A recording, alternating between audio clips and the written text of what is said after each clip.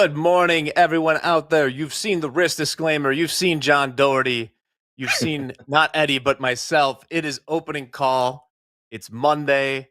I've been out for a week. I'm back, JD. How are you doing this morning? Doing great. Happy Monday, everybody. It's Positive Monday. I have the Positive Monday quote in my pocket. It's a long one today. We'll go over it later, but we do have it. Look Good morning to forward all to you. it. Yeah, let's look forward to that positive Monday quote. I am feeling amped. I am full of piss and vinegar for this Monday. NQ's at all-time highs. We got Bitcoin above 100,000. I was out for a week, but all that looks pretty much the same. You know what is coming up this week, right, JD? No, what's coming up this week? Daddy Powell, Yes, I did know that. Wednesday. I Circle thought you that had on your another. calendar. I thought you had a special surprise for all of us, Jack. But yes, very familiar with that. We'll go over the eco calendar in just a couple minutes. There's quite a bit happening this week, actually. So we'll run through Well, all of that very shortly. yeah, why don't we start with that? Then I'll hit a few quick news things. Then we'll go through the charts. So, what do we got on tap this week, JD? For sure. Eco calendar. Here we go. All right. We already had the Empire State Manufacturing Survey index out this morning. Came in at actual of 0.2 with a consensus range of 2.3 to 16.6. Wide consensus range and fell very much below that, which is a good thing. When you have a relative performance index, that's what it's based off of. So the closer you are to zero, the more on par everything is, the more, I should say, normal everything is. So we're sitting on a relative performance index of -1 right now, which means all systems go. Everything is looking positive as far as the Empire State Manufacturing Index goes. All that is, it's a survey of 200 companies in the New York metropolitan area, and they take a survey. The CEO usually takes a survey every month, and they pass it in. Or they turn it into this reporting agency, and they come up with statistics based off of it. That is what your Empire State Manufacturing Survey is. Now Later on today, they've never pulled you for that for $5. I am not a CEO, no, and we Yet. do have the Okay. University of Michigan Consumer Sentiment Report out on Friday. That's the one where I got a free half a sawbuck out of. I did not solicit the University of Michigan in any way. So anybody out there, last time we talked about this, someone accused me of mail fraud. I in no way solicited the University of Michigan to take this survey. They just sent me a letter with $5 in it and a code to take the survey if I wanted to. I kept the $5, didn't take the survey. Still got it. Still got the $5. All right. That's good. Later on this morning. Say again, Jack. I said that's good. That's good. No mail That's fraud. good. Later on this morning, we got the PMI composite flash that's coming out 8:45 Central Time. Then the Treasury buyback announcement. The preliminary number is coming out at 10 a.m. Central Time. The actual number comes out on Thursday at 10 o'clock Central Time. So we have the preliminary out today, final out on Thursday. Keep an eye on that. That's sometimes a market mover, the Treasury buyback announcement. Then your typical 3-month and 6-month bill auctions today. Tomorrow, day one of the 2-day scheduled Fed meeting takes place, or the meeting will start. Final Fed meeting of the year, expecting a 25 basis point rate cut after that meeting. That announcement should come out Wednesday at 1 o'clock Central Time, followed by Fed Chairman Jerome Powell's press conference at 1:30 Central Time. So keep an eye out for that. We will likely be talking all the way through that announcement and press conference. We might be airing the press conference too. Sometimes we do. We've got some retail sales data out tomorrow. Housing numbers. We've got housing market index tomorrow. MBA mortgage applications on Wednesday, and housing starts and permits on Wednesday at 7:30 Central Time. Also, so keep an eye out for that housing. Oh, also existing home sales at 7:30 a.m. Central Time on Thursday. Closing out the week, we've got expiration Friday, quadruple witching. Actually, it's just triple witching. That's when your futures and options contracts expire. Speaking of which, I'll go over this again in a few minutes. Right now, Topstep X platform is still trading December contract and equities that will roll at the end of the day today. So we're trading December contract today. We'll be trading the March 2025 contract tomorrow. All the numbers you see on TopstepX right now, the daily levels indicator, are for the December contract. Tomorrow we'll be showing daily levels for the March 2025 contract. We'll also be updating the weekly kickoff levels. So stay tuned for that. We'll talk more about it when we get into the charts. But that's about it for the economic calendar. Well, that's a good reminder there, JD. Your numbers will be different after the roll. Remember to change your levels accordingly. We're going out to the March starting tomorrow. Besides that, JD, did you know, and we'll do the tip of the week in a few seconds, but you know what this February marks the 30th anniversary of? What? 30 years ago this February, Nick Leeson blew up Barings Bank and tried to flee Singapore. We got a Powell press conference this week. Nobody out there try and recreate that. It's not fun. He wrote an opinion piece for Bloomberg, kind of talking about how he's reformed, but he was only 28 years old when he did that, JD. 28. How does a 28-year-old get access to that type of money? Anyway, if you don't know what we're talking about, check out the movie Rogue Trader, starring Ewan McGregor. Yes, It'll tell you everything you need to know about this. Barings Bank was asking the same question. How did we let a 28-year-old lose $1 billion? With that, let's do a little tip of the week, which is not to lose $1 billion. Actually, what is it? It's adaptability. Be flexible and willing to adapt to your strategy based on market conditions. Recognize when a trade isn't working and be ready to cut your losses before you lose $1 billion and flee Singapore and go to jail. That's being adaptable. There's your tip of the week, JD. One last thing before we go to the charts. I just wanted to point out that after the kind of inline data for inflation last week, the Fed Watch tool has a 95% chance, implied probability of a Fed cutting 1/4%. That's about as strong as you'll ever see it. So the market has priced that in. So really, it'll be some of the wording in the press conference that'll send things flying. Mm-hmm. With that, VIP announcements. All right. Remember, do those check-ins. We're getting some new teams in January. And if you want to be part of the VIP experience, fill in the forms that we drop from time to time on this here show, and you will get a better chance of being one of those new VIP folks. With that, JD, I think it's time that we take a look at some of these charts so we can get ready for the day. Yeah. First, let's take a look at what's happening overnight. We got overnight stocks in Asia closed lower. The Shanghai down 0.16%, Nikkei down 0.03%, and the Hang Seng down 0.88%. Stocks in Europe currently trading lower at the moment. We got the FTSE down 0.4%, the DAX down 0.32%, and the CAC down 0.89%.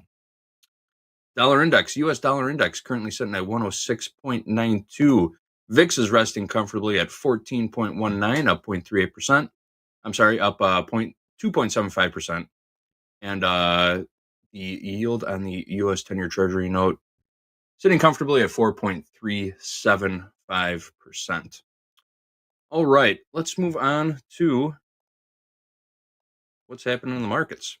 So here's our weekly chart. Hoag likes to start the week off on Mondays with a weekly chart, so I will do the same.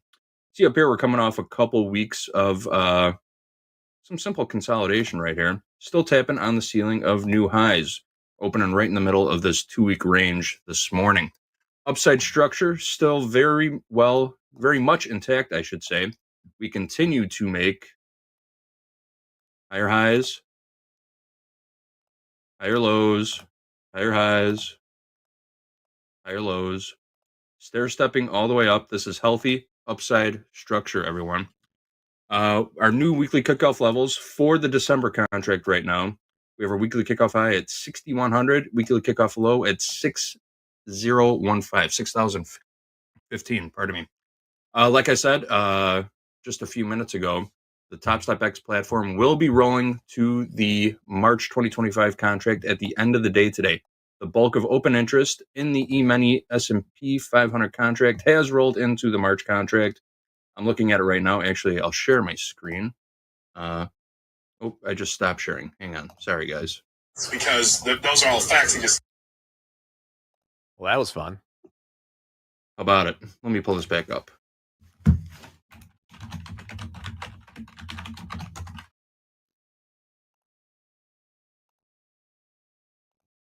This is some good Monday morning stuff, JD. This vision, folks. All right. Charts are back up. Now we want to share this tab instead. All right. So here you see the volume and open interest. This is directly from the CME Group website. Friday, December contract did a total of 1.9 million contracts. March did a total of 1.13 million contracts. But the numbers I'm looking at over here are the change in open interest. December contract lost just about 400,000 in open interest, while the March contract gained about 400,000 in open interest. By the end of the day today, the bulk of the volume and open interest will be in the March contract, and we'll all be trading March tomorrow. The December contract goes off the board on Friday. We mentioned the quad witching, which happens on Friday. That means the last trading day for the March contract, or the December contract, will be on Friday. All right, here is our daily chart of the E-mini S&P. Closer look at this little bit of consolidation we've had for the last 2 weeks. We already went over the roll, volume and open interest. Switch day is tomorrow. So a closer look at this upside structure. What we're doing here. As I mentioned, higher highs, higher lows. This is quality, solid upside structure in the S&P 500 contract right now. This little pullback area of consolidation aside, we're still tapping on the ceiling of new all-time highs. Does this mean because of this little bit of consolidation, does it mean a pullback is imminent? No, it does not. But pullbacks are good for rallies. Pullbacks help fuel strong rallies.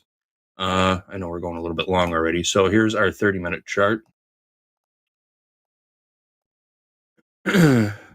So last week's price action, condense this just a little bit, pretty much sideways. Made the weekly low. Made the weekly low on Tuesday back here. Made the weekly high on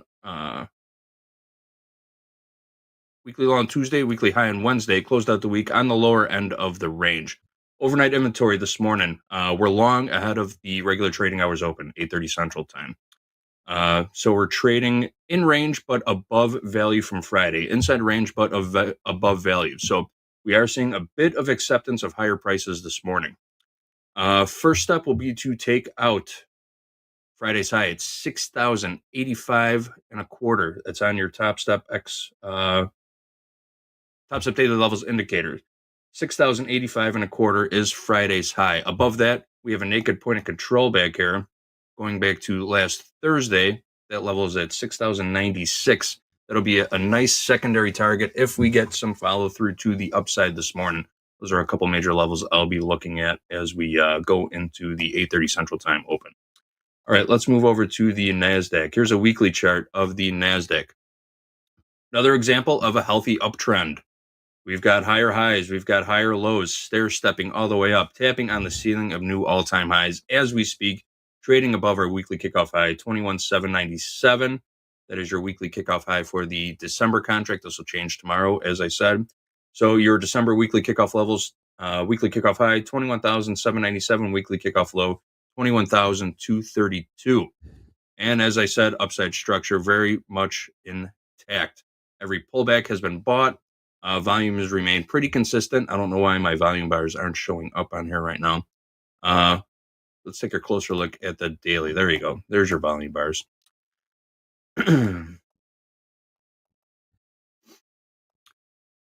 Perfect upside structure going back to this August 9th low. That's a healthy uptrend. Perfect trend line. Stair stepping all the way up. Volume remain consistent. And we're getting some follow through early this morning. We're trading on our highs. We just put in a new high, it looks like, at 21,913 half. We have 908. Where is our 21,908 was last week's high. We're tapping on the ceiling of that right now, putting in new all-time highs as we speak. What a way to start the week. Starting the week on new all-time highs. Here's our 30-minute chart. We're going to rip through this real quick. So again, tapping on the ceiling, new highs just made another new high. Overnight inventory, obviously getting long. We might be opening with an upside gap. We're going to keep an eye on that going into the 8:30 Central Time open. If we open above Friday's high, that's considered a gap open, so gap rules will apply. If we don't return to fill that gap within a timely manner, then we start to look for opportunities in the direction of the gap, which would be higher. Otherwise, if we pull back anymore, likely to be opening in range in value from Friday, which means we just sort of sit tight, let the market dictate what our options are for the day.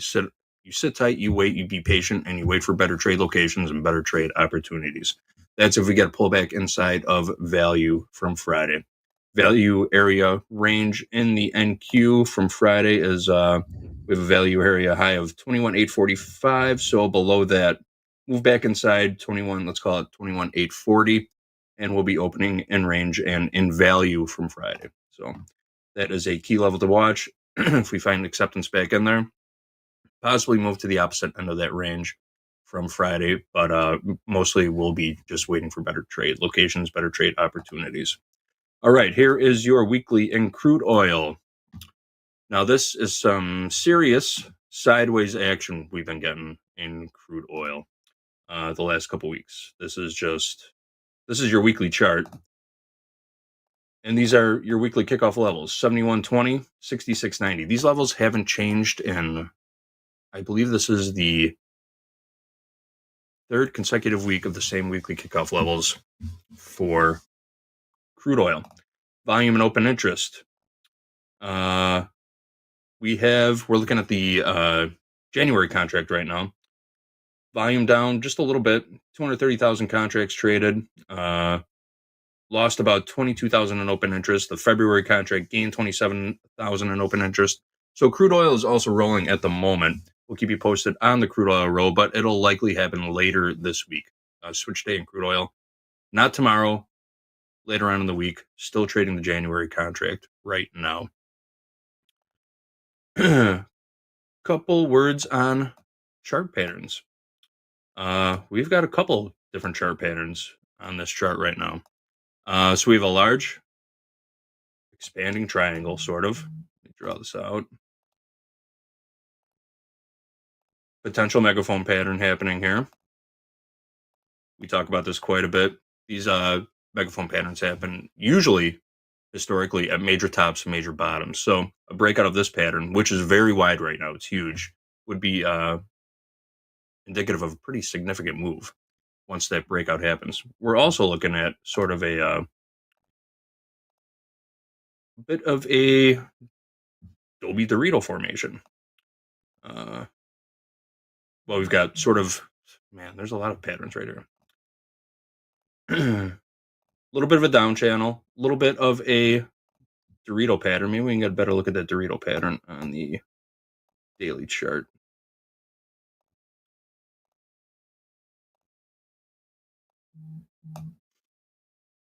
So here's a better look at that sort of triangle Dorito formation, as Dolby likes to call it. Haven't seen, well, obviously, we need a breakout of this range that we've been in recently in order to get a breakout of some of these patterns we're seeing. That would take a pretty significant move right now. But right now, we're sort of in a holding pattern, just drifting sideways between our weekly kickoff high at 71.20 and our weekly kickoff low at 66.90. Let's take a look at the 30-minute chart here.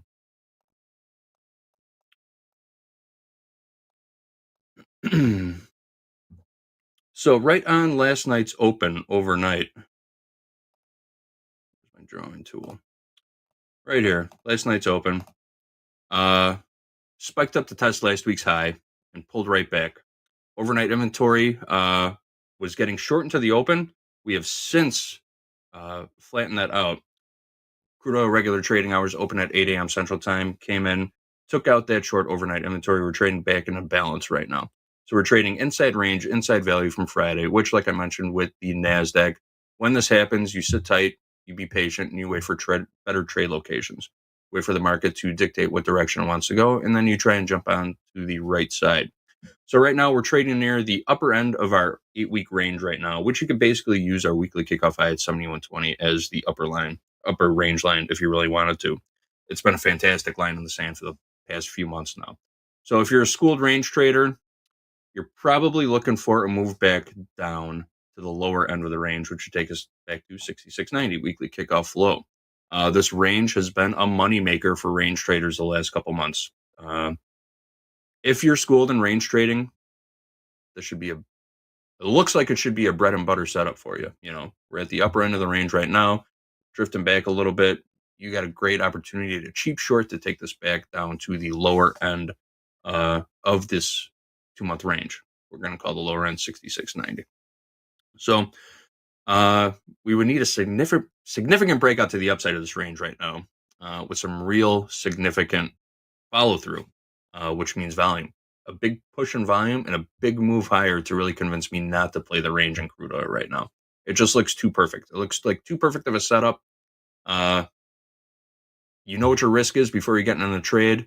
This is textbook range trading environment in crude oil right now. So keep that in mind throughout the day, throughout the week. Just got a few minutes left, so we're going to go into gold. Here's your weekly chart of gold. No change to our weekly kickoff levels in gold either this week. 26.84 high, 26.39 low. Those have been the same for a couple weeks now also. Early call on the weekly kickoff email is for more sideways price action in gold. We had some solid rejection up at the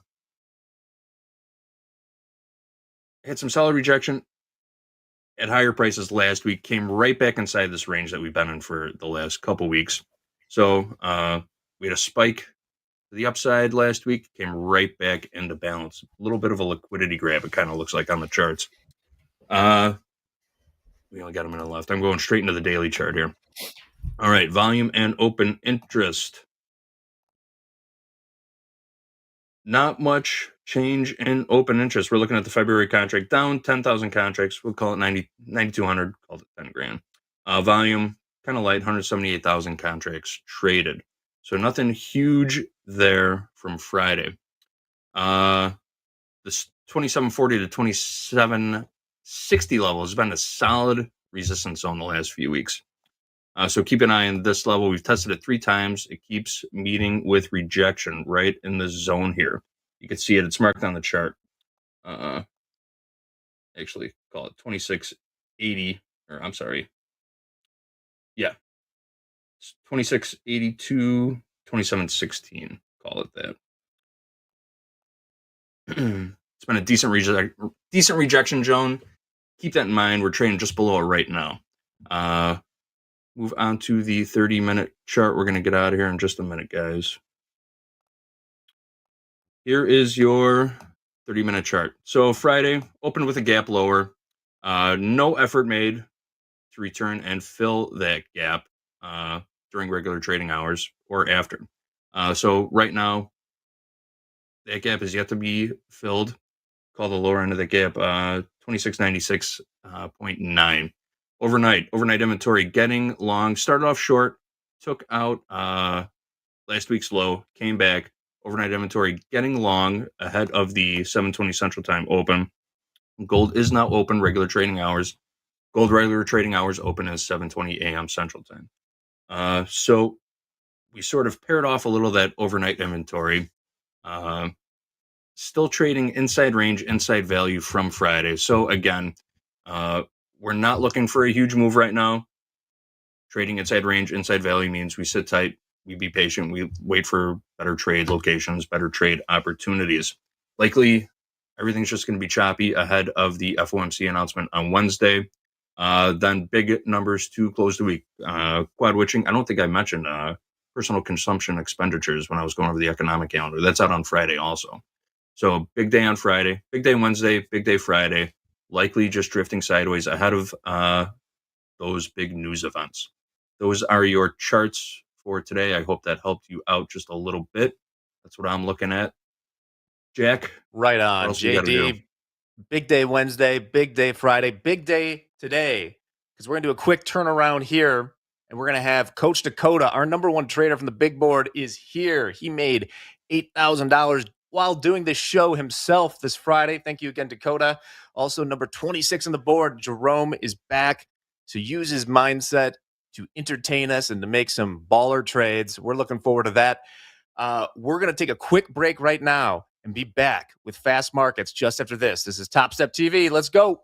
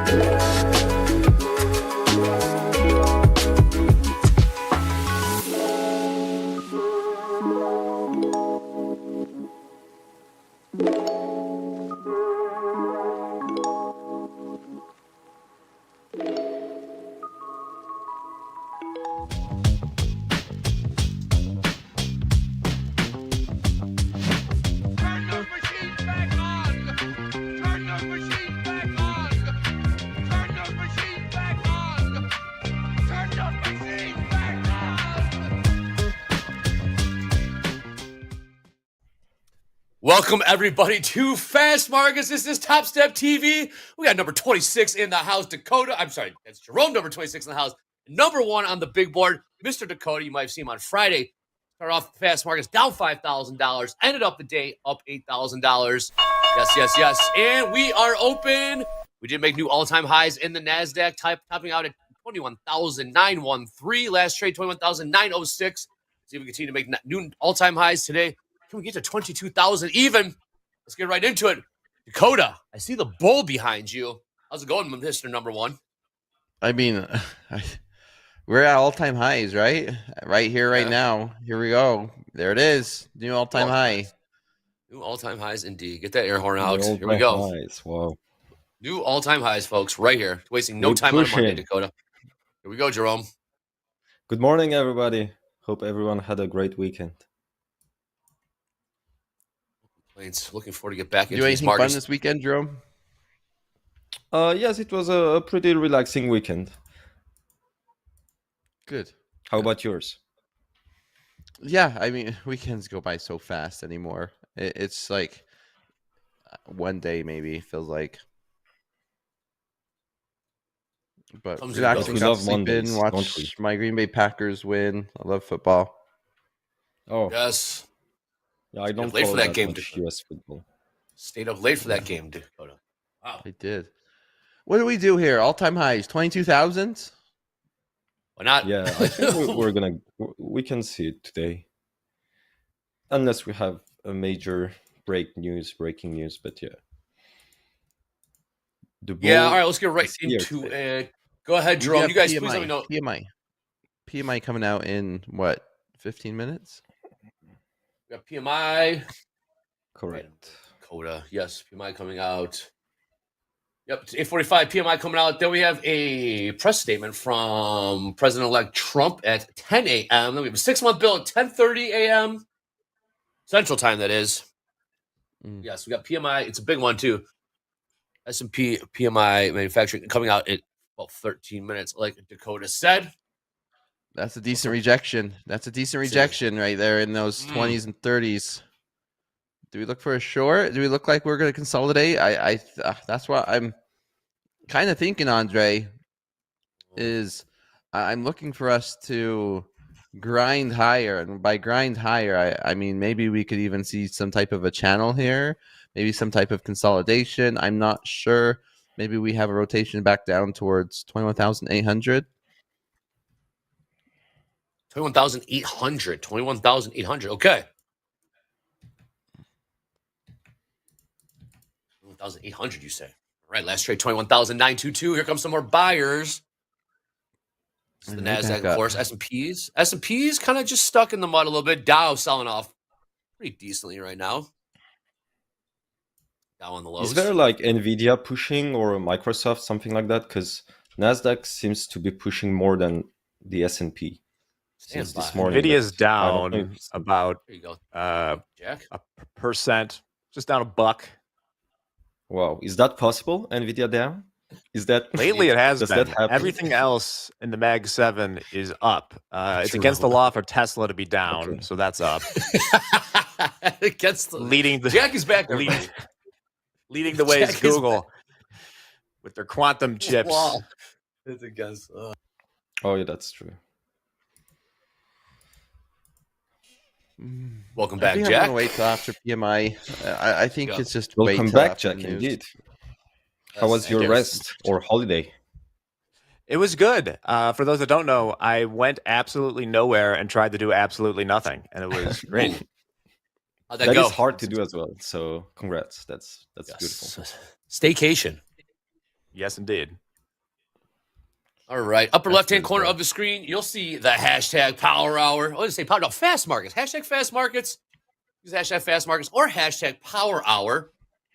Send us your hit us up at TopstepTV. Send us your trainer wins, your memes, your cool swag.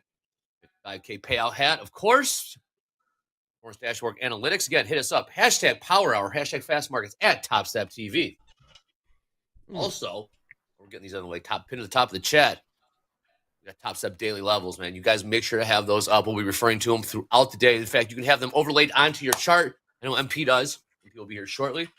Again, Topstep daily levels pinned to the top of the chat. Got a number coming out in 11 minutes. 11 minutes. Big number. Big one, too. Yes. It is U.S. S&P Manufacturing PMI. PMIs. Just been consolidating right here in these 920s, 930s.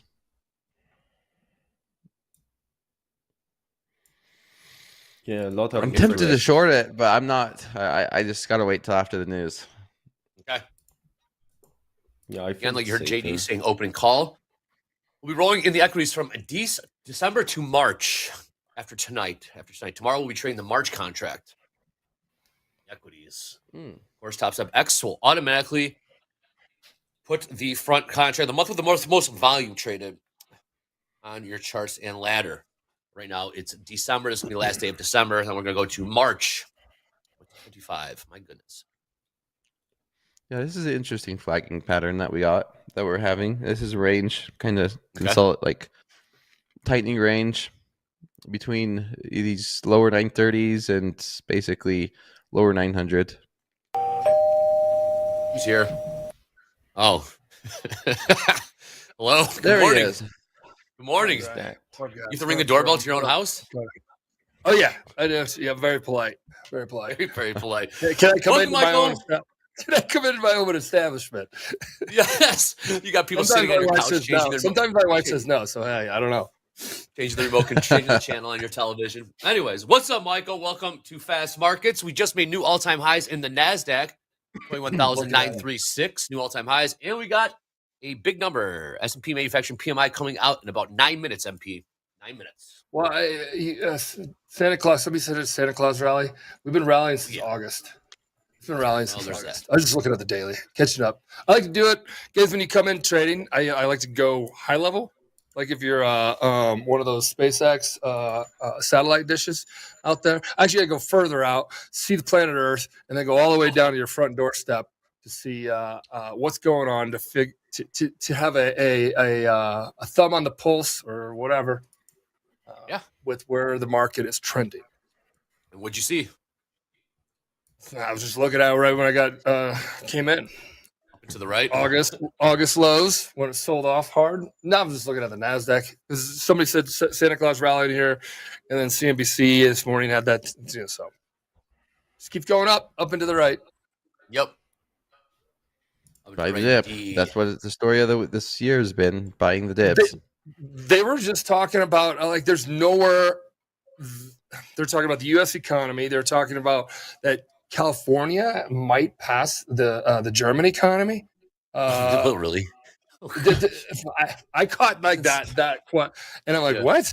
So I That's tuned insane. in a little. So that was really pretty. It's like and then of course Kramer goes, well, there's no other place that's better to invest in than the United States. Up and to the right, up and to the right we go. Maybe I don't know. Well, MP, we got number 1 and number 26 in the house today. Dakota number 1, Jerome number 26 on the big board. Well, hold on. Dakota says number 2 right here. What is there discrepancy on the Chiron? Oh, my people are telling me he's number 1. I'm seeing number 1. That's what I'm wondering. I'm curious. And Jerome number 1 in my heart. Go to the. I see number 1, Michael. I see number 1. I don't see number 2. What do you? Well, I see number 2 Trader there at the very top. Number 1 on the Cryad. Hey, come on, everybody! We need to recount. Come on. We need to recount. Wait a minute, I was trying to trick him. Stop the count. Stop the count. Yes, number 1. MP. Are you number 1 again? Oh, kudos. I have no man. idea. I have no idea. Well, we do, and I guess you are. So 2024, you are going to take home. We got to set this medal up each year. This would be cool. Not over yet. It's not over yet. Alex Ferreira. Oh yeah. Speaking of, I got a bunch of these in. Look at that. Goggle covers. That is our new partner. Go for the gold. Get the gold. Yeah. Get the gold, Alex. I like the blue gold, one. Alex. The blue one's cool. It's right on your goggles. He got second in China. Let's go back to number 1. Dakota. Congratulations, buddy. That's actually like really, really, really, really good. To hold it Yeah, as long I as don't you know hold if it. I took it or if it was given to me. So I'm not sure if the number 1 fell down or No, that's true. It. Either way, just to remain up there and do let the others fall and then stay is still a feat in and of itself. Oh, here we go. Fair NASDAQ enough. pushing here. Can we make new all-time highs? Why not? Why not, Andre? Yeah. Why not 22,000 evens? 36. Let's just get it over with. Let's just get it over with. Santa Claus rally. MP saying no Santa Claus rally. Santa Claus rally started back in August. Yeah, it's been doing it since August. Thank you, Gabe. Yep, number in 5 minutes. Big number until 5 minutes. Again, MP. So 5 minutes Dakota remaining. Nice. Dakota came into Fast Markets on Friday. First of all, he was running the show. He was doing a lone wolf for Dakota Takeover. Came in down $5,000 into Fast Markets on Friday. Came in down 5. Ended up the day up. Ended up $8,000 on the day. Get out of here. Yeah, it's quite the story. Yeah, man. It's quite the story. Andre called me the night before saying, "Hey, we need you to be on a Trading Live account and have some dry powder." Dry. While I was in the middle of a Nikkei trade, and it went bad against me. I'm like, oh no! It's like I'm down 5 G's. I'm like, Dakota, we talked about this. Yeah. New all-time highs. Freaking just tanked against me. I'm like, well, we'll see how tomorrow goes. And right. He used the dry powder. I love that line. Yeah. Yep. Gotta have some dry powder. Yep. And those that don't know, that means you gotta have something there that you can go to battle. Bullets. Basic bullets. Battle. Dry powder. If the powder's wet, then because you were out, I don't know. I can't go back to the Civil War days on the cannons, but you get the point. Dry powder. Fire. Okay, musket guns. How about that? Fire a gun. We did this back in Nebraska. History lesson. Yeah, that's a big thing. Yeah. I didn't get into it. My buddies did. It was a musket hunting. Was it really? Shooting muskets. Thank you, Joel. Got to keep that powder dry, or you will not bag anything. So, yeah. So he came in down $5,000, and sure enough, lo and behold, ended up the day up $8,000. An absolute great comeback. We got Jerome number 26 on the big board. So we got some heavy hitters here on TopstepTV and Fast Markets. Again, number in 3 minutes. You'll see the little indication of a lightning bolt. Gary, your lock of PDPT. Is that the new limits that are coming out, Jack? Are those already out? Yes. Mm-hmm. That's him. Mm-hmm. We are. Got a little. We'll have an announcement later. There may be an announcement coming. Or maybe an announcement later. But if those that are savvy and do a little digging around Topstep X might be able to see what we're talking about. That's what. On Yeah, the ske- some people are already on the using schedule for the show that I'm sure Michael is looking at in front of him. And Pete, did you go skiing this week? Did you hit the mountains at all this weekend? it. Come Dre, on. I'm struggling this year. I got 3 days. Come on. We'll make up for I it. had holiday parties, and then I've Busy never man. literally been able to sit in my bed from 10 a.m. or whatever, 11 a.m. all the way till like 7 p.m. watching Wow. football. I told my wife, I go, today's do nothing day for me Hey, because the kids go to that's school. what, hey, Jack was just talking about doing that as well. Good for Okay, you guys man. ready yeah, for yeah. news? News out in 2 minutes. Thank you. Dom's super Deal. thin.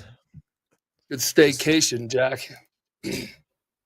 Recharges the batteries, I'll tell you that. Doing was nothing. great. Yeah.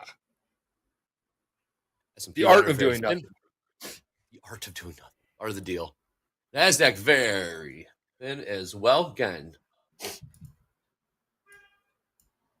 I first met my wife. She had a hat on that said "The Art of Doing Nothing," and I'm this kid from like Nebraska who's like, "That's like blasphemy. Like that's like you can't say that kind of thing because like you're always doing something." Oh yeah. yeah. And then Especially she coming taught from me. a small town and a farm, right? That's Yep. that's you No. don't do nothing. That's Yeah, you don't do nothing. You're lazy. Yeah, like the minute you even think about doing nothing, you're already lazy. Okay. Hey, Jerome, any levels of interest, any numbers you're looking for? Perhaps to get in or get out or get into the markets at, or are you just going to let the price action play out? Well, right now, yeah, ultimate highs. Gotta let the price action tell us which levels or like areas of interest or not. I got some levels below 900s, and I won't be surprised if we get around 840ish, 830ish, but I won't be surprised if we don't either. We can run through 22,000 easily.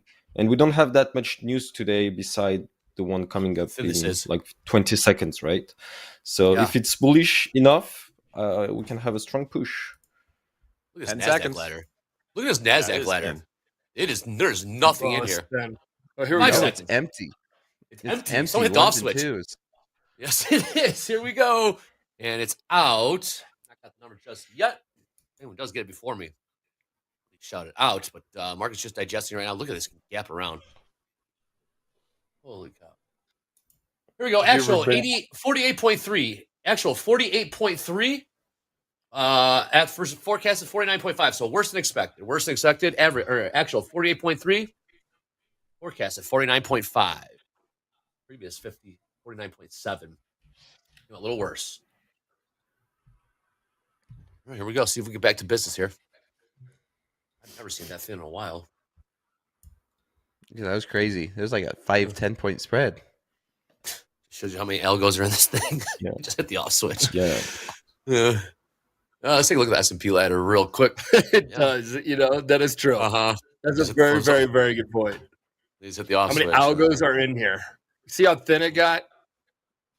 It was all locals just pulling their offers and bids. I'll tell you that. What they're working on the I know. NASDAQ 10 out, 10, 10 points out still. That gets thin way back on the bids and the offers within 5 on either side of the last price.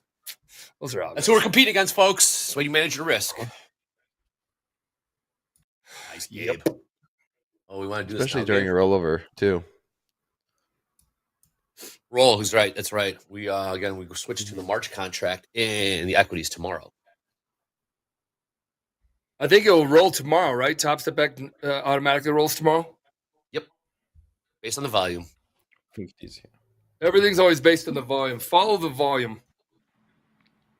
Sure, you could say, well, this one's doing just follow the volume. We will roll tonight at close, by the way. There you go. Tonight at close. Voice. What a thunderous voice right there.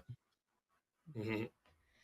Take a look at the tilt. Jerome, 26th place. Nice job. Last time I think I was on with you, you're around this rank, holding rank in the top 30s, which is incredible. You're in the top 1,000 on the big board. That's incredible. Hey, Jerome, I I'm having a Those that very are- bad lose streak, but it's manageable. Must be tight. It has to come You must with, be keeping it fairly tight. yes and no, but I don't know if there's a bit lag with the ranking, but I had a very nice week 2 weeks and 3 weeks ago. Last week was bad, but it happens, you know. So when I'm not successful, I tell myself, okay, this is the percentage of the stat you lose, and so therefore I'm ready to win in the next day. So there you go. Let's see. But there's something, the major point I've been working on, and that's sort of the cornerstone of the main reason I'm losing more than I used to, is that I'm trying to improve my average winning days and increase them. Before, I used to have a very high percentage of winning days, but they used to be lower than my average losing days. So now my percentage of winning days is decreasing, but I'm trying to increase the amount I'm winning on average. So I'm adjusting between these changes, and it's been months I've been working on that. So that's why there is some sort of discrepancies if you check my dashboard and my activity. But it's been great. Last week, even by losing, I understood that I could catch 10 to 20 points more on my models.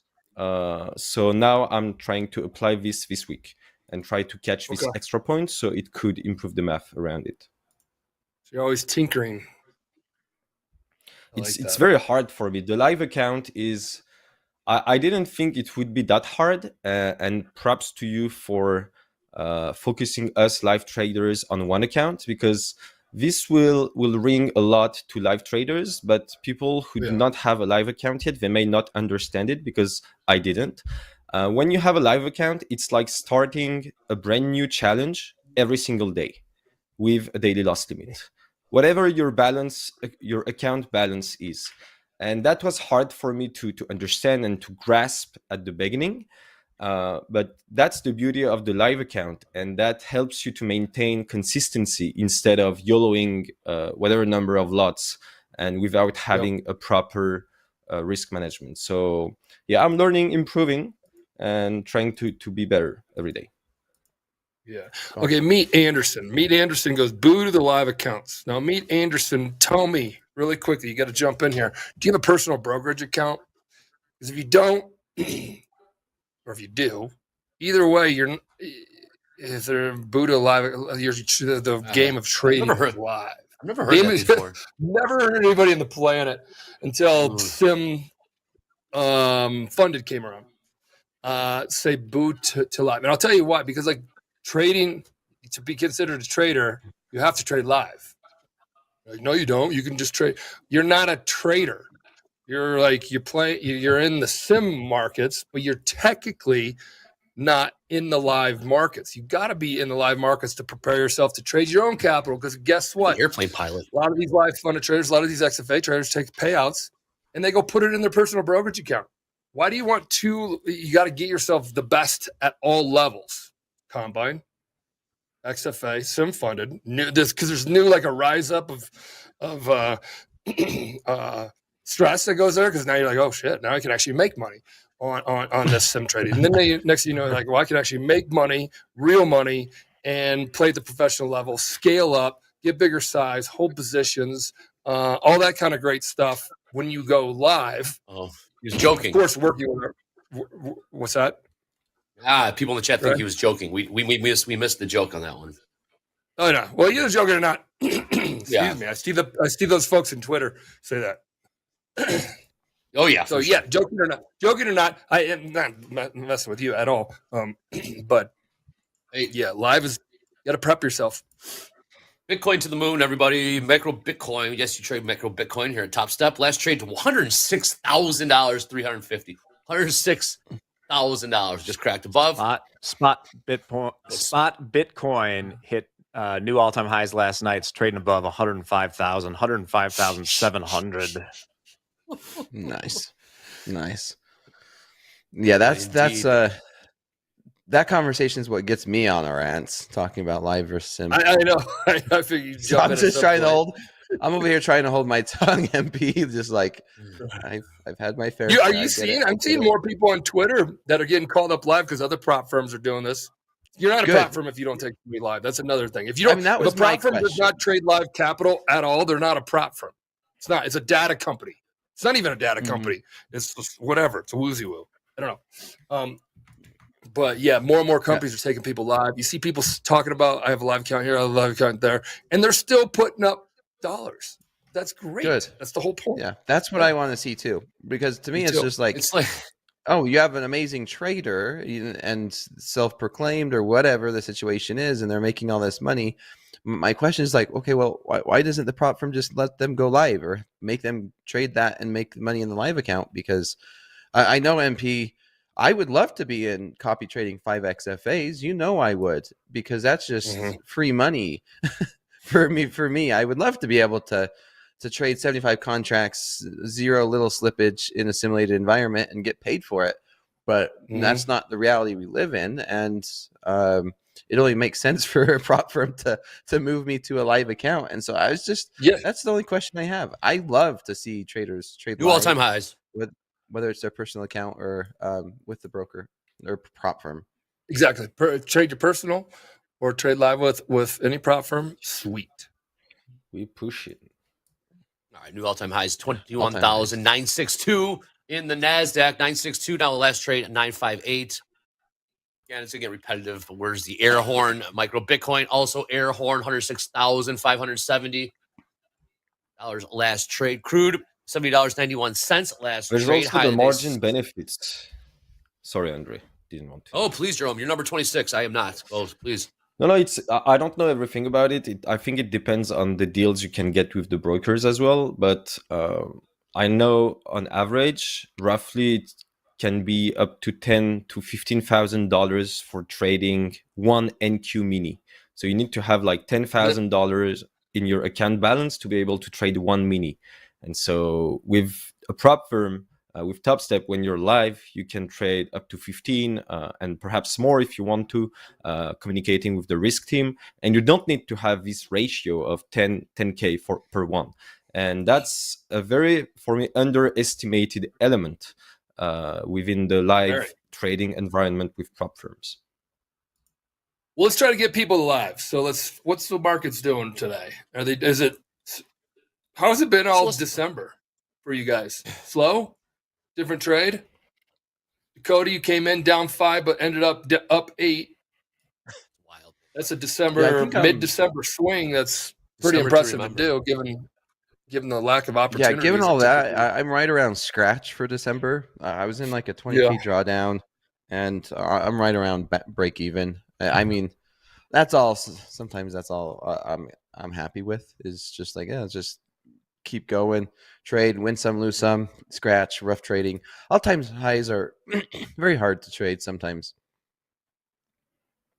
Well, you said that on Friday. Please explain why. Why are all-time highs, for a technical trader like yourself, why are all-time highs so very difficult to trade? There's nothing to the left to look at and reference. Because here we are right now, 21,950s. We look to the left and we have nothing. We have absolutely nothing to reference. And outside of just close your eyes and buy it, or maybe look for some type of reversal, which the probabilities are against you, it could be very difficult, because here we are right now, and it's just a kind of a grind and a march going up and to the right towards 22,000, and there's not really much to trade off of outside of smaller time frame technicals. And I'm looking at the 5-minute chart. Yeah, you look left, and it's just uncharted waters, uncharted territory. Yep. Yeah, here we are. We watch, we trade, we maybe look at other markets, and just up and to the right. That's it. No man's land. No man's land, indeed. All right, take a look at it. So nothing's shown on. Oh, go ahead, MP. Dangerous area to be, Andre, in World War II is no man's land. I watch enough. Where is no man's land? You've been watching some History Channel lately, haven't you? It's usually at the front lines. I might throw a short on right here. I might throw a short on. What do you got behind you? You got a bull behind you, Dakota. I know. I'm looking at this and seeing if this is a shoulder, head, and shoulders. Okay.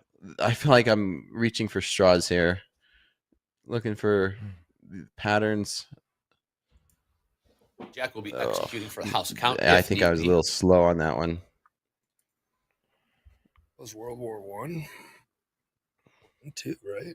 That was World War One, Michael. Cody corrected you. I thought it was like the front lines of, and then like that gap in between the front lines is no man's land. That's what I thought. Yeah, I can imagine that being that's Yeah. a scary place to be. It was. Don't want to be loading your musket there, MP. You know now you need the driest of powder. Yeah, lots of it too. Imagine the patience you would have to have, like fighting with a musket, because that's like Civil War, right? You had to rip it off and dump it in, and Your enemies. I mean that. your I was enemies telling you, and you had to hold your ground. I almost watched Remember the Alamo this weekend. You did? Such a different that? world it was back, warfare back then versus now. I got a lot of respect for Texas now, because I learned a bit more story about Texas, and they were. Oh boy. Well, I'm not going to get all into that, but yeah, we came. From what I understand, we came to help them. The whole like they were their own kind of country between Mexico and what we were trying to do, go expand out west.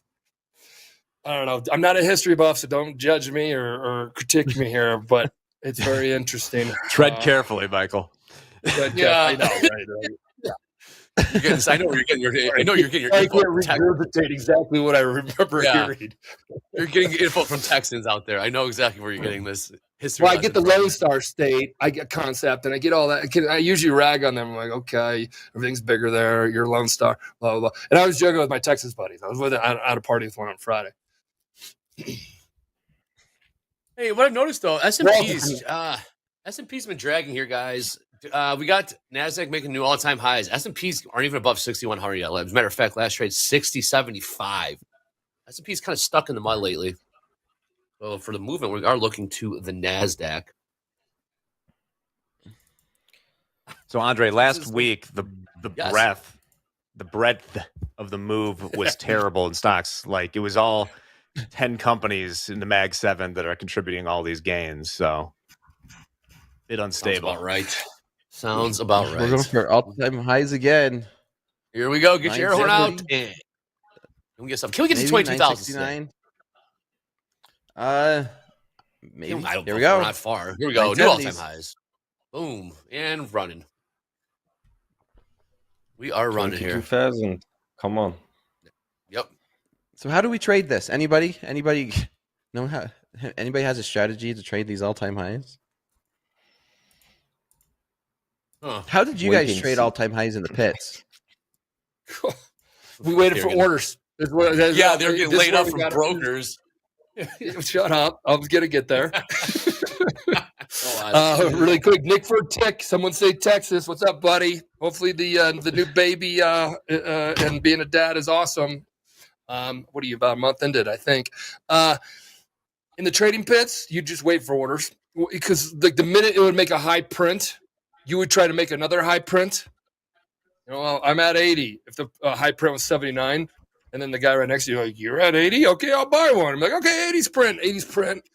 You'd yell it up there to the pit reporter, and then the broker next to you would go, 85 bid 100, you know, and then next thing you're like, sold. And now you're short from 85s.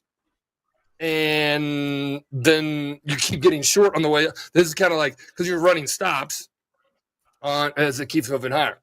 So I don't know, you get in this rhythm, like you get out right away and take that 5 points because you're short 85s and it's trading 80s on the screen. There's what Andre talked about, the layups that kind of you can get the edge, if you want to call it the edge. You can buy it in the pit or sell it in the pit at 85s, and the screen's trading 80s, 81s. So boom, boom, boom. Then you can get out like that, make a little bread, so to speak, in those little arbitrage moments. And then you leave one on, and then you get faced because the market keeps going higher because people pick tops and it just keeps melting higher like it's doing right now. Yeah, that's what I'm thinking of too. Is just like, oh man, everyone's just trying to pick these tops, and I mean, it's a emotional thing too because I'm feeling the same. Like, where can we find a trade outside of some type of reversal or waiting for a pullback? Because I too am wanting to find some type of trade to either get short looking for a pullback or wait for a pullback and get long. It's hard, and this price action is the furthest thing from clean. I mean, it's hard. It really is. I mean, if you're a winner who adds the winners on your trades, Joe in here said scale and keep it light. And you're going to go with the trend. It sounds awesome. Sounds easy to do. 10 points away. Let's get to it. Let's just get to Here it. we go. See what happens. There's a 98 lot sitting at 100 offered at 22,000. 100 offered at 22,000. We're 10 points away from these are all new all-time highs. We've never seen 22,000 print ever. Ever. We make history here on Topstep TV. We're watching the we got an Nasdaq since 1997, Dre. What was it trading Never back then? Triple digits? Was it beneath 1,000 back then? Had to, right? S&Ps were trading 666. Yeah, it was like 5,000. Was it 2000? In 2000, it hit 5,000, and it never saw 5,000 until like many, many years later. Yeah, it took about 15 years from the top, which was somewhere around 5,000, to regain that. And since then, wow, it's gone up quite a bit. Yes. Yeah. All my farm boy friends' dads got smoked because they were all taking money out of their credit cards. Nebraska folk.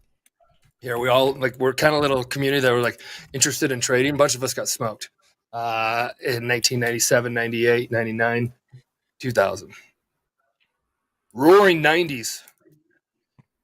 Right, here we go. Jerome, we're closing in on 22,000.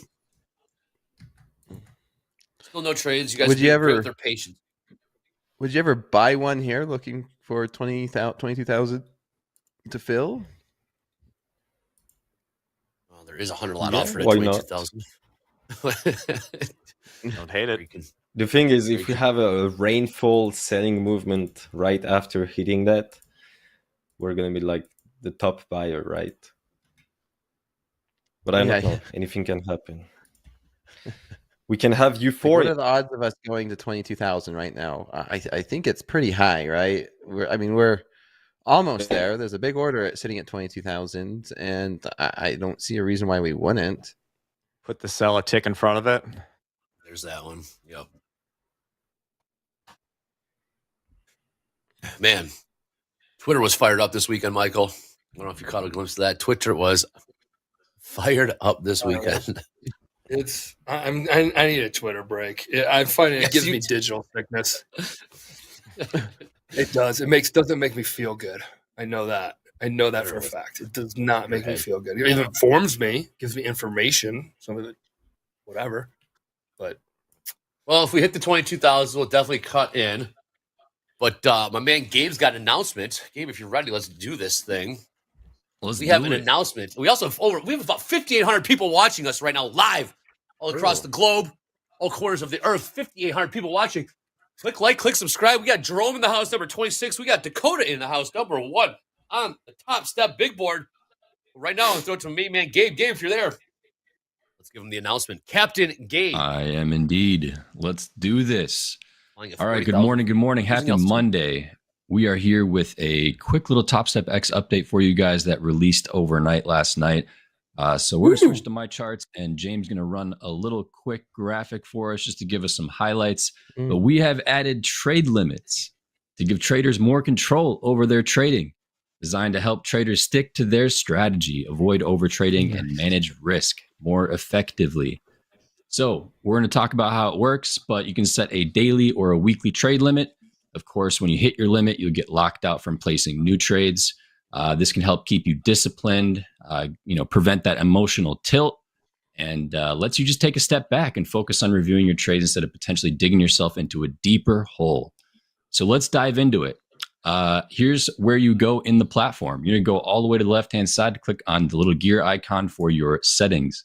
Right in the risk tab, which is the default tab you get brought to, you'll notice there's 2 new boxes on the far right-hand side. Got a little question mark if you want to know a little bit more about it, but you have a maximum trades per day and a maximum trades per week. Now, I want to tell you a little bit more about how it works.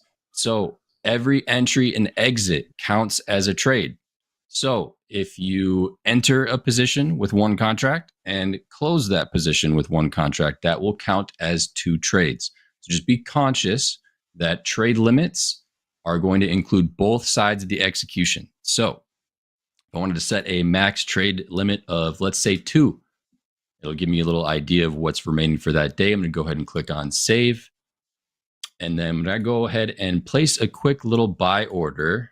Let's say I wanted to hit that little long with Dakota for a quick move to the 22,000 mark. And as soon as I close that position, so let's just say, all right, I don't like the trade anymore. I'm going to go ahead and close that break even. I have now hit my 2 trade limit. So if I go back over to my platform settings. Oh, looks like they updated it. All right. So the language has changed. This is perfect. So actually, it's going to include your round trip. So that is how it should be by definition. A trade includes the round trip. So they've made that overnight adjustment. I saw that up. I saw an fantastic. update right when I logged in. It asked me to update. So I wonder if that's what they just did. Yeah. They just might have done it because as of last night, it was going to include both sides of the execution. But as of today, they have made that language more clear and accurate to the definition of what we would believe as a trader to be a round trip trade.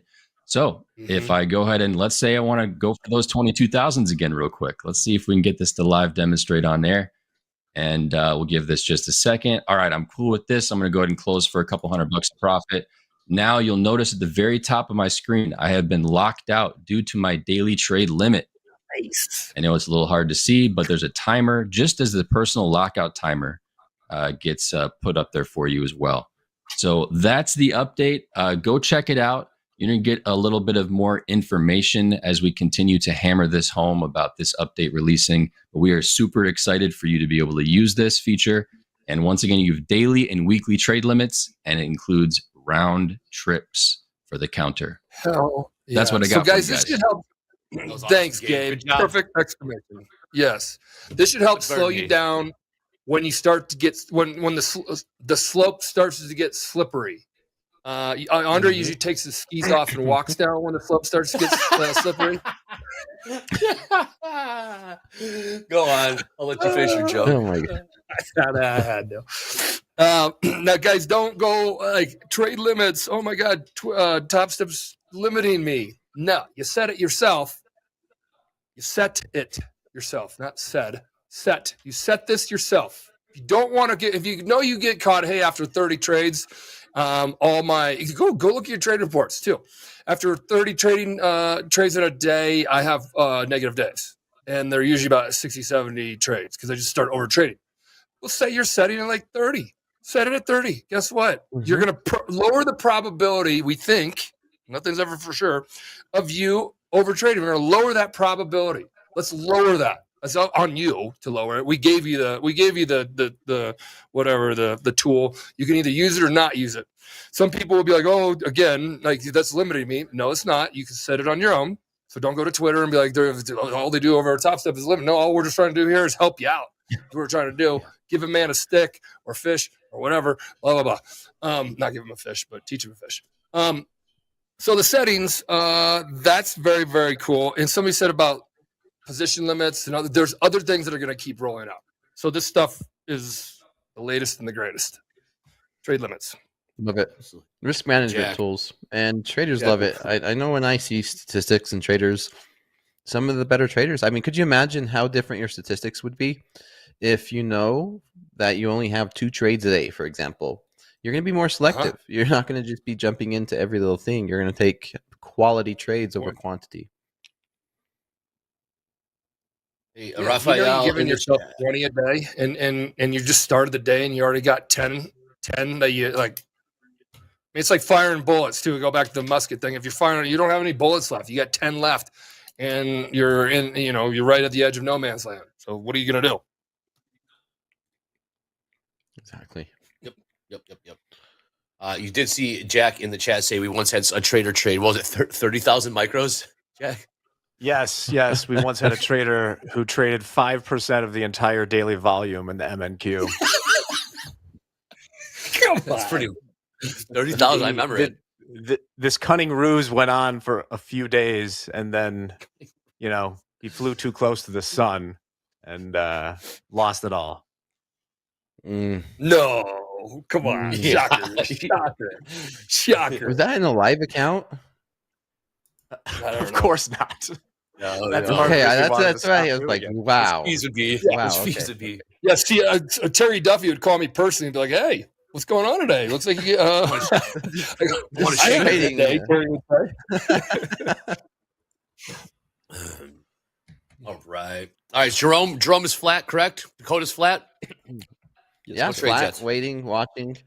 Not really much going Disciplination. on. We're still just on a grind higher. Shorts are Yep, looking question- more and more attractive, but it's hard to take one. I do agree. It really is. I'll wait for the 15-minute closure and potentially get into short after that, but not sure. Bearish. Both looking bearish. All right. Well, while you guys do that, please call out any trades you do happen to take. Of course, trading comes first here at TopStep. Now, no more excuses for over trading. We've got the trade limiter. We got this for Sim live. We're working on that. It's for Sim for the time being. But anyways, I'm gonna throw it to my man JD. You saw him on opening call. He did answer the question. Those asking in the chat, when are we gonna roll over to make March the front month? Well, if you're watching opening call, JD, when's March gonna be the front month? After the close tonight, we'll be rolling the Topstep X platform to the March 2025 contract. So it'll happen after the close today. Tomorrow, everybody will be trading the March contract on Topstep X. All you got to do is follow the volume, track the volume. Go to the CME Group website, track the volume and open interest, I should say. CME Group website will tell you very clearly what the front month contract is.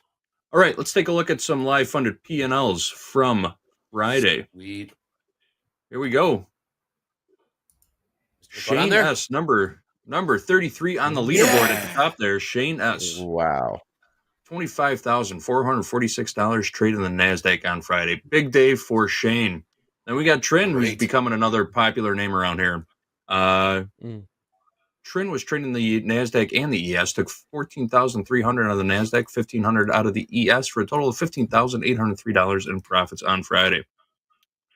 Ryan, 10,933 trading the NASDAQ. Coach Dakota took a little hit in the Nikkei, dropped about $5,300. Made that back in the NQ though for a total profit of $8,267. Nice turnaround there, Dakota. Yes. And then Woody P, $7,500 trading the NASDAQ. Those are your live funded P&Ls from Friday.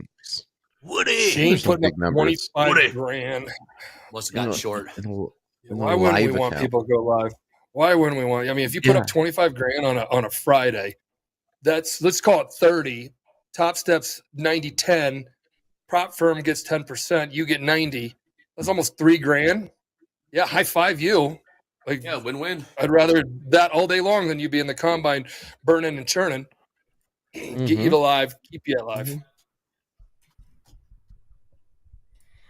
It's amazing. It's amazing, and it's consistently like over every day that someone over like close to 20,000 in a live account. It's pretty cool.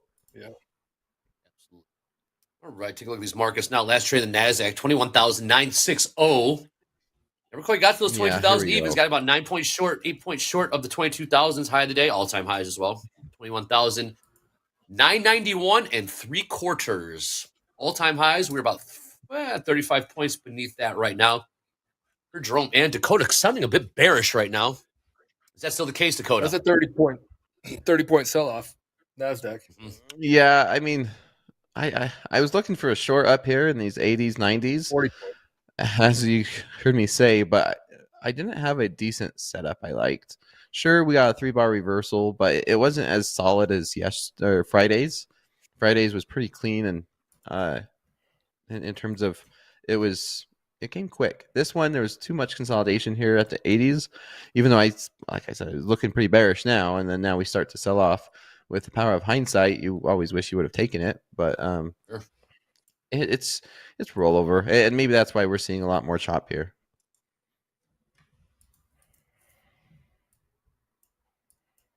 What did you see, Jerome? Because you liked it as well. Oh yeah, I believe we saw the same thing, but it went too fast before we've been able to take position. I think I got even disconnected right after the closure of the candle. So by the time I got reconnected, it got 10 points already sold off. So it's all good. I'm watching at the ES. Perhaps there's a decent short. Get there, because I don't know. It rejected the 6,079.5 area, which was a previous sort of zone on which you have a lot of interest here. So we instantly rejected it. That's positive for the bearish movement, but there's a chance we bounce back and break through it, right? Ultimate highs on the Nasdaq, so Correct. anything can happen. So I don't like to have counter trend sort of movements, trade ideas, but that doesn't mean it's impossible, right? I even remembered you made, I think, 2 or 3 winning trades 2 weeks ago or 3 weeks ago, if my memory is not wrong. I think it was an uptrend day and you basically only shorted and you made money. So it doesn't mean it's impossible. It just means it's harder and it's not intuitive. Everything's going up, so you're like, okay, why should I sell? Or everything's going down, you're like, why should I buy? But there's a good reason for it if you make it at the right location. So we had a good location. It went faster than what we could have expected. So let's find another one, whether it's long or sell.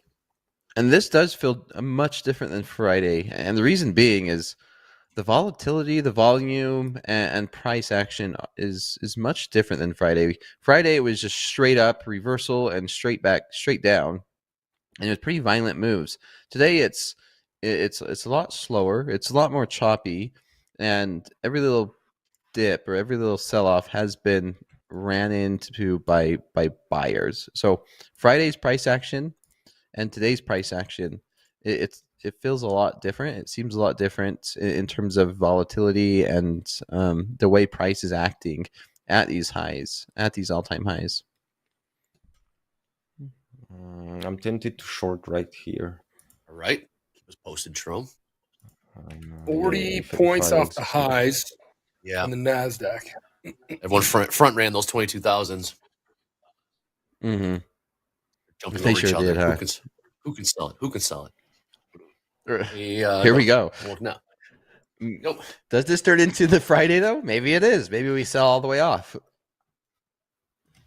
You got Dom's Guru. By the way, saying, you tell guys, him you cracked me up with the Jerome chant the whole week. I laughed so hard. It was crazy. It works. Jerome, it works. Jerome, the chat was so saying we could it too. short and chant. Yeah, that was crazy. The whole chat chanting Jerome. I loved it. It was so Bearish funny. chant. You need the markets to go lower. We chant Jerome. Here goes the chat. Chat's getting here. Really quickly, who knows this answer? Because I don't know if I do, and I should. Is it possible to set a daily profit goal on TopstepX, such as 1,000? Kevin is asking this, and have the platform automatically lock you out when the price drops. I know there's something coming, but yes, it is. Okay, thanks, guys. Jerome yeah, we're adding a bunch of this to live. I mean, our live traders are technically the most probably disciplined and best of traders. They don't get too loose. So it does all these limits help you get yourself honed in, your whole strategy, and stay focused and not let bad habits creep in there and all that kind of stuff. And now we're 60 points off our high. Yeah, that was just there it is. Same code as Friday, I guess. S&P selling off here 60, 67. We're down about 12 points in the S&Ps. Go ahead, Jerome. No, I was thinking about entering at like the high of the opening range, so 51. We flushed 15-ish, 20-ish points. I wanted to short the S&P actually, so we flushed 5 points. So I think we can sell off today. I mean, I don't think it, because whatever I think, the market's not gonna give it to me, right? But there's a good chance people are taking profit or whatnot from the whole up move we've had since this morning. So We couldn't reach 22,000. Perhaps people are frustrated and we are selling off. No, just kidding. But looks like people don't like it. Right, Nasdaq down about 60 points off those highs, all-time highs. Last trade, 21,940. Bitcoin on a tear, now above 107,000. This is micro Bitcoin futures, now above $107,000. Crude trading $71 even. And gold selling off. I remember Anna Marie on Friday saying 2,700 is the new resistance. Still holding today as we trade 2670. What's up, MP? Dan D asked a question about when the high watermark profit trailing stops are coming in. That's probably one of my favorite ones. I don't know. Yeah. I know it's like, I think it's like a super fast follow. I did all this that I told you guys like a couple weeks ago when things were starting to come out. But I'm so backed up and slack. I'm so underwater with work right now. So I'm getting my head above water, catching up with all the Slack channels, this is going to be released here. Here's what it looks like. Blah, blah, blah, blah, blah. All this is happening behind the scenes. You just got the latest and the greatest is the trade limits. But the profit trailing loss limit, I think it's a PTLL, profit trailing. So if I get, if pretty much off your high water mark, you can set it. If I come 10% off my high water mark past 10 grand, if I make 10 grand, I want to keep 5 of it. So lock me out. If I continue trading, and I pull back 50% off my high water mark. Imagine if we had big buyers coming in here now. Yeah, this is a buy the pullback. I think. Yep. Friday was just points. Sell. I don't know unless this is that little bounce that we got on Friday before we just tank. All right, you guys looking to get short? Here. Okay, Dakota, I was saying you're looking to get short. Same with you, Jerome. Looking to get short, but then you see a big rejection on the selling there, about a 40-point bounce. Correct. Does that change how you're viewing your bias? You're bearish or bullish based on what you just saw right there? Yeah, I'm bullish. Yeah, of course. I'm looking to buy. Yeah, 100%. I was looking to buy around the 50s, but again, it went quick.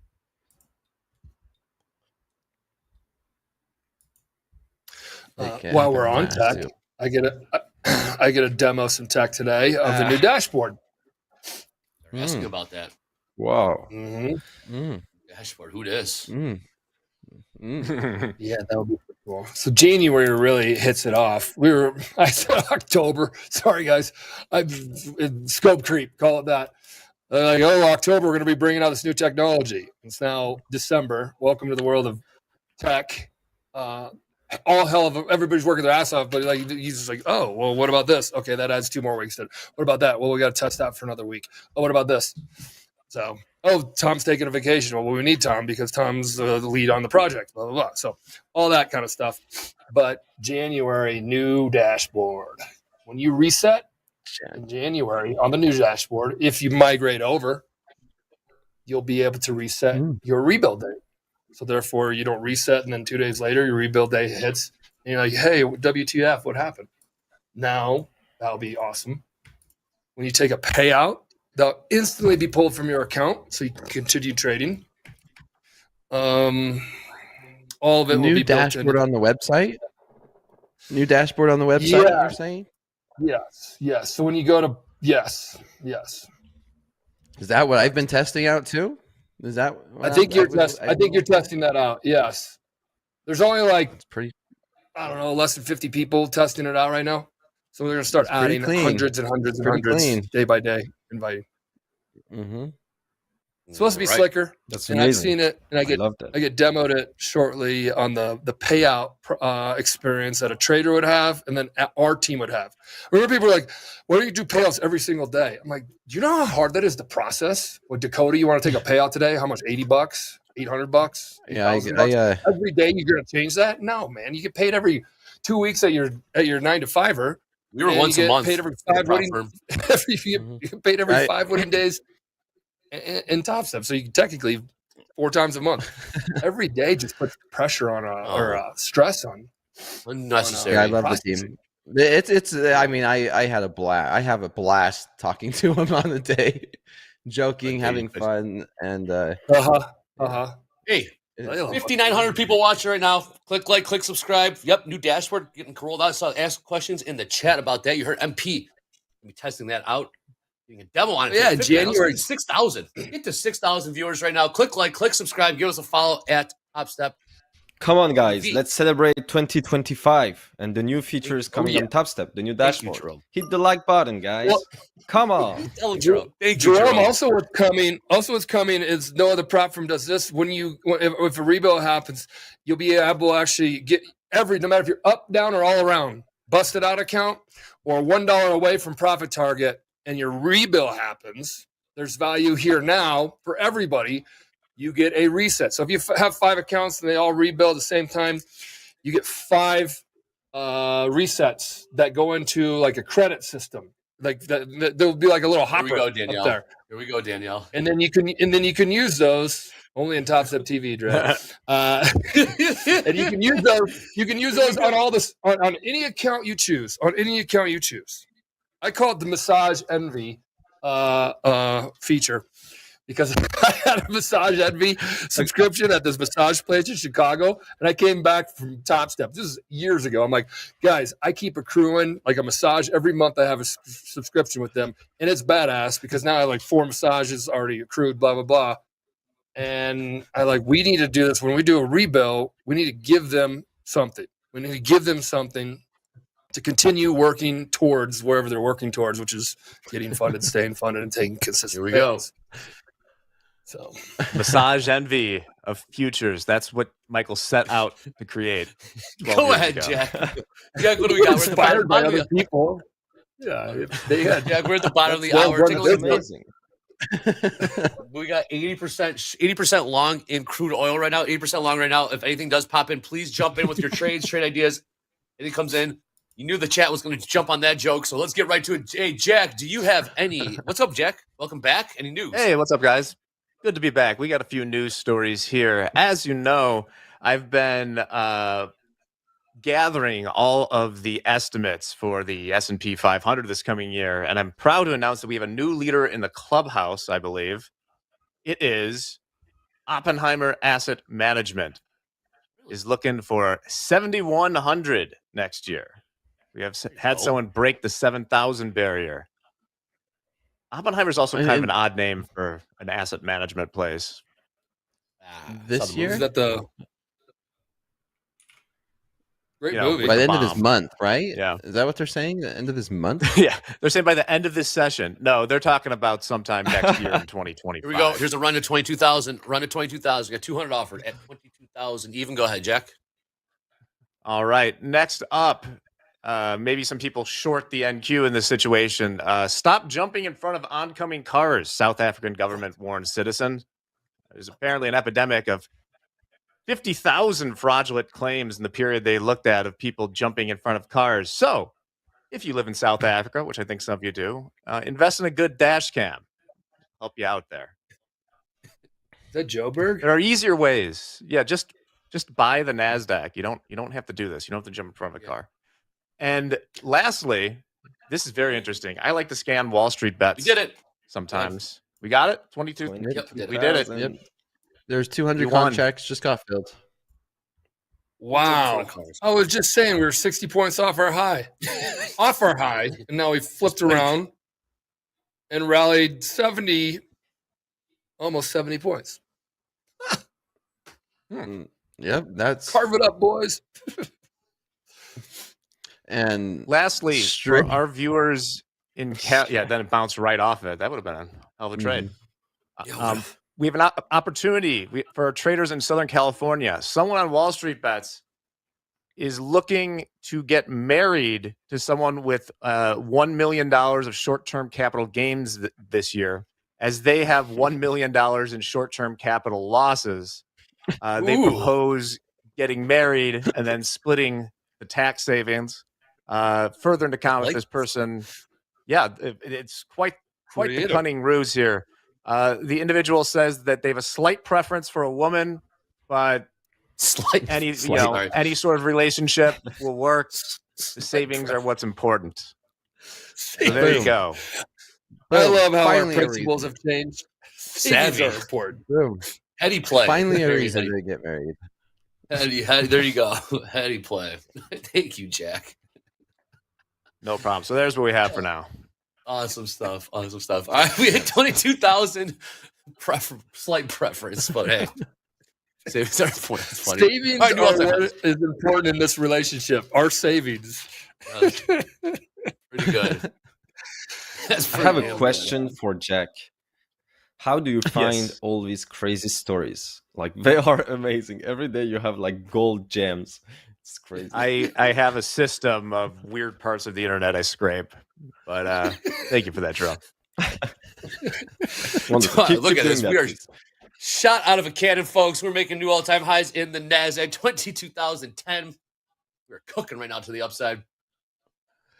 Yeah, Jack, is that possible? Is that much different? Hold on. If you can get married and you can do that, and then you get divorced the same year, that's interesting. I mean, I'm sure that if you did it explicitly, anything can be fraud, but I think there's a way to make this work. Who knows? It could be like a romantic comedy thing, and you actually find love. Although anyone who lost $1 million in short-term capital gains in 2024 eats rocks. I don't know how you do that, given the markets. I mean, they're going to be really happy when they marry somebody who then has money. So that's great. I mean, there's a lot of win-wins here. I don't know about for the person that's really made the money. Sure. One tax, a little tax edge, baby. Yeah. With somebody who's just smoking through money. All right. We're seeing about a $6 pop in gold. I saw someone talk about in chat. $6 pop in gold. Right now, all eyes on the NASDAQ. And NASDAQ just on the bull right now. S&P's on the bull too. S&P's up about 10 points in the last 10 minutes. NASDAQ bottomed out. The lowest recent pullback we got to 21,929. We're now trading about 90 points higher, like MP was saying. Blink, and we're 60 points higher, just like that. Yeah. Still, we go from a slow grind to a pivot to then a rip your face off rally. Yep. This is a tough trade. Welcome to the NASDAQ. Welcome to the NASDAQ. Hey, for those that are wondering, hey, Jerome, you guys always, let's make sure Jerome's going to be teaching a class on Friday. We can touch on that a little bit later. But for those that don't know, Jerome is a doctor, by the way. And Jerome, you're going to be teaching a class on Friday. You want to touch on that just a little bit, unless you want to take a trade. But yes, please, Jerome, talk to us about what's happening Friday. First of all, my honor and privilege. Thank you for giving us this opportunity. So I wanted to try a session for all of us, for the community, trying to give my 2 cents. I will always say it. I am nobody. I am the product of my teachers, of the previous teachings I've had. And this is just a way for me to give it back the way I understood it, perhaps in a proper way that most of us would understand. And so it will be a general class about sort of neuropsychology, trading, brain stuff. And if people like it, and if we all agree on that, we can develop on further topics. So I think it's going to be a sort of 45-minute segment. And in 45 minutes is long enough to get deep enough in a topic, and also short enough to not make it too heavy for the mind to go through. So I'm very curious how I'm going to do first, and if chat and you guys are going to like it, and if we all do, I'm going to be very happy to keep this going on. Very cool. Awesome. Very cool. What is that? Is a doctor. Friday afternoon, 1 p.m. Central. Chicago time. Okay. So if you guys want to hit the like button for that, I'm cool. Thank you, Jerome. I'm going to. I give it a like. Michael, if you click the like button, that's amazing. I just did right now. Thank you. You took 981. Hey, Jerome, why you're a doctor? Why are we not calling you doctor? Kind of like not respecting what you've earned. Can I call you doctor? I don't feel entitled. Thank you for that, but I don't feel entitled. You can, but we are close enough so you can call me Jerome. So I like that. Dr. J. Dr. J. Nice. He's a Jerome doctor, yes. And also, if I study as a lawyer on top of my doctor's degree, would call me doctor or master, So it's I like Esquire. titles. I mean, it's very important to respect them, but in the end, we're all humans, right? I'm nothing more than a brain with legs and arms and a heart that's beating, than anybody else on this earth. So yeah, you can call me Jerome or Dr. Jerome. Yeah, whatever. but you work a little bit harder than the majority of folks to get to where you're going. So that in and of itself gives you a little of kudos. So you're right. Yeah. Thank And it you also for that. depends But whether we're long or life short, gives right? it back to me, right? So Yes, that's true, Dakota. what did you say, Coach Dakota? I said it matters whether we're long or short. If we're long, it's Doctor. If we're short, it's Jerome. Let's go for that. I like that. All right. About the hour has passed. And no more numbers per se. We do have a couple of small auctions. In about less than an hour, we got the 3 month and the 6 month. Nothing too big there. We're smooth sailing for the rest. Yeah, this is FOMC Trump. week. Yeah, we got Trump. Hey, Jack, while I got you here, FOMC meeting, the final one of the year on the 18th. What are the probabilities saying on Fed Watch Tool over there? On Wednesday. After the after the inflation data last week, it's like over 95%. So it's all but baked in. Everybody will be looking towards how the wording is and the press conference and kind of getting a feel for how our other Dr. J Powell, is going to be handling the next year. Dot plots. Dot plots, yes. Dot plots, yes. Hey, Andre, see what I got back here? Let me see. Blow it up. Let me see. Show and tell. God, hold on. Is that a He sign? tried being so smooth with it. A neon Oh, sign? the neon. The line. Neon. Is that a neon? Yeah, gifted to me. Yeah, somebody sent it to me. He's been wanting that forever. Someone finally did it. He's been wanting a Topstep neon for a long time. He never got it himself. No kidding. Right, There you go. Very kind. Thank you. It's like your on air, but it's your on air light. When you're on air, you turn that on. When you're not, you turn it off. Hey, we got 100 offer at 20,001. There, that's pretty cool. Oh, there you go. There you go. Is that A great gold? YouTuber now. That's beautiful. Very nice. Is that level? That level, Jay? Close enough. By my measure, yep. By my measure, looks good from here, boss. Yes. 20,015, 20,015. Got 100 offered. And yeah, number 26 and number 1 on the Topstep big board. Displaying awesome patience right now. That's a very cool neon. Say Michael Scott dinner party.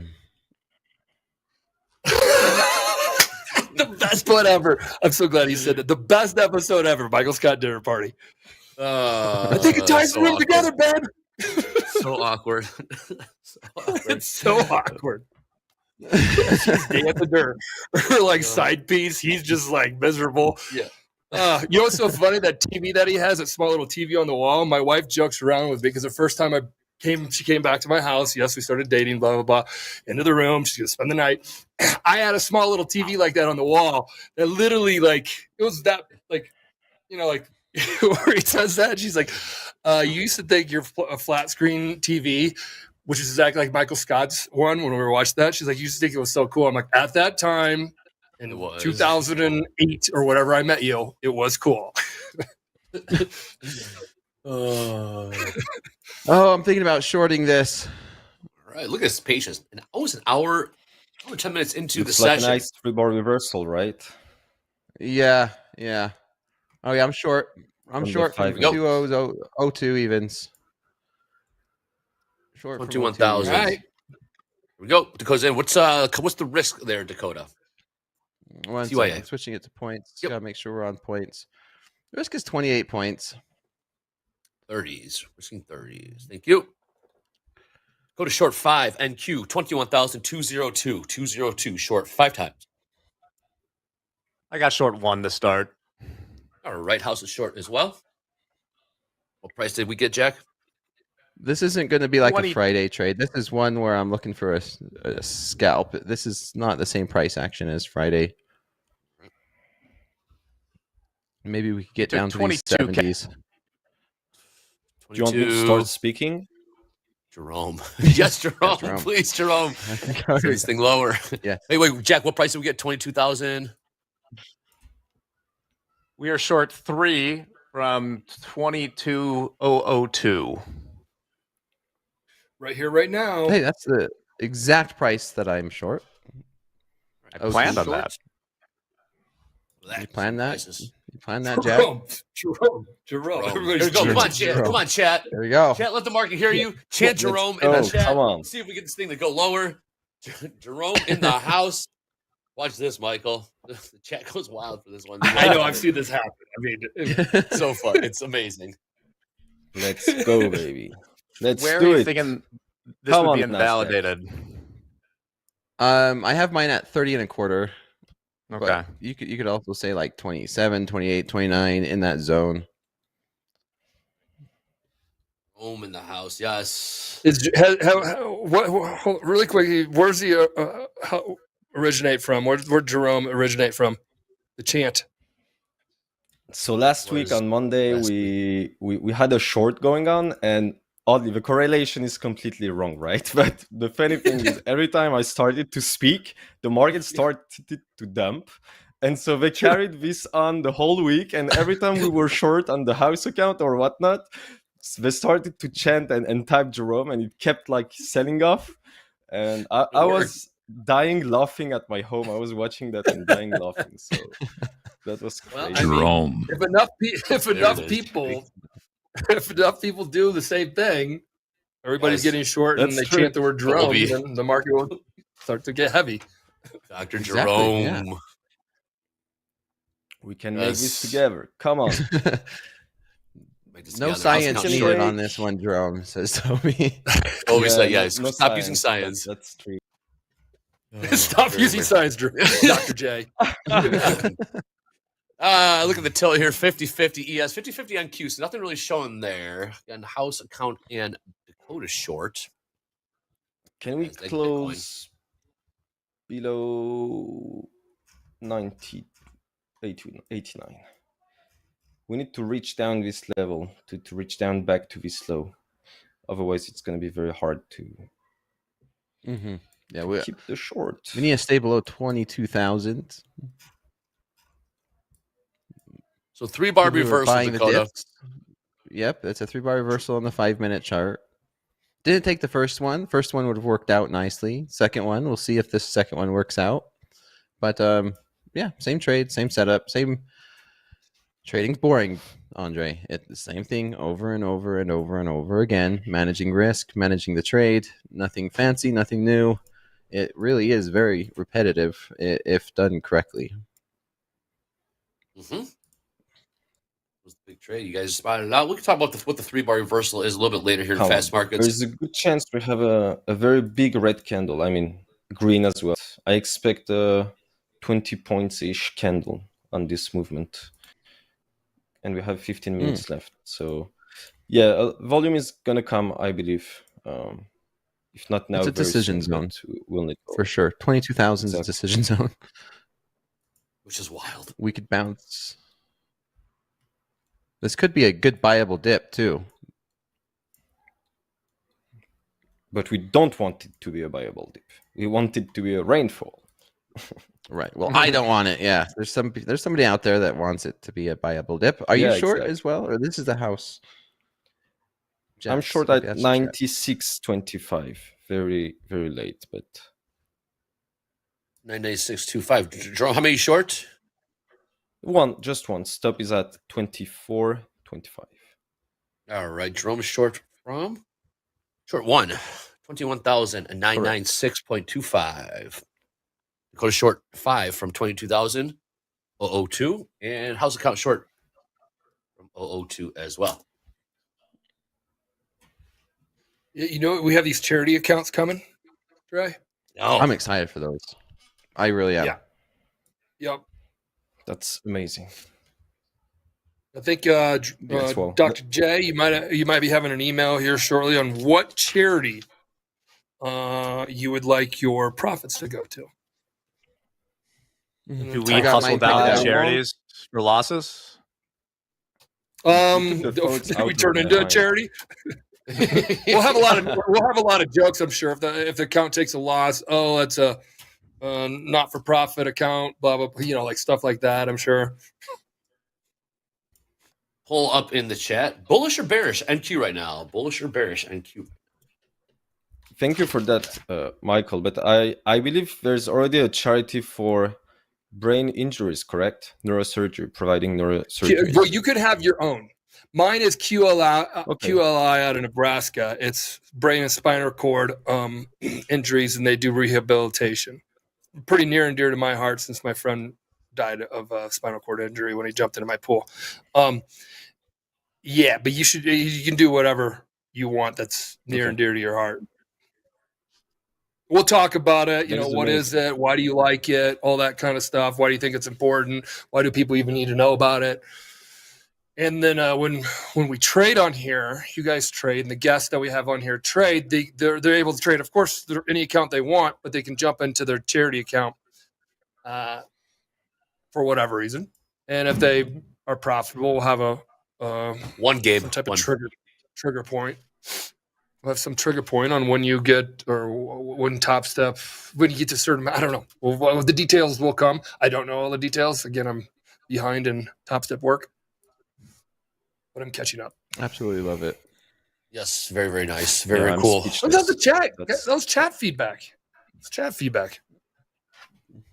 That's great. Our chat's the best. It's like, that's the best. We got 1.2 thousand likes. Pretty sweet. Good job. Yeah, over the weekend, looking at talking at some members of Baca, go on maybe a Baca run this spring, this summer. Yes, well, hold on. What is that?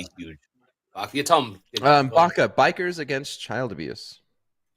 Oh, cool. That's your charity? Yes, that's going to be the one that awesome. I am going to be trading for.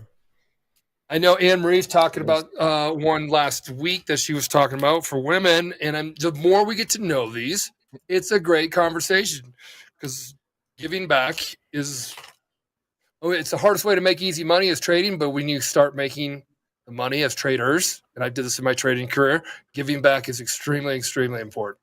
Whether it's giving back and teaching or helping somebody get to where you've gotten, or whether it's giving 10% of whatever you make to something, whatever your number is, that's important to you.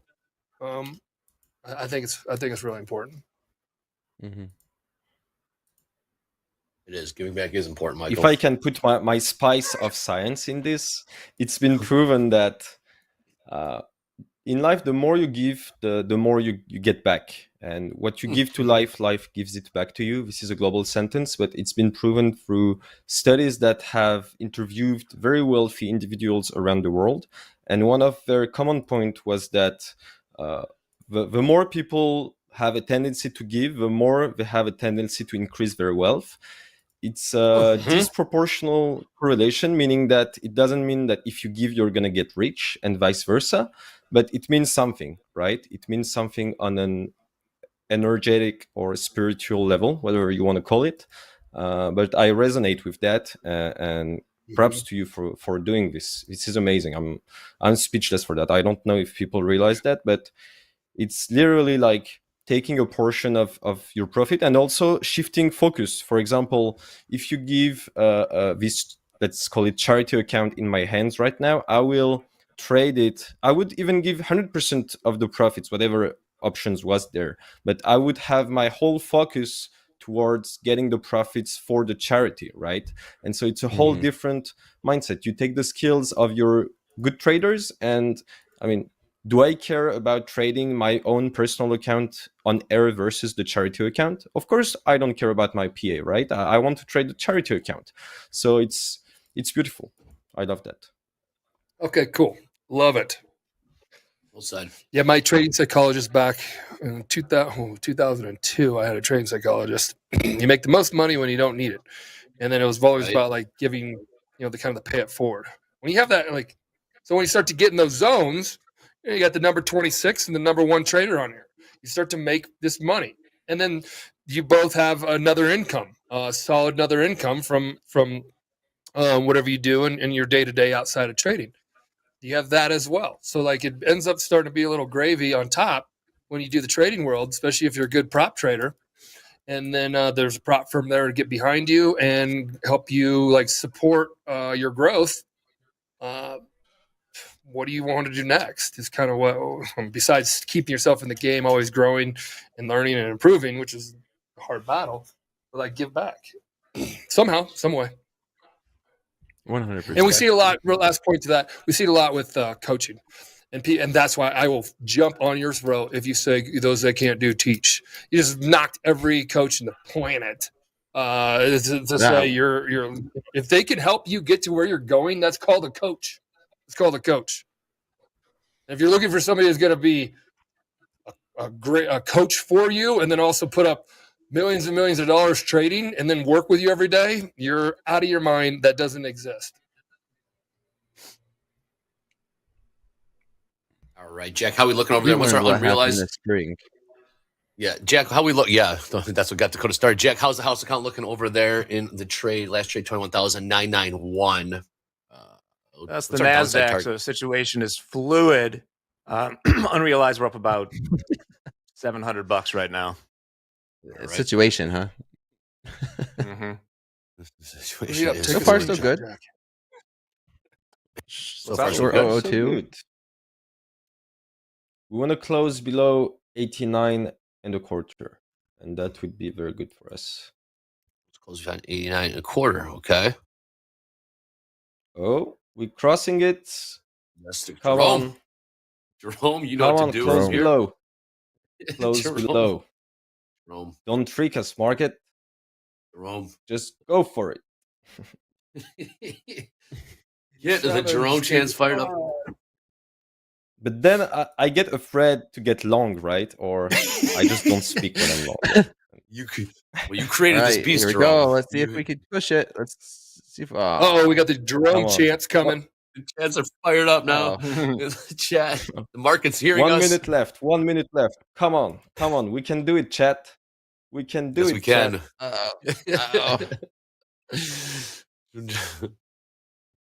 The thing is, we have 5 minutes left for the hourly candle to close. So remember, there's a lot of volatility 5 minutes prior and 5 minutes after post opening and closure. So yeah, we might brace ourselves, but yeah, if we can get below, that would be cool. 3 points. Just need a 3-pointer on the bucket. We're not asking for a lot. Not a lot. I'm looking for 970s. 6,000. 6,000 people watch right now, MP. We got payouts coming up here shortly with my man JD. We have a VIP check-in in about 35 minutes. VIP, yes. Who we got today on the VIP? Who's jumping in with us today? Yes, Coach Paul and his Profiteers. Here we go. Here we go. Anyone know what Trump is talking about in 5 minutes? Yeah. He's talking about the SoftBank Jack, CEO giving him Jack, $100 before billion. the election, if I would have said that, you'd be like, "Whoa, hold on, don't say anything." I love teasing you. Not now you're talking about it. I don't care now. Yes, sir. I know. Yeah, me too, Jack. That's where I'm at. Oh well. I'm surprised you didn't have an Fires article about coming. those drones or all that was going on over the weekend, right? Did you hear everything? I don't know.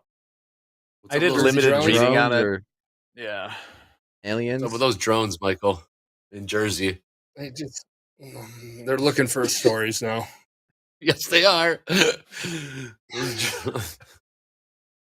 Yeah, a lot of volume incoming. Old Ted Turner came out with 24-hour news, and then the old internet took it to the next level. Pretty Every much. second news. Drones. All right. We have drones in Virginia now.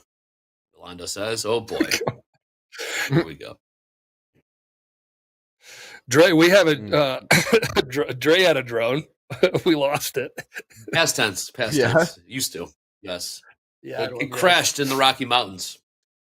Yes. Crashed in the Rocky. He handed it over to a buddy of ours, and the buddy of ours was already like out there pretty far. Put it over a hill. Yeah, put it over kind of a hill, so we lost the signal, and the battery was low, and the whole thing it just landed itself in somewhere in the mountains. All she wrote.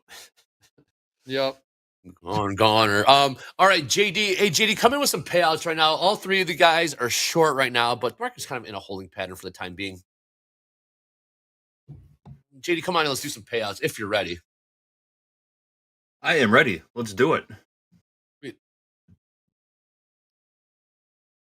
All right, here are those sweet payout numbers from last week. These are last week's totals, live funded payouts. Here we go. Ready?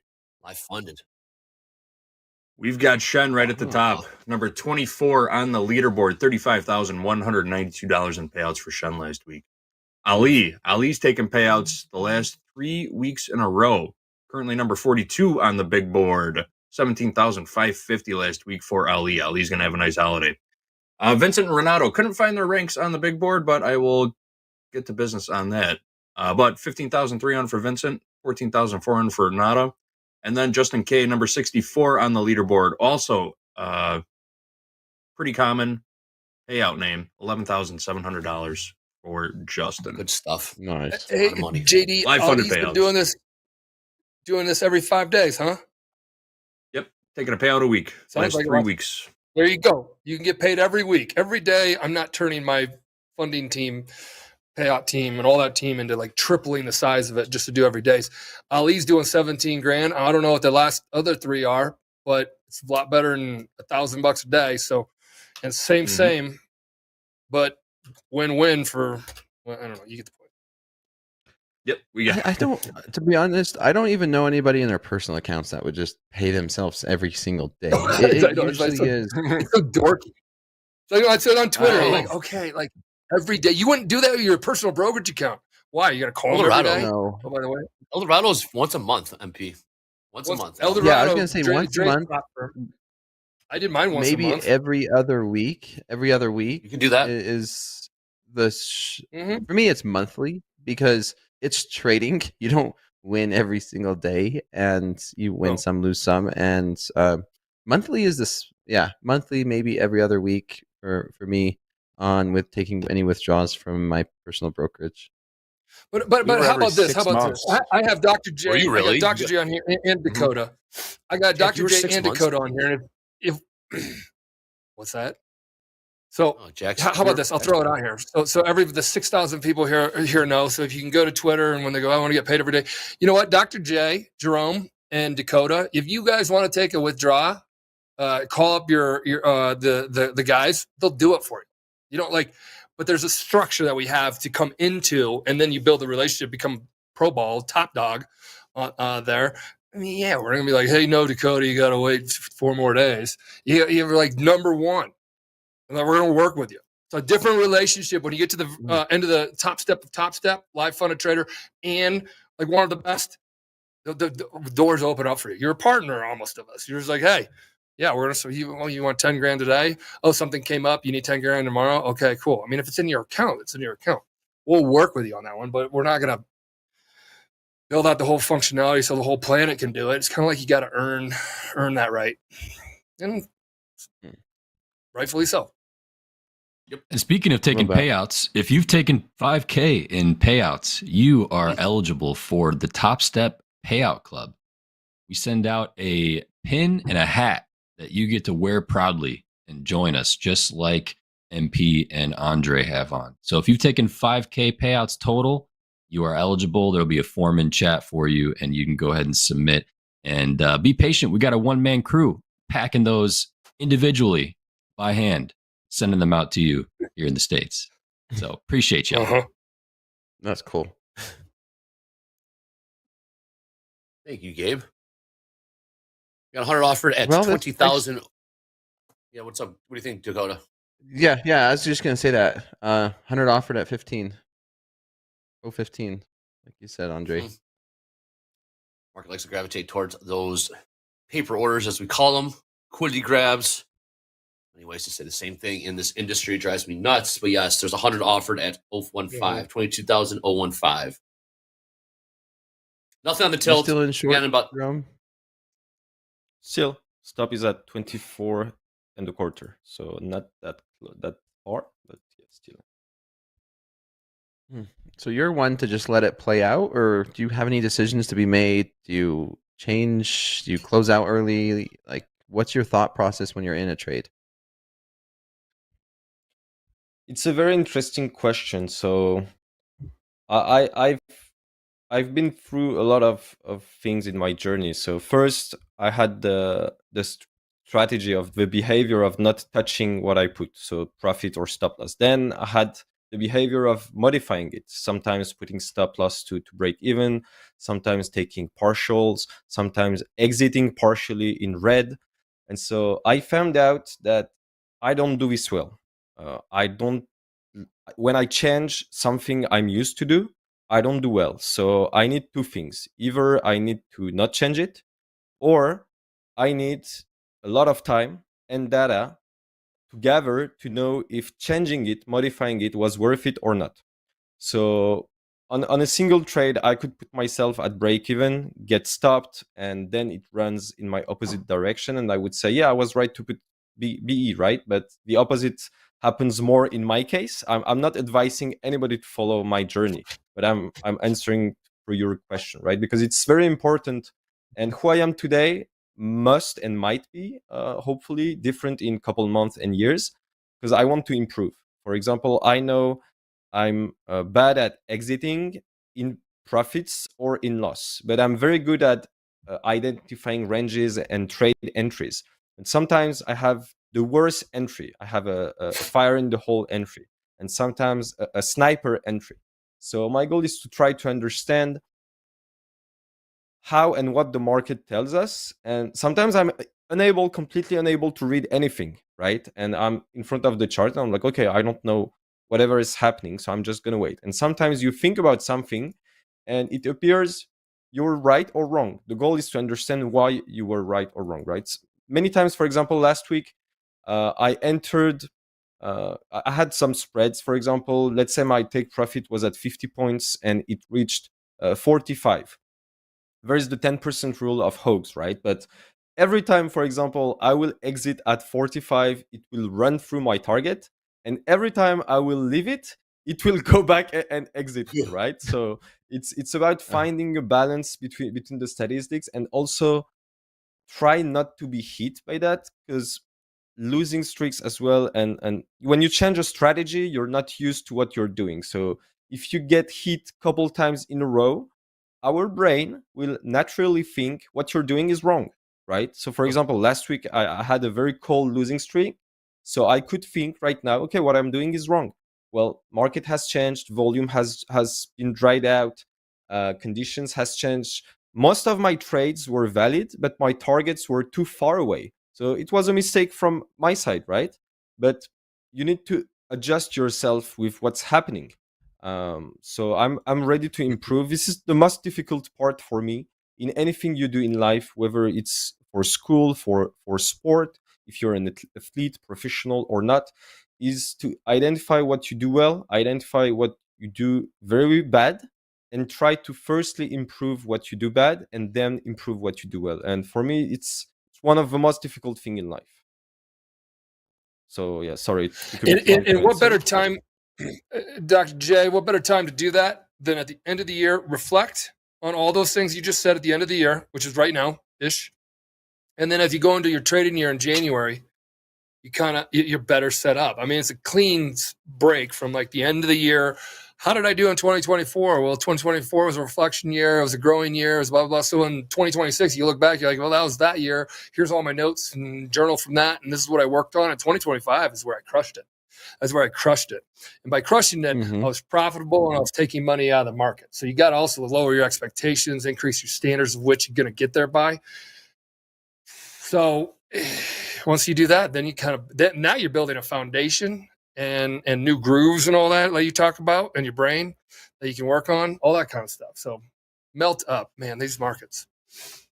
Yeah. Thank yep. you, I got Hoag. stopped out. Minus 28 points. Yes. Minus 28 points for me.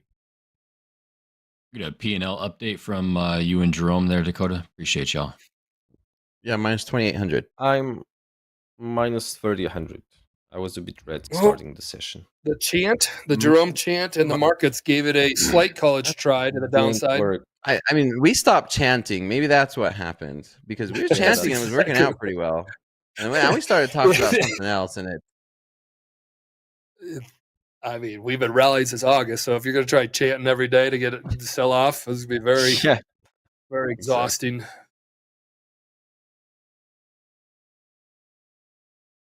question is, now what do we do? Just wait. Just wait. and this crosses with what you very well. That was a masterclass from you, Coach Dagoda, on Friday. You entered the session in red, and you just casually, like again, expressed process over profits.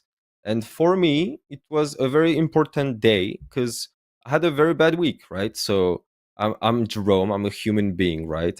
Thanks God I have this path and this career that allow me to have a better resilience and emotional liability. But I'm still human. I still have emotions, right? I get roasted and wrecked, by the market.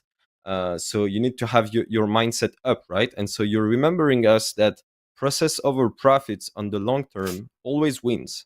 And short-term losses shouldn't make us forget the long-term vision. And that is for anything in life. Let's say you have a relationship with your life partner and something isn't going on well for a couple time, 1 month, 2 months, 3 months, and you're thinking, okay, things are not going well.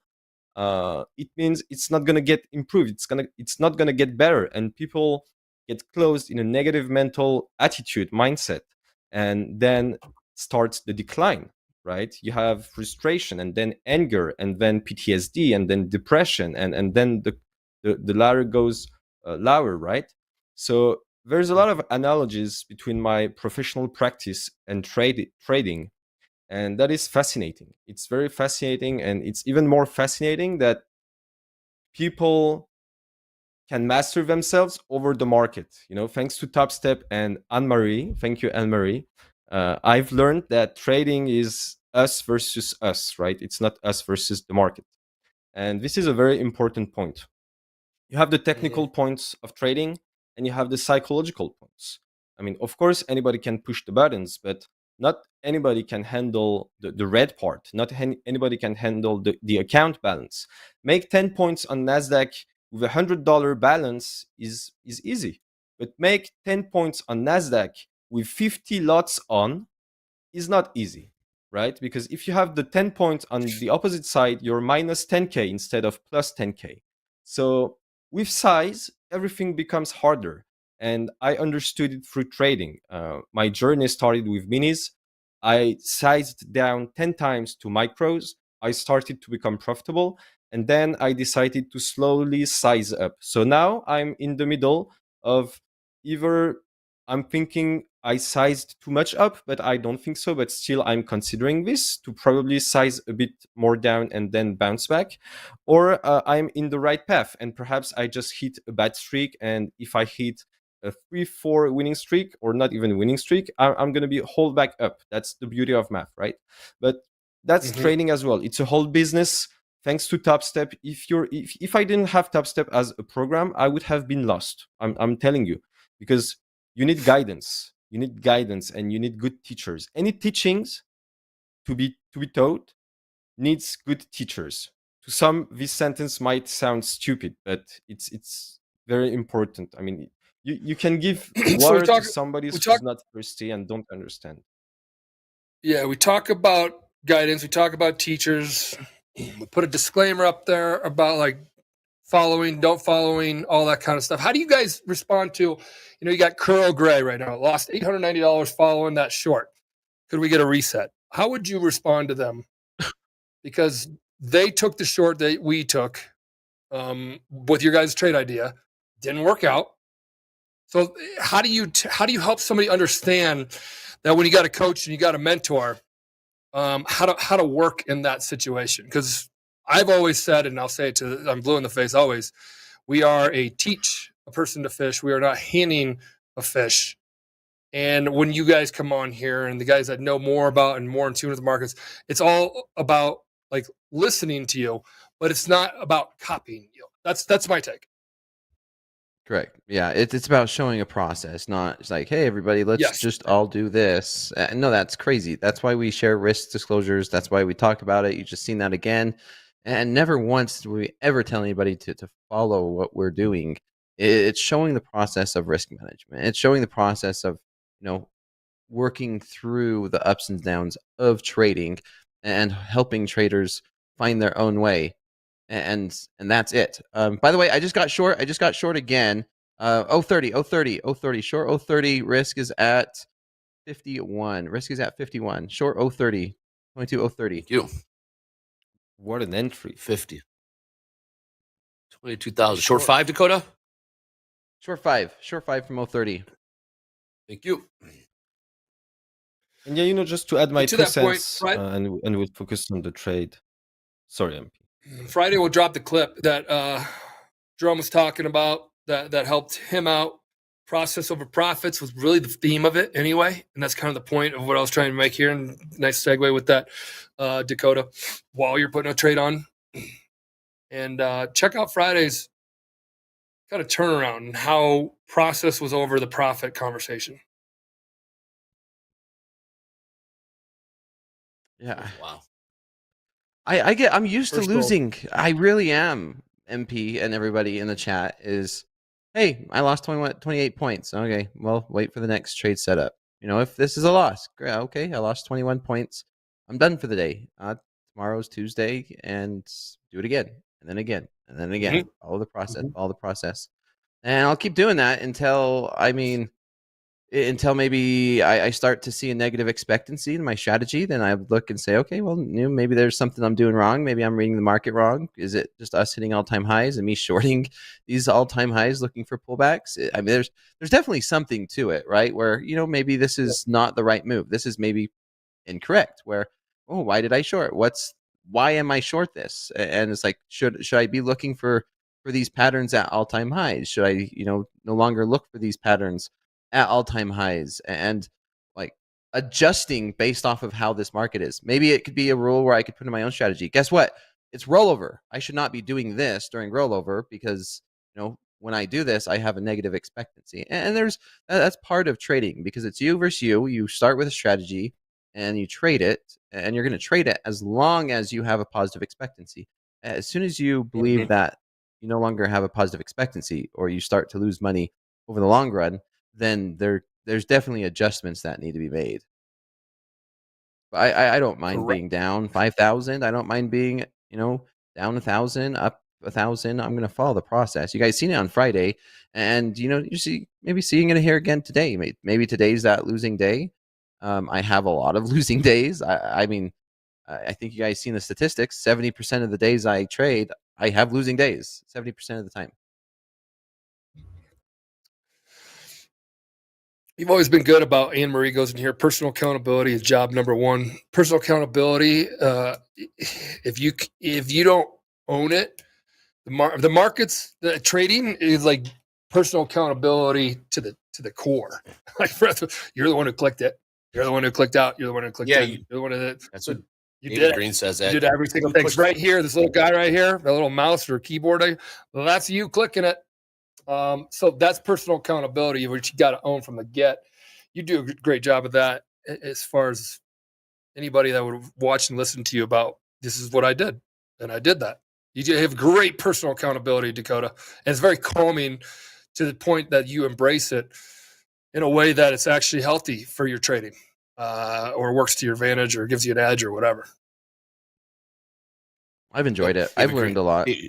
There's a level of aspect. You have thousands of eyes watching you. I mean, there's nothing to hide, and sometimes that's what drives me crazy is when people do hide. I'm like, why don't you want to just show it? Like, well, what is there to hide? There shouldn't be anything to hide. You have that personal accountability. There's no sense of just. I don't know. I have a hard time understanding that aspect of. I'm just gonna take screenshots and post them. Or, hey, guess what? I learn more from when I lose and my losing days than I do on my winning days. My winning days, it's like, yeah, that was easy. That was simple, right? You just sell a 3-bar reversal, then you buy a 3-bar reversal, and you make money. But what do you do when you have days like this? Like, what do you learn? How do you improve? Because that's what we need to do. I mean, you learn from your mistakes a whole lot more than you learn from those winners. So the president-elect is on talking. SoftBank CEO at Mar-a-Lago looking to invest $100 billion over 10 years. Oh yeah. Oh yeah. I mean, this whole administration is just they're business friendly. Everybody's. Well, if you remember last time, if you remember last time, we had a similar announcement that never came to fruition. But hey, this time's different. Got the popular vote, so hey, it's a lot of business people back in for WeWork. You got it. Back, I know some stuff. Yeah. Anyways, yes. Yes, he is speaking, announcing a $100 billion investment. It's at 100,000 jobs. Hey, putting America to work. I like America first, Michael. America first, as the guy likes to say. Any country you're in, you want your country to be first. So I appreciate that. This is our new president, Jerome. We like that. Yeah. Hey, Jerome, you're France first. Jerome is France first. Sorry? Yeah. You're in France, right? Yes. Yeah. Correct. He has Macron. We have Trump. Yeah, what's up with that handshake? Macron and Trump handshake. It was vicious. They roughhouse each other. They kind of pull each other in. Kind of what you do. I do it with my dad sometimes like that. When Junior, how you doing? It's a couple alphas. It's a couple of alphas, man. All right, hey, really quick. All right, throw it to Gabe. We are a little bit behind time. That's okay. We got bottom of the hour. London close in 12 minutes. London close in 12 minutes. Let's see what happens. Go ahead, Gabe. I think it's number 15, if I do remember correctly. Gabe, what's up, man? What's going on, everybody? Real quick, we have a house trade on with Dakota, and I want to get through this real fast. So Dolby's going to pin the link in the chat. We are scouting for new traders to join Topstep VIP. January, we will be drafting 10 new teams. Sign up on the check-in form that will be pinned to the top of the chat. It will be up until 11 a.m. Central, so you'll have about 40 minutes and some change. The more you're here to check in between now and January, the more entries you'll have in the draft. Topstep VIPs get 3 free months in the trading combine, 2 free resets each month, a private chat room with the team and coach with exclusive access to your coach and special events, and no activation fee when you pass. You can also stay tuned this week for more check-ins and make sure to be here for Top Quiz on Friday. 25 random winners will be drawn for additional VIP entries as well. So plenty of opportunities if you have missed any so far. But once again, link will be pinned to the top of the chat until 11 a.m. Central, about 40 minutes and some change. Get your check-in form submitted. Back to you guys and this trade. What's up? Gabe, you said 10 teams. Was there how many people in each team? I believe 50. Deep rosters. Okay. Deep rosters. 500 traders? 500. A little league. Cody, you're going to be a coach. I'm excited for the Topstep Trading League, to be honest. You need a name. I really am. You need a name. Dakota is something. Invites. 500 Inviting traders. 500 of our best friends. All right. Yeah. I'm excited for the in-person event. In-person event's going to be amazing. Oh yeah. That's been something I've been wanting to do for years. It is much like I thought we were going to launch all that this year, but I'm like, no. I mean, I got to wave a magic wand. On it. Yeah, I know. I think I can wave magic, just copy and paste. You can do it. Like no. We talked about it this spring or last spring or the whatever spring and all that. I'm just super excited. Get everybody, see everybody in person, talk to have that kind level of competition, and man, it's going to be a blast. Yeah. Yep. I think we're getting the community and the folks in that mindset that it's okay for all. Like it's not a competition, me versus you. Now, when we go in teams, it's not even really like, oh, you got to make as much profit as possible. No, you just keep trading. You have the camaraderie of other traders that are on your team that you have kind of this attachment to because you're on the same team. Then you have a coach that you can just ask a little bit of questions. And then when we all meet in person, it's just a powwow. Fun. Pretty cool. Yeah. And everyone should be still trading their own process, right? I mean, they shouldn't adjust the way they trade. No. just because they're on a team, and it's fun. It's fun to hear some of the other coaches, like Coach Paul, Coach Vince, Coach Jay, and how everyone's taking it, how everyone's treating it, and how their process has been.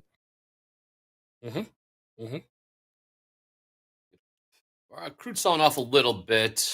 NASDAQ just new all-time highs. 22,048.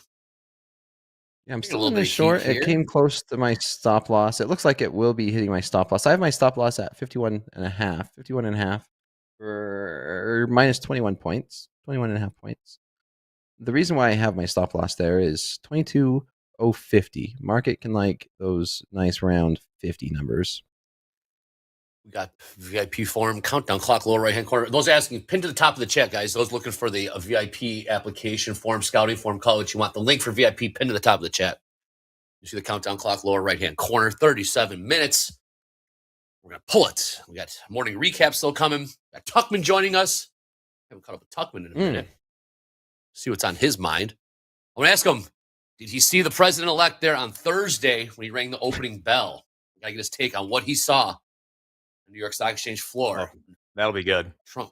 Yes, it will. Yeah, that would Jack, be. you were gone. We asked him behind the scenes if he would mind taking a picture with him. And he laughed at us. No chance. He said no chance. Yeah, he laughed. He said no chance. He said no. He said no. You gotta ask. You gotta ask. Oh, absolutely. Well, those, yeah. This is VIP form number 15. I want to see who in the chat. How many 15 or 15? 15 for 15s do we have out there? How many 14 for 15s do we have out there? Keeping up with the VIP scouting process. Very cool. Tuckman in. So there we go. Look at that. Kyle, Sergey, Kirk, Rad Trader. Hey, 12 for 15. You got a chance. Still could get in. Absolutely. 2 for 15. It's going to be tough, but hey, hang in there. There's like 10 more. So you got to up your chances. There you go. Look at all those 15ers. 14ers. Very cool. Eddie's Bong, of course, 420. Always Eddie's Bong. Always 420. That's what he does. I like it. Yeah. You've got good chances, Eddie Vong. I mean, you got a really good chance. 69 for 15, yep. Yeah. Just I like positivity alone is admirable. Yes. Good luck to all those. Dakota's going to have a team. We got to come up with a name for Dakota's team. Yeah, we'll see. We'll see. We still have till January. Yeah. I mean, I kind of like the Gotas. The Gotas. I still have those golf balls that Jack sent me, and that's what they say. Oh yeah, here. Is that what they say? I'm not gonna go. Yeah, they do. Oh yeah, you didn't see those? Do you already have a logo for it? Because Jack, or just says Dakota. Yeah, it just says the name. There's no logo on it. It's actually a picture of Utah, or there's like a picture of Utah on it. I'll show you. I like limited options. Playing with them. Yeah, I won't play with them, but there's let's see, where is it at? There's like Utah, right? And then there's that name. Ooh. I don't know if the camera is going to be able to catch it. There it is. Right there. Yeah, so. Well, if it's Gotas, cool. then, if it's Gotas, then it allows every one of your team members to be their own goats. Gota with their own if you whatever. Follow me around the golf course, you might find a few of them. I donate to the ecosystem and the native quite a bit. Is that what you call it? Yeah. Some Pro V1s. 22,043 last trade in the NASDAQ. S&P is just stuck in the mud right now. 60.81. Bitcoin topped out. Micro Bitcoin, that is. Futures trade here at Topstep. 107,420. 107,420 last trade. Crude selling off here. We did top out at $71.20 last trade. We're about 60 cents lower. $70.62. And gold just kind of chilling, hovering around 26.70. A buck off the lows there. Low of the day, 26.69. All right, let's see if we can get another sell-off here in the NASDAQ house account. And Dakota are short. 22,035. Dakota, what price would you be looking for to feel validated, that this trade is validated? I know we're right around entry. We got to break beneath, 20s? Below 30, 31. I like to see this. If we get below 31, I'll be okay. That'd be a 3-bar reversal. We didn't get it here. we kind of consolidated. We rallied up to, it looks like 48 within a few points from my stop loss. And yeah, there we go. There's that 3-bar reversal. Let's see how this one plays out. We've had 3 of them this morning, right? I had one. That would have been a good one in 20, 30 points. We was in that one together. I was up like almost 18 points, but turned around and stopped me out. And then here is the third one. And I mean, I'm not as confident in this one just because the morning session is coming to a conclusion, right? Like it's already almost the end of fast markets, getting ready to go into lunch. And so we're going to see a lot less volatility. So I'm a lot less confident in this trade where, maybe this one does stop me out for minus 21 points. I'm okay with it. And then I'll just end the day there. This will be my last trade of the day. Right. And European close, London close in 2 minutes. 2 minutes. Eric, not sorry, but hear ya all day long. It sucks losing your XFA. Losses happen. Keep your head up. Jab, jab, jab. All that kind of good stuff. If you got your XFA, that means you could trade and get yourself to the objective of the combine, which is good in and of itself. Good. It fits you in a smaller percentage of folks that are out there that are trading that are done it. So keep your head up. Don't let a blown XFA kill you. Kill your confidence. And PM told you you're gonna have to cut a little early today. Feels like you have a company to go run or something. You have a company to go. Yes, I do. So I'm actually gonna I'm gonna peel out of here. Had a blast with you guys, Coach J, or sorry, Dr. J. Can't throw a Coach J. We already got one of those. Jerome, good being with you, buddy. Dakota, good being with you, buddy. Great stuff on Friday, guys. If you didn't tune into Fridays, what would it be called? The turnaround following my process. The turnaround day following my process over profits. Great. Process over profits. Watch. Yep. Dre, always good to be back with you. Yep. Jack, Later, man. Great production. Good stuff. Peace, Michael. Good job. See ya. Talk to you later, Michael. Yeah. Tomorrow. Michael's out. Again, European close in 55 seconds. How's it count in Dakota? Short. Jerome, are you flat or did you get short with the guys? No, flat. Flat. Very good. Again, make sure to tune in on Friday, 1 p.m. Central Time. Jerome's class. Short but sweet. 45 minutes. First one. We'll see how it goes. Again, Jerome is a doctor. Neuroscience. This is no joke. He's bringing the good stuff. Perhaps, I don't Friday. know if this would be possible, but Sure. if we can plan, perhaps after the session, because during the session it might be hard, sort of question, pool, if people can ask questions, if they have questions that we could answer for. We can set that up before it if you want. We can set something up like that before. Start pulling some questions. I don't know, Wednesday or Thursday, and we could have them ready for you if that's something that you like. All right, Europe just closed, everybody. Yes, we'll talk. We'll talk off air, Jerome, but we could definitely do something like that if you want. 100%. All right, Sure. Dakota and Jack, keep us posted on this trade. But right now, we got a VIP check. Coach Paul's Profiteers. See how the Profiteers are doing here in December. But JD, if you're ready, go to you and Paul right here, right now on TopstepTV. What's up, JD? What's up, Coach Paul? What is happening, folks? Coach Paul, head coach of the Profiteers and the Topstep VIP experience. Coach Paul, what are you talking to your guys this week about? There's a lot happening. We've got FOMC announcement Wednesday. We've got personal consumption expenditures on Friday. We've got expiration day on Friday, triple witching, rollover. A lot of moving parts this week. You expecting volatility? What's the game plan going into the week? The game plan is what it's always been, is to focus on executing our strategy individually, with that focus on risk management. We've made some progress on that.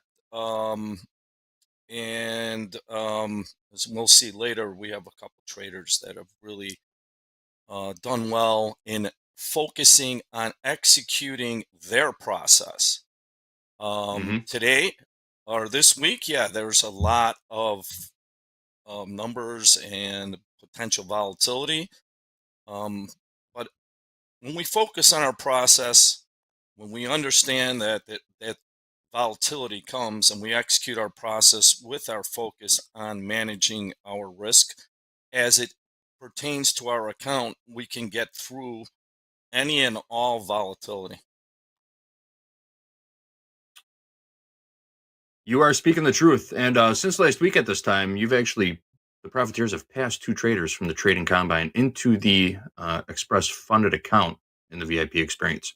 So following the process, managing risk correctly has certainly been a benefit for the profiteers. Can we pull up that overall leaderboard real quick? There you see 2 new XFAs for Coach Paul. Those traders are Sharf B and Dennis M. They're a little bit on different ends of the spectrum. We're going to talk about Sharf in just a little bit, though. But no other real changes to the board. Coach Paul's pass rate jumped up to 31%. So a nice little bump in pass rate for Coach Paul. Let's move on to Coach Paul's top 5.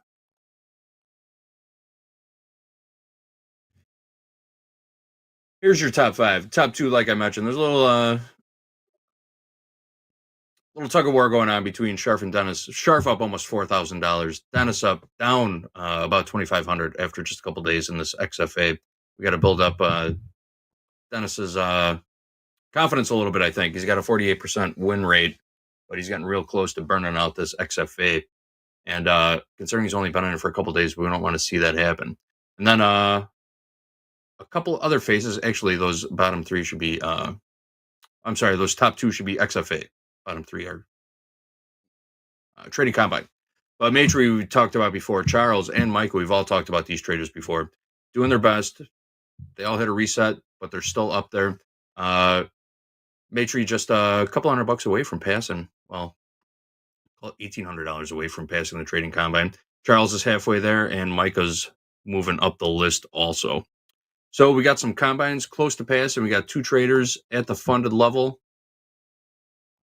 Coach Paul, what is we have some words of wisdom for these 3 traders making their way up the ranks into the trading combine.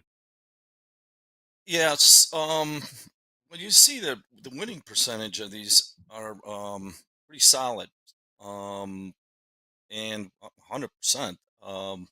Be prepared for some drawdown.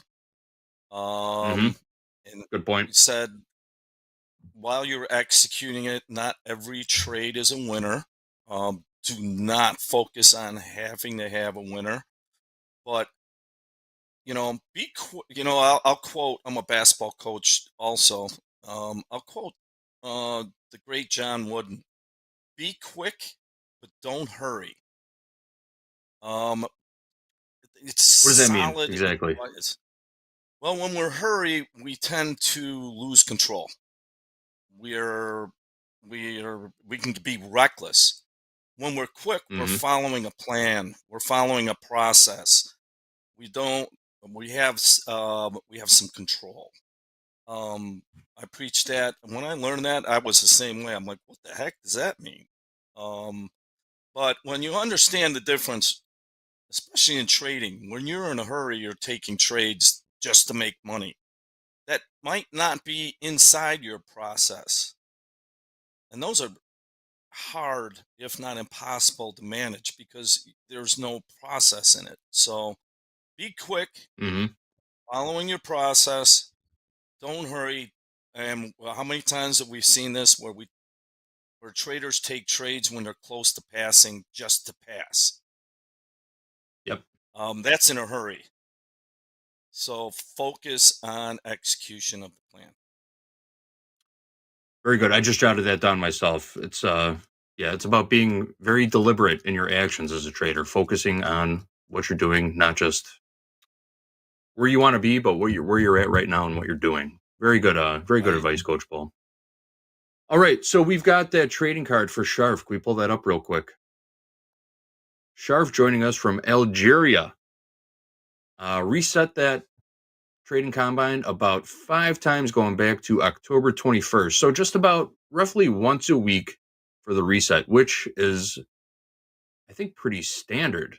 Don't quote my statistics on this, but 1 reset a week seems like this trader is really has really set some parameters risk-wise. There's exactly, maybe not exactly to the tick, but has a good idea of how many trades I want to put on in a day, where they're getting out when they're getting in, setting certain risk parameters around that. And now, 3 days into this current XFA, Sharf is up almost $4,000. Still not eligible for a reset. It's only been 3 trading days, but averaging $1,300 a day. I think Sharf has learned some lessons in the trading combine. What do you think, Coach Paul? Oh, Sharf has absolutely. It's a great story. Sharf has a PhD in government systems. Oh, how about that? Now, and working with him, and one of the things that I've worked on as a trader, I'm nowhere near as bright as him. But when you're a PhD and a really good student, it's really hard to be wrong. So when you're losing money, you take that as I'm wrong. I can't be wrong. I have to be right. And he struggled. And then we had our classes, and one of the things I had learned from a group on the Florida Chicago Board of Trade was the chant "Love your losers," which when I first heard that, I was like, I won't say the exact words, but the end begin with F and the end with U. And I didn't understand it. Here, love my losers. Take them, adopt them, raise them. But what it really means is when you were confusing a losing trade with being wrong.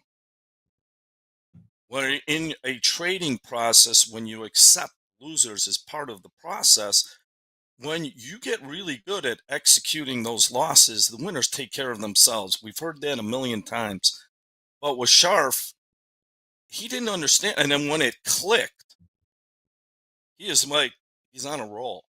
It's a great story. I expect him to continue. He got over the hump. He understands it, and he really accepts it. So it's a great story.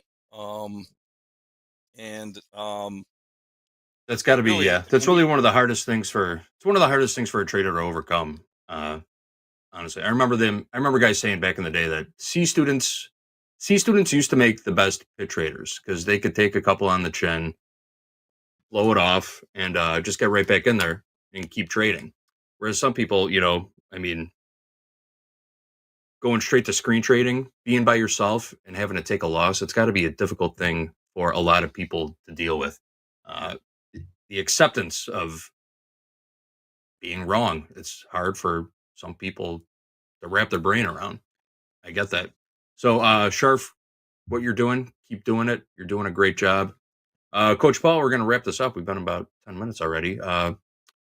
Any more words of wisdom for Sharf and the rest of the profiteers? What do you have to say to the guys? Yeah, I'm going to leave this with a quote from Aristotle. And it's really about process. Excellence is an art won by training and habituation. We do not act rightly because we have virtue or excellence, but we rather have those because we have acted rightly. We are what we repeatedly do. Excellence, then, is not an act, but a habit. So we're developing great habits, and we should improve and become excellent traders. There you have it. Excellence is a habit. Thank you so much for joining us, Coach Paul. That's your VIP check-in for today. We'll catch up with you next week, and we'll see what's happening with the profiteers. Thanks a lot, guys. Right. Catch you in a little bit. Thanks. Thank you, JD. Thank you, JD. Love that. Excellence Thank is you. Yes, absolutely. Coach Paul, make sure to check Coach Paul out with Coach Jay on At the Buzzer after Power Hour today. 5 days a week. Acting rightly. I love that. Yes. I love that quote. I mean, you see Dakota, we got that one again in almost every sport, right? Like, are you going to blame Steph Curry for shooting an open 3-pointer? No, Probably not. He misses some of them. He misses. Well, what's his 3-point percentage? 30, Most of them. 40%. It's got to be under 50 a little bit. Yeah, he misses more than half of his three-pointer percentage, but you're not going to blame Steph Curry for shooting threes because that's what leads to victories. Positive expectancy, or what do they call it? He has a plus or minus. Expected value, yeah. Mm-hmm. Same thing. I remember it was more than 40% this summer when there was the Olympic game and he threw like 10 or 15 3-pointers in a row and buried us. It was crazy. Could not miss. Yes, he did. Could not miss that game, especially down the stretch there. That was a wild one. French basketball is on the up and up for sure. All right, we got about 15 minutes or so left here in Fast Market. So let's got some call ups to do, maybe some appreciations. And then, of course, we have the morning recap. And Hoag and Eddie are out. They're out for the week. I do recall, but hey, are we still in this trade, guys? Still short? Yeah, I'm still in the short. 030s, 030 even. Stop loss 51 half. Still in as well. Slightly worse. There's some slight shenanigans back here with an overzealous risk department. Wondering what was happening. The position got liquidated, but it's back on. Shoulder tap. Tune into shoulder tap to find out what happened. I'm gonna give a shoulder tap. Oh, Jack. Tune into shoulder tap. Jack is back. Jack Mick. Wherever. What price did the house get in at? Originally, what price did you get in at?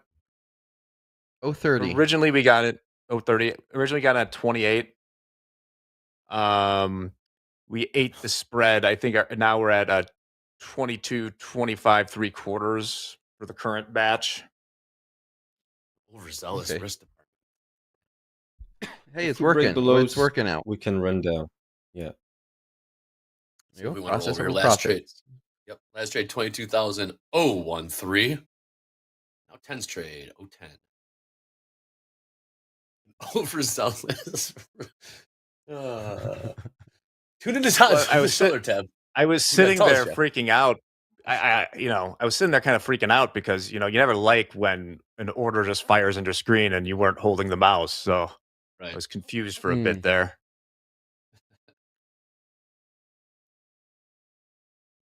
Here we go. If the S&P can break inside its opening range, it can flush down because we've had 2 attempts, and this is going to be the third one in 15 minutes. So it's less likely we have a strong bunch of buyers stepping in, but it's possible.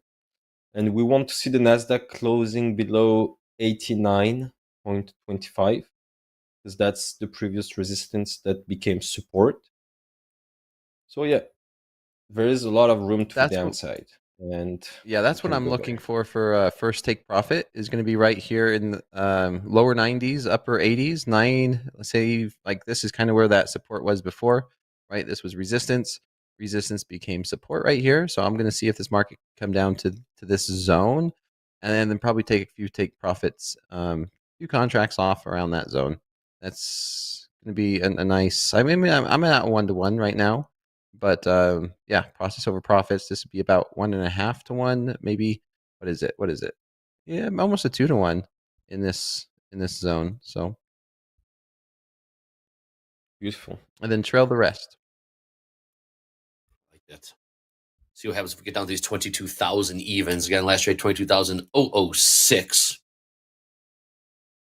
S&P's trying to push a little bit lower as well. We're about 6 points off the high of the day in the S&P's. Last trade in the S&P's 6,077. Crude oil last trade $70.57. Market's pretty quiet today for a Monday. Again, it is FOMC week on Wednesday. We'll have wall-to-wall coverage here at Topstep from the announcement to the press conference and to the Q&A. Or the prepared remarks and to the Q&A. Make sure to join us 1 p.m. Central on Wednesday for Papa Paul. See what Papa Paul's got in store for us. Man, fast markets went fast. It did. Yeah, that's crazy. Did you have fun today, Jerome? A lot of fun, as always. Thank you. Excellent. Did you? Excellent. Absolutely. Of course. Oh, this is the best. It does not get any better. I mean, Watch you guys chop it up. How cannot I have fun with all of you guys? It's beautiful. Absolutely. Thank you. All right. Well, speaking of fun, I know we still missed Delesh. This was the year of Delesh this year with the hot streaks. Got up to 93 days. 93 days. Almost got to the 100. But I do believe last we checked in, we've got a tie head to head. It's going to be a photo finish. Last time, I think on Friday, we had 53 and 53 on the hot streak. So I'm going to throw JD. JD, can we get an update? We still have that two-way tie at the top there? We sure do. It's actually 59-59. 59-59. Okay. Ali and Steven. So these traders are legit. These are the record holders right now. 59 is the record at the moment. So Ali, 59 days worth 5,261. These guys are both trading the MNQ at the moment. Then we've got Pin. Pin's back on the list. 45. Pin likes to take a couple days off here and there, but he always pops back up on the list. 45 days now for Pin. $4,422. Francisco and Nathan. I talked about Francisco last week. I like this guy for a live funded call up. I'm going to talk to the risk team about this guy. He's been on this account for, I think, 35 days now. He's got an excellent win rate. He's taking payouts. This trader is legit. Time to get out of that XFA maybe. Now at 34 days worth 15,451. And then Nathan also at 34 days worth $3,350. Those are your funded trader hot streaks for the trade date on Friday. And yeah, Delesh, I think about you. I think about you every day, Delesh. It was the year. I miss you. It was the year of Delesh. July to November. Wolverine looking at a picture meme for Delesh. Somebody can make that for us. 93 straight All right, days. guys. Thank you, JD. Can Francisco getting the JD endorsement for a live call up? No. So we've got a couple issues. We've got a couple things to talk to Risk about today. Tune into shoulder tap. As Jack will have FaceTime with the head of Risk, Mick. They're going to be a busy group. They're always a busy group. It's Monday. It's Monday. Lots going on. Absolutely. Right. Some minutes left here in fast. We got the morning recap. JD's going to be doing the morning recap. Sure, check that out. He'll do a quick overview of what's happened in the morning session. Fast market, some of the trades we took. We are still in this trade, actually. Guys, I think I might have an update about Francisco, actually. Do you? Ooh. Did you get called up? Okay. 1 second. Did the call up happen, JD? Because he was up, what, 15,000 throughout his streak. Speaking of call-ups, we do have live call-ups coming up right after this, but JD's got some goods on the Francisco front. See what's happening over there. Report. Looks like this XFA from his hot streaks list might have been closed on Friday, and the only reason for that would be a transfer to live. Francisco's going to the live funded account. Oh, yes. Nice. There you go. You called it. Yeah, he did. Bravo. Good job. Bravo is right. Way to go, Francisco. We'll keep an eye on you, Francisco. Nice job, buddy. All right. Yes. Nice work. JD.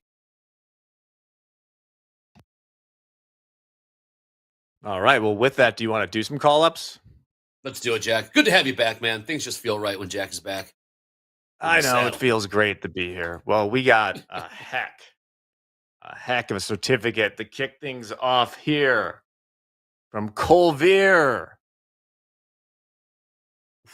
He could buy a couple Culvers with this starting balance. Wow. $225,000 trading only the GC and the micro Bitcoin. Perhaps we have a hodler here. Yeah. Great job. Let's check out the rest of this list. You know, it's my first day back. I forgot to put that last little bar down there. So to the graphic designers out there, I apologize. See Colvere at top. Amadou, 90. Jacob, Kyle, Shakib, Avi. And then I love this one here for Sini. There was no country listed in admin. So this could be a Jason Bourne type. Presumably, we do know where he lives because he's taken 28K in payouts, but maybe a sovereign citizen of some kind. So a dangerous man with some money in his pocket. Samuel L, Corey S round out the call ups. Great job, everybody. We'll see you in the live account. Those are some big starting balances. Love it. They sure were. It's Oh, unknown. my phone's talking to me. It's the first time I've ever seen that. It's new AI, baby. All right. New Still AI. short. Yeah. They're all listening, Jack. Always. Yes. Let's trade in the net or the S&P is 68. And S&P is just asleep at the wheel last week and so far this week. And it's only Monday. No more data on the horizon. Oh, we got a 20-year auction at noon, I believe. 20-year auction. Nope, scratch that. 20-year auction is tomorrow at noon. Nothing This on the is the calendar for the last rest of the full day. week, right? Right. This is the last full week, Andre, of the year, Yes. correct? Yep. Typically, traders will take the next 2 weeks off altogether. Nice. Yeah, it's going to be a I funky mean, one, especially with Christmas Middle and of New the Year's week. both being on Wednesdays this year. Like a time warp. After this, the following 2 weeks are just a big time warp. You know what day it is. blink, and then it's going to be back to work January, back to the normal January 2025, and getting ready for 2026. Or you know it. Ain't no normal January for me, Dakota. I've 2 babies coming in mid-January. Double trouble. Yeah, that's not. Yeah, oh, you're excited for January then? That'll be a long January, but exciting nonetheless. Congratulations, Jack. Yes. Got twins coming. Those I didn't know. Wins. Well, Nick for a tick. boy Nick for a and a tick. girl. Boy and girl, awesome. Nick for a tick doesn't know. babies what day everywhere. It is. You get a child tax care credit. You get a child There it tax is. care credit. You get double of the child tax care credit. Dang it! 1 month too late, Jack. You can't I'm claim them aware. while they're still in the womb. You could have timed Well, it better, Jack. Oh, the doctor didn't seem too keen to be delivering babies, 6 weeks early for the tax write-off, but You're like, you missed the it's like shots. you don't midnight. take. We got to get it done, but at like 11:59, just have the doctor just write on the birth stamp. 11:59, right before 2024. I get the tax. Yeah, so it'll be tough, but it's not my first rodeo either. I already have 1 child, so we'll see what happens. Papa Jack. We all wish him the best. Of course, let's have back to him back. Real quick, coming up next. Got Peter Tuckman in the house here to give us a macro view of the markets this week. Also, we'll be asking him what it was like when President-elect Trump was on the floor to ring the stock opening bell to the New York Stock Exchange on Thursday. We know he was there. Ask him get his take on that. Yeah, and we got JD with morning I'm recap coming curious. up next. And of course, then we got Topstep VIP Pit Raider joining us with Coach Hoop. All right, guys. With that being said, we got 5 minutes. Or we got a couple minutes left. Let's do appreciations. Let's get right into it. Of course, we always like to start off with the chat. Chat, what are you appreciative for? Love to know. Love to hear. Talk to us. What are you guys appreciative for on this Monday? Like Dakota said, the last full trading week of the year. What's up, Nicholas Ranella? Yep. Let's talk about those New Jersey drones. I agree. We are getting to the bottom of that, Nicholas Ranella. What is up with the New Jersey drones? Our investigative team is boots on the ground in Jersey. We are going to get to that figured out. All right, guys, I'm going to throw it to Mr. Jerome. Jerome, what are you appreciative for on this Monday?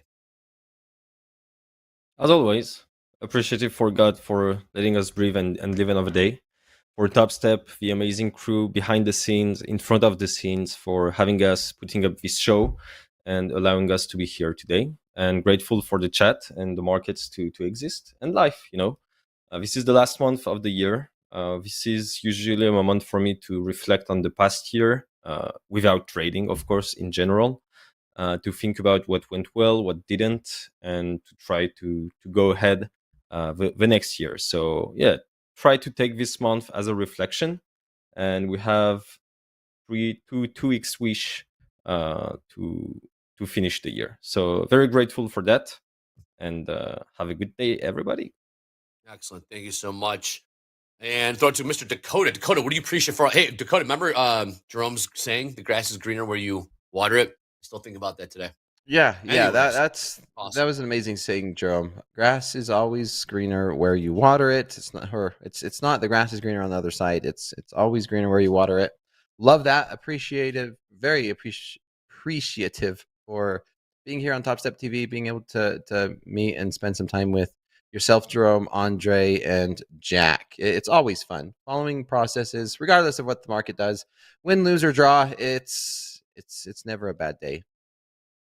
Nope. This is awesome. This is what we get to do is the absolute best. All right, Jack, we're going to go over. We've got Peter Tuckman coming up next on Topstep TV. But Jack, Dakota, keep us posted in the chat and behind the scenes on how this trade plays out. Anyways, Peter Tuckman coming up next. Can't wait to hear what he says. This is Topstep TV. Let's go.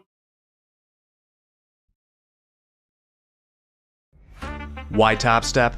Because traders shouldn't have to risk everything to participate in the markets. And since 2012, we've provided capital to over 10,000 futures traders just like you. From the pits in Chicago to screens in over 143 countries, we've been motivated by one simple idea.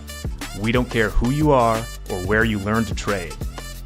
If you pass Topstep's trading evaluation, you'll be invited to trade with our capital in a fully funded account. As a Topstep funded trader, you keep 90% of profits and we take the losses. We also offer educational resources for all levels, live classes, and free group coaching from a team with over a century of professional trading experience. We're invested in your success. So what are you waiting for? Ditch the brokerage account, start learning by doing, and become a Topstep funded trader today.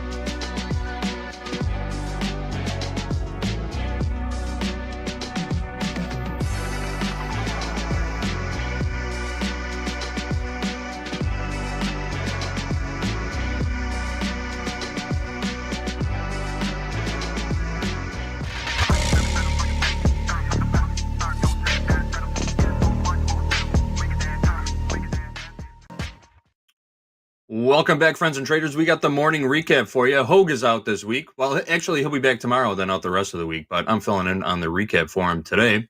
House count is now flat. We had two trades short in the NASDAQ, both stopped out. House count is now down $3,900 and a little bit of change. Let's move over to my charts if we could, please, real quick. We're going to burn through this. Right here, I'm looking at a 5-minute of the S&P 500 chart. We got a couple chart patterns playing out here right now. I'm going to draw a couple lines here for you guys. We started off with just a minor megaphoning pattern here. Came down, tested this 64 level in the ES, broke out to the upside, and now we've got a bit of a bull flag breaking out right now. So a couple of different chart patterns, both sort of bullish. We broke out to the upside of this this megaphoning pattern, came back inside of the range, but now we're sort of breaking out to the upside of this bull flag at the moment. So things are looking a little brighter to the upside than the downside. Let's take a look at the NASDAQ. I know we were shorting trades on the NASDAQ all day, but just look at these setups. This is pretty much textbook. Bull flag. Bull flag. Bull flag. Back to back to back. Bullish patterns, stair stepping all the way up. I understand the reasoning for getting in on those short trades. You know, Dakota saw a 3-bar reversal. There was a potential for a failed upside auction. So we took a shot at those short trades, picking tops. We didn't take a whole lot of risk. Our risk was predefined before we got into the trade. Unfortunately, neither of them played out. We just topped out in the NASDAQ again. New all-time high at 22,048. So here we are now again, tapping on the ceiling of new highs, possibly forming another little bull flag. We'll see what happens in the next little bit, though. On to our crude oil potential. Almost looks like a double top, just a few ticks off. But we traveled right up to, directly to our weekly kickoff high at 71.20. If you were watching the opening call this morning, I talked about how this is a range trader's delight in crude oil right now. Just look at this over the last, I got the drawing tool up. Over the last, geez, how long has it been? 6 weeks? Just almost going directly sideways. We haven't changed our weekly kickoff levels in 3 weeks now. 71.20 to 66.90. That's been your weekly kickoff range. And the market has been respecting that, and we're doing it again today. I mentioned during the opening call, if you are a range trader, why stop playing the range right now? 71.20 held as that line in the sand again today. Top ticked right there, now pulling off again. Does that necessarily mean we're making a move back to 66.90? No, but you play the range until it's time to stop playing the range, right? So that's your target to the downside if you're short. And you have predefined risk. These are cheap opportunities for short trades in crude oil right now.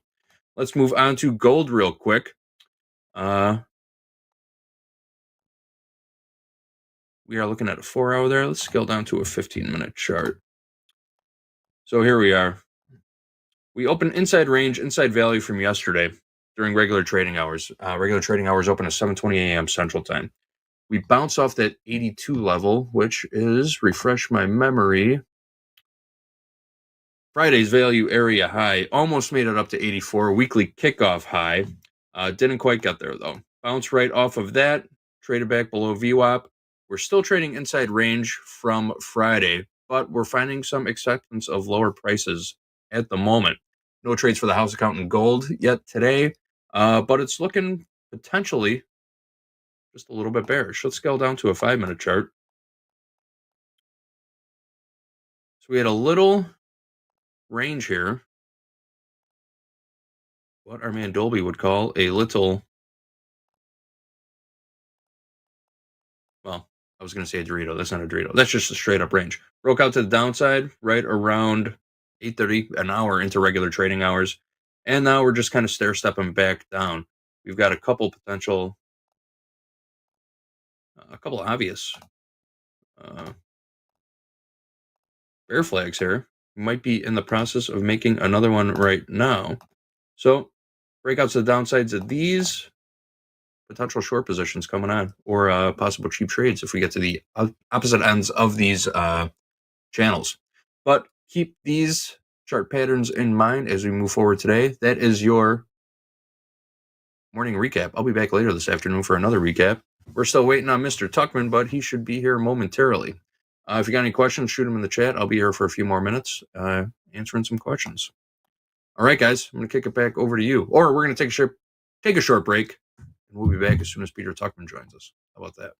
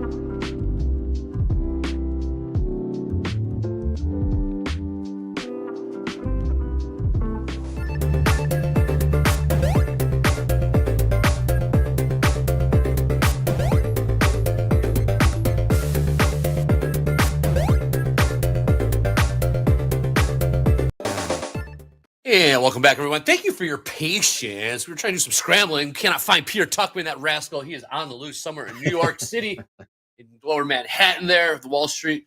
Cannot find him, so we got JD and Dolby Time in the house, the three amigos. Let's get right into it. Dolby Time, it looks like you're a little warmer than last week. Last week, you were in a blizzard. It looks like you might be, I don't know, things have thawed out a little bit on your end, Dolby. How are we doing, man? No, it's still quite chilly. A little bit foggier today, though. A little bit foggier today. But still warm. Coat is not zipped all the way up, so letting it breathe a little bit. Letting it breathe. Excellent. Good stuff. Good stuff. JD, thanks for that morning recap. Let's get right into it. House counts down about 3,900 and some change.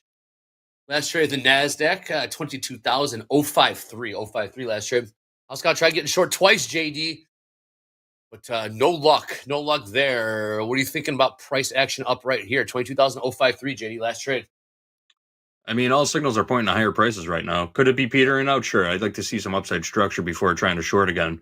But looking at these short-term levels, I'm looking at a 3-minute chart, and those are 3 perfectly placed bull flags. All buying signals all the way up. So unless we start rounding out a little more or we start trading sideways, I'm not really interested in taking a short position in the NASDAQ right now. Wow. We do see volume petering out, it's it could just be a grind up, a melt up until an announcement on Wednesday. We'll see, though. Yeah. When the snapback comes, it's going to happen real fast. All right, Dolby Time looking bullish around here. Well, we got the keys. I do believe. NASDAQ, Trey. Where do we buy it? Where do you buy it? Look, we're almost new highs again. 22,056s. We got to get a couple more points to 63s. I mean, good luck selling this thing. Yeah, we learned the hard way already. Luck. Nothing on the tilt. 50-50. We've seen pretty much 50-50 on the tilt for most of the day that I can recall. Nothing really sticks out above 70% long or short one way or another. So like the fellows were saying, where do we buy it? Like Dolby said, about 5 points off the highs. Again, these are all-time highs in the NASDAQ. All-time highs in the NASDAQ. Like Jack said, the fast market's mostly being done by about 10 companies doing the heavy lifting, taking this thing higher. Well, where Tapping do on we the buy ceiling it, again right now. About to make another new high. New high's coming, imminent. Sure, hold on. I mean, really what we were looking for longs is all the stair steps on pullbacks. And we had a couple of them. I think, JD, you kind of have those drawn out on your chart. I'm just doing the horizontal version of your bull flags, but it's the stair steps is what we're looking for. Those little pullbacks. We had the first one at like 940. Then we had one at 9. I'm talking prices here, but 990. Another pullback, 011s, and then even a little tiny one here, I would say at 38s. And, do we try to get long 60s if it goes up to 80s and pulls back? I mean, probably would try to. Yeah. Yes. Why not? It's definitely tough trying to buy new all-time highs. But yeah, of course it is. Just keep making them. It is. We're about to have a lot of friends, by the way, everybody. We got Britt in the green room. All right. Tuckman Later, GD. just texted me. We want to do this one. Hoop is coming in soon. Let's do Tuckman first. I don't know. How do we want to do this one? James, we need your help back there. James, they all showed up at once. No, I don't work here. Sorry. Dad. What do you mean? Help. No, come back.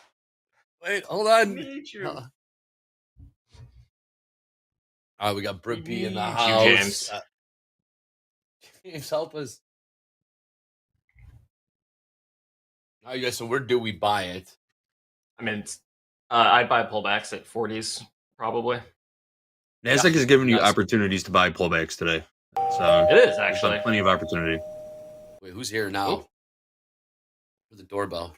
Oh, we got a Brit. Hey, there's We Britt. got a Brit. What's up, Britt? Hey, Britt. Britt, you're on mute. $5, right?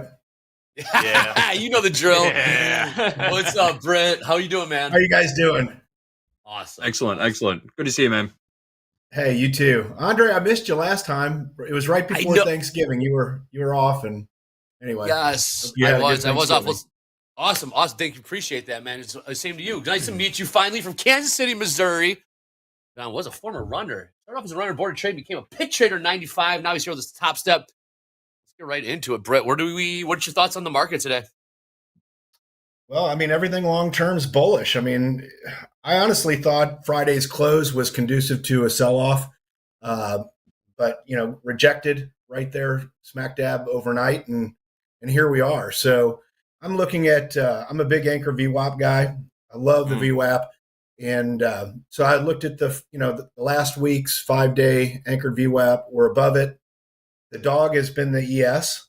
And I think the only thing really interesting right now is NVIDIA seems to have separated itself from the NASDAQ over the last few days. Yes, I did see. Did I read that NVIDIA is now in correction territory? I think I saw the headline flash earlier today. Someone could double check that, but I do believe NVIDIA is in trading correction. Right around 130.90, so down $3. Yeah. There you go. George saying Chiefs to Britt. Britt, congratulations on another victory for the Chiefs. You are Chiefs. How about that, huh? How about those Chiefs? Your team's pretty good, man. Chiefs Lions. Super Bowl I'd like to see. Chiefs Lions would be a lot of fun. That would be fun. All right, let's get it. So Dolby time. Britt, right before you got on here, Britt, Dolby is looking for perhaps a pullback around 40, 22,040. Perhaps to enter a long. Obviously, we're about 14 points away from that. Oh, we got Hoop in the house. Everyone's coming together now. Yeah. Dolby time, of course. That's too perfect. JD, go get some lunch, man. JD's graciously hanging out with us during lunchtime, for his lunchtime. Sure thing. I see Hoop back there too. So, yep. Yeah, we'll let's get Hoop in. And then we're going to get Tuckman soon. Everything's moving fast and furious. Britt, how's the trading gone so far today? I'm scratch. I actually was long when Dakota and you guys got short and started thinking about it, and I got spooked out of it. I don't like to go the other way of you guys, especially when Dakota's getting aggressive with wanting to be short. And so I scratched the trade there, and right now I'm just kind of looking at liquidity and seeing that ATR is starting to shrink. We're down at 7.3, and it almost feels like a Friday where you just start grinding higher and higher. I was just thinking that, Britt. Hey, who we got there? Hey, now it's VIP Lounge. We went from Trade with Topstep to VIP Lounge. Great job, people on the Chiron there. Segments are moving fast. It's a fluid situation here. Coach Hoop, what's up, man? Welcome. What's going on, guys? What's up, Hoop? Coach Hoop. Just trying not to short the NASDAQ right now. That's what I'm trying not to do. What do you? What's your secret for not doing that? Did you put like tape over your monitor where it says sell market, or? No, July flashbacks of getting run over. Yeah. July. Yeah. I'm still talking about that July. That was just unbelievable, and I won't forget it. So, yeah. July. For those that don't know or need to just refresh their memories, July. I think we made 10 all-time highs in the same month in that July. Yeah, we just kept making them every day. Yeah, every day. It's just every day. Hey guys. All right, guys. All right. You guys take 5. We got Peter Tuckman in the house. Things are moving fast and furious here. Now we got Tuckman. I got a couple questions for him. So there he is. Look at that smile. Every time he gets me. Every time I crack up. I see you, man. I was playing my new Einstein of Wall Street jingle this weekend to my kids, and they absolutely cracked up. It's hilarious. Hey, welcome everybody. We got Peter Tuckman in the house. Let's get right into it. Mr. Tuckman, I got to ask you, on Thursday, were you at work on Thursday? Were you there to see the man ring? Did you see him ring the opening bell? Yes, I did. What was that like? What was the experience like? Secret Service everywhere?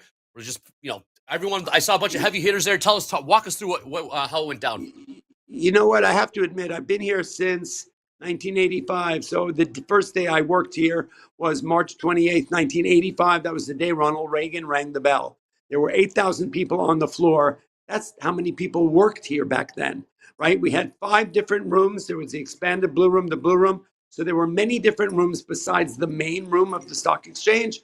And there were 8,000 people, 1,366 brokers, market makers, support staff. I mean, there were just teletypists, all kinds of different people. So the actual employment on the floor was 8,000 before a president would come down. But you have to realize that was pre 9/11. That was like, they didn't have the security that they have these days. So that, first of all, to be honest, until they posted a photograph of that day. I had no idea that that was the day that Ronald Reagan rang the bell. I mean, I was so overwhelmed being here. I was 26 years old. It was wild and crazy. So I didn't even realize the president rang the bell. This time, you have no idea. The security, first of all, was obvious. Look, he's had 2 assassination attempts. So the security was crazy. The New York Stock Exchange is the highest risk place in the world next to the White House. So we've got our own security on a day-to-day basis. But obviously, this was major high alert. So first of all, the first line of defense was Secret Service. That was off the charts. Obviously, then we have our own security here. But then what was amazing was who actually showed up for the event, right? So he was here with all his daughters. He was here with J.D. Vance. He was here with the vice president. Okay, he was here with Melania. His wife was here as well. Okay, then you had the CEO of all of the major brokerage firms. I saw David Solomon was there, CEO of Goldman Sachs. So there was a lot of representation of the institutional broker dealers and brokerage firms on the floor. That was one big deal. Then you had Bill Ackman here, right? I think Bill Ackman originally was a Democrat, but flipped to the Trump side. So I think there were a number of major hedge fund managers here. As far as I know, I saw Bill Ackman. I don't know who else was here, but I would imagine there were a number of others. The people who I didn't see were like Stevie Cohen. I didn't see Elon Musk. I thought he would show up, but he didn't. And so besides that, so that's a huge corporate presence, right? In a big way. Anyway, the floor was jam-packed. We were not allowed to have guests on the floor. So nobody like that I usually bring people on the floor. Nobody was allowed except people who had badges on the floor of the exchange. So that kept it limited. There were red ropes everywhere. So you could not really, the route that he took from the boardroom. So I'm upstairs now. I'm actually in the big board art hall. I have an art gallery on the 6th floor of the exchange, which is right next to the boardroom. The boardroom is where everybody who rings the opening and closing bell are honored when they come to the exchange. It was modeled after Versailles in 1903. The ceiling is a Tiffany, created by Tiffany. It's gorgeous, stained glass, and the walls are gold flake, and it's a pretty wild room. And so it's basically where everybody who rings the opening closing bell, who is basically heads of state, prime ministers, presidents, CEOs, people who are doing IPOs, it's a very exclusive room. And so he went up there first in the morning. He gave a long chat. What was significant about the talk he gave was that, we've got this, prudent petroleum reserves that the United States holds that are in the hundreds of millions, I think even billions of barrels of oil that the U.S. holds. You realize that, most of the oil producing countries are not our friends: Venezuela, Iraq, Iran, Russia, and Saudi Arabia. So we actually hold what's called our domestic prudent reserves of oil in case of a conflict, that we have as much as we need. Well, what Trump announced in the boardroom on Thursday was that we are going to create a 1 billion or more than 1 billion prudent reserves of Bitcoin for the U.S. to hold. And you know that when he I think it was right after he got nominated, he said that he's going to create the kingdom of crypto, right? That the U.S. was going to be the base of the creation of the crypto kingdom. And so we know that he's big behind that. So, look, he's not my guy. So, I kind of stepped back because there are a lot of other people. The floor is a 95% big backers of Trump. So everybody who wanted to get close, I kind of stepped back and let them do their thing. It was fascinating, though. All due respect to the guy. It was very funny. There was a scene. I'll send you the video. There's an Italian reporter who's the Italian reporter for CNBC on the floor, and she got right up next to him. And we know how he likes pretty women. And she walked up and she said to him, "So what do you think about Italy, Mr. President?" And he said, "I love Italy." It was actually very funny. And then, the prime minister of Italy, Meloni, right? And she asked about that, and he goes, "I love Meloni. She and I are going to work together very well." So anyway, that was fascinating. There were only 3 or 4 designated brokers who got to go up and actually chat with him. He had an interesting conversation with a couple market makers. He spoke to the brokers at Citadel for a little bit. So you know what? It was an amazing experience. Saw that. Yes, I saw the Citadel interaction. That went on for a long time. We're watching here on CNBC. But yeah, it's very, very cool. Thank you for sharing that with us. All right, Mr. Tuchman, let's get right into it. FOMC week. What are you expecting? Looks like a 95% probability that they will cut rates. Are we looking for more cuts in 2025 just to fuel this rally that we're seeing here? By the way, NASDAQ, new all-time highs, Mr. Tuckman. 100%. I actually I just ordered the NASDAQ 20,000 hats. So I guess my special people at Topstep are going to get those the minute they get printed up. And I've never done a NASDAQ hat before, so that's kind of cool. I think we've got a cut coming next week, and that's going to give us the fuel to help Santa Claus show up for the last 2 weeks of the year. And according to my man Dan Ives, who we had an interview with last week, he said that his belief was that we're going to see a minimum of 1 basis point cut in 2025.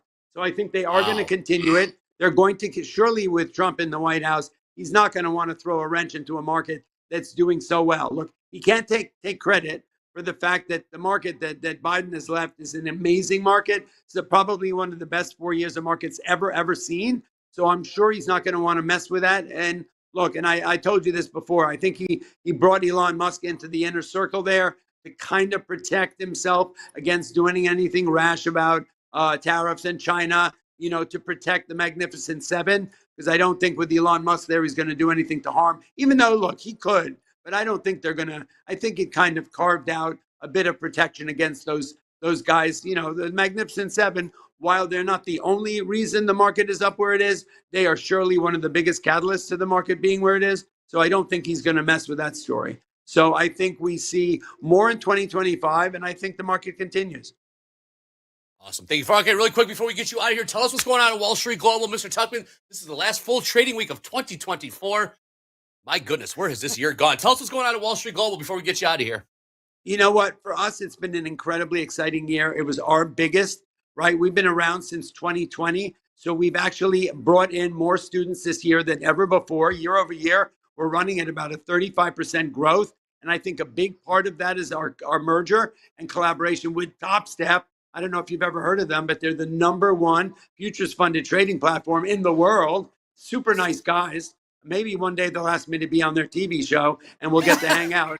But anyway, I love you guys. We're really happy we're working with you. And I think we got a lot more fun to have next year. So everybody should go check out starting January. I believe the second week of January, we're going to have our first of 2025 live free masterclass. Everybody should come and join. We don't have a date yet. And come and join Wall Street Global Trading Academy. If you're already trading with Topstep, you join us. That collaboration is genius, if I do say so myself. Check it out. Thank you, Mr. Tuckman. Thank you for sharing your experience from last Thursday. And go check out Wall Street Global Trading Academy, Mr. Peter Tuckman, David Green. Here, you know what? Here, guys, do me a favor. I'm here with a friend of mine, Ramini. She's an amazing artist. Okay, everyone should go on Instagram and check out her work. It's extraordinary. Ramini, the artist, on Instagram. Check it out. Boom. Me, the artist. Thank you. Hi, Ramini. Hi. Thank you so much. Thank you for joining us, everybody. Well, Peter, we'll see you on Friday. Ramini, go check her out on Instagram. Very, very cool. You never know who's running around with. The guy's a celebrity down there. Hi, guys. Later, Tuckman. Peter. Later, Peter. Bye, buddy. That was pretty cool. All right, let's get back to the VIP lounge. We got Britt in the house. We got Coach Hoop. There they are. How about that, guys? I know he's got something to say there. Dolby, while we were talking, new all-time highs, guys. How do we get in? How do we get in on this rally? Yes. Buy it. Have we tried buying it yet? Need to. We're gonna need to buy it quickly. It's just the market's running away from us, Britt. When you see something like this, you're running. You got experience. You've traded all this. How do you get in on this, man? Where do we get in? Well, what kind of talk? Listen, I think you just have to be smart. I mean, we're at lofty levels, right? We've got multiples in the Mag 7 we haven't seen since before the last big crash. I've always been as a pit trader, and you guys know this, Coach Hoop. You always seem to be on the wrong side, right? I'm an internal bear coming into everything that I look at. So but with that said, you just have to be smart. I mean, that's why I like the Anchor VWAPs. I mean, I'm looking at it. I think the interesting part right now is that we had a little volume spike on the 1 minute a couple minutes ago, made a new high, but that candle was compressed, right? So now I want to know, can they follow through, or are we going to get that pullback that we're looking for? But, you know, the Anchor VWAPs from the opening to the current swing low has been passed off twice now, and they've held pretty well. If you look at that, you look at the longer term swing Anchor VWAP, I don't know how you would, other than selling it and taking quick profits. I think you just have to look for good strategic places to buy. Do I want to buy it right here? No. I mean, could you? Sure. Hell, you probably make some money, but the risk reward is just not there on the table. I'm short 2 micros. Wait a minute. What happened? What happened? Yep, that didn't last long. All right. Wait. I got a real question here. We have had 2 pit traders on screen. We got MP as a pit trader. What is with pit traders being just bearish all the time? You can't all be bearish all the time. Someone's got to be bullish making money. Where did it come from? Hoop, you want to take that? No, you go first. I have to mull that one a little bit. Okay, I thought my thought process is that look at the stock market. You have constant buyers. We provide liquidity, and so we are eternally. It seems like we're always taking the wrong side of that trade and trading out of it as a scalper, right? If I take a position, it's a little bit different, but most of those transactions that are coming in were always retail brokers, institutionals, that houses that are trying to buy and basically trying to time it. I mean, if that answers your question, I just think it's the money flow, and we're always on the wrong side of it for the most part. Well, I think in the pit, you're always taking the other side of big money. So yeah, I think I agree with that. I think the other thing is, for me, in the meats, fading extremes can work. In the equities, it can be a whole different, you can just get run over fading extremes, hence why I'm short, right? But the thing I've learned is that I'm short 2 micros, I'm willing to risk $125, and I'm not in a full mini, whereas, I guess trading with Coach Paul and Jay is just one thing that's helped me is manage risk. You want to take that side of it and you want to risk. If you want to risk it, it's just manage the risk. It's not like throwing 5 full minis on and, taking huge heat. So. Yeah. Listen, Coach Hoop, the thing is like even making that transition into the equity markets and trading on this screen, I took about 15 years off before I decided I had to get back into this. And this is kind of what I needed to do for myself professionally. But with that said,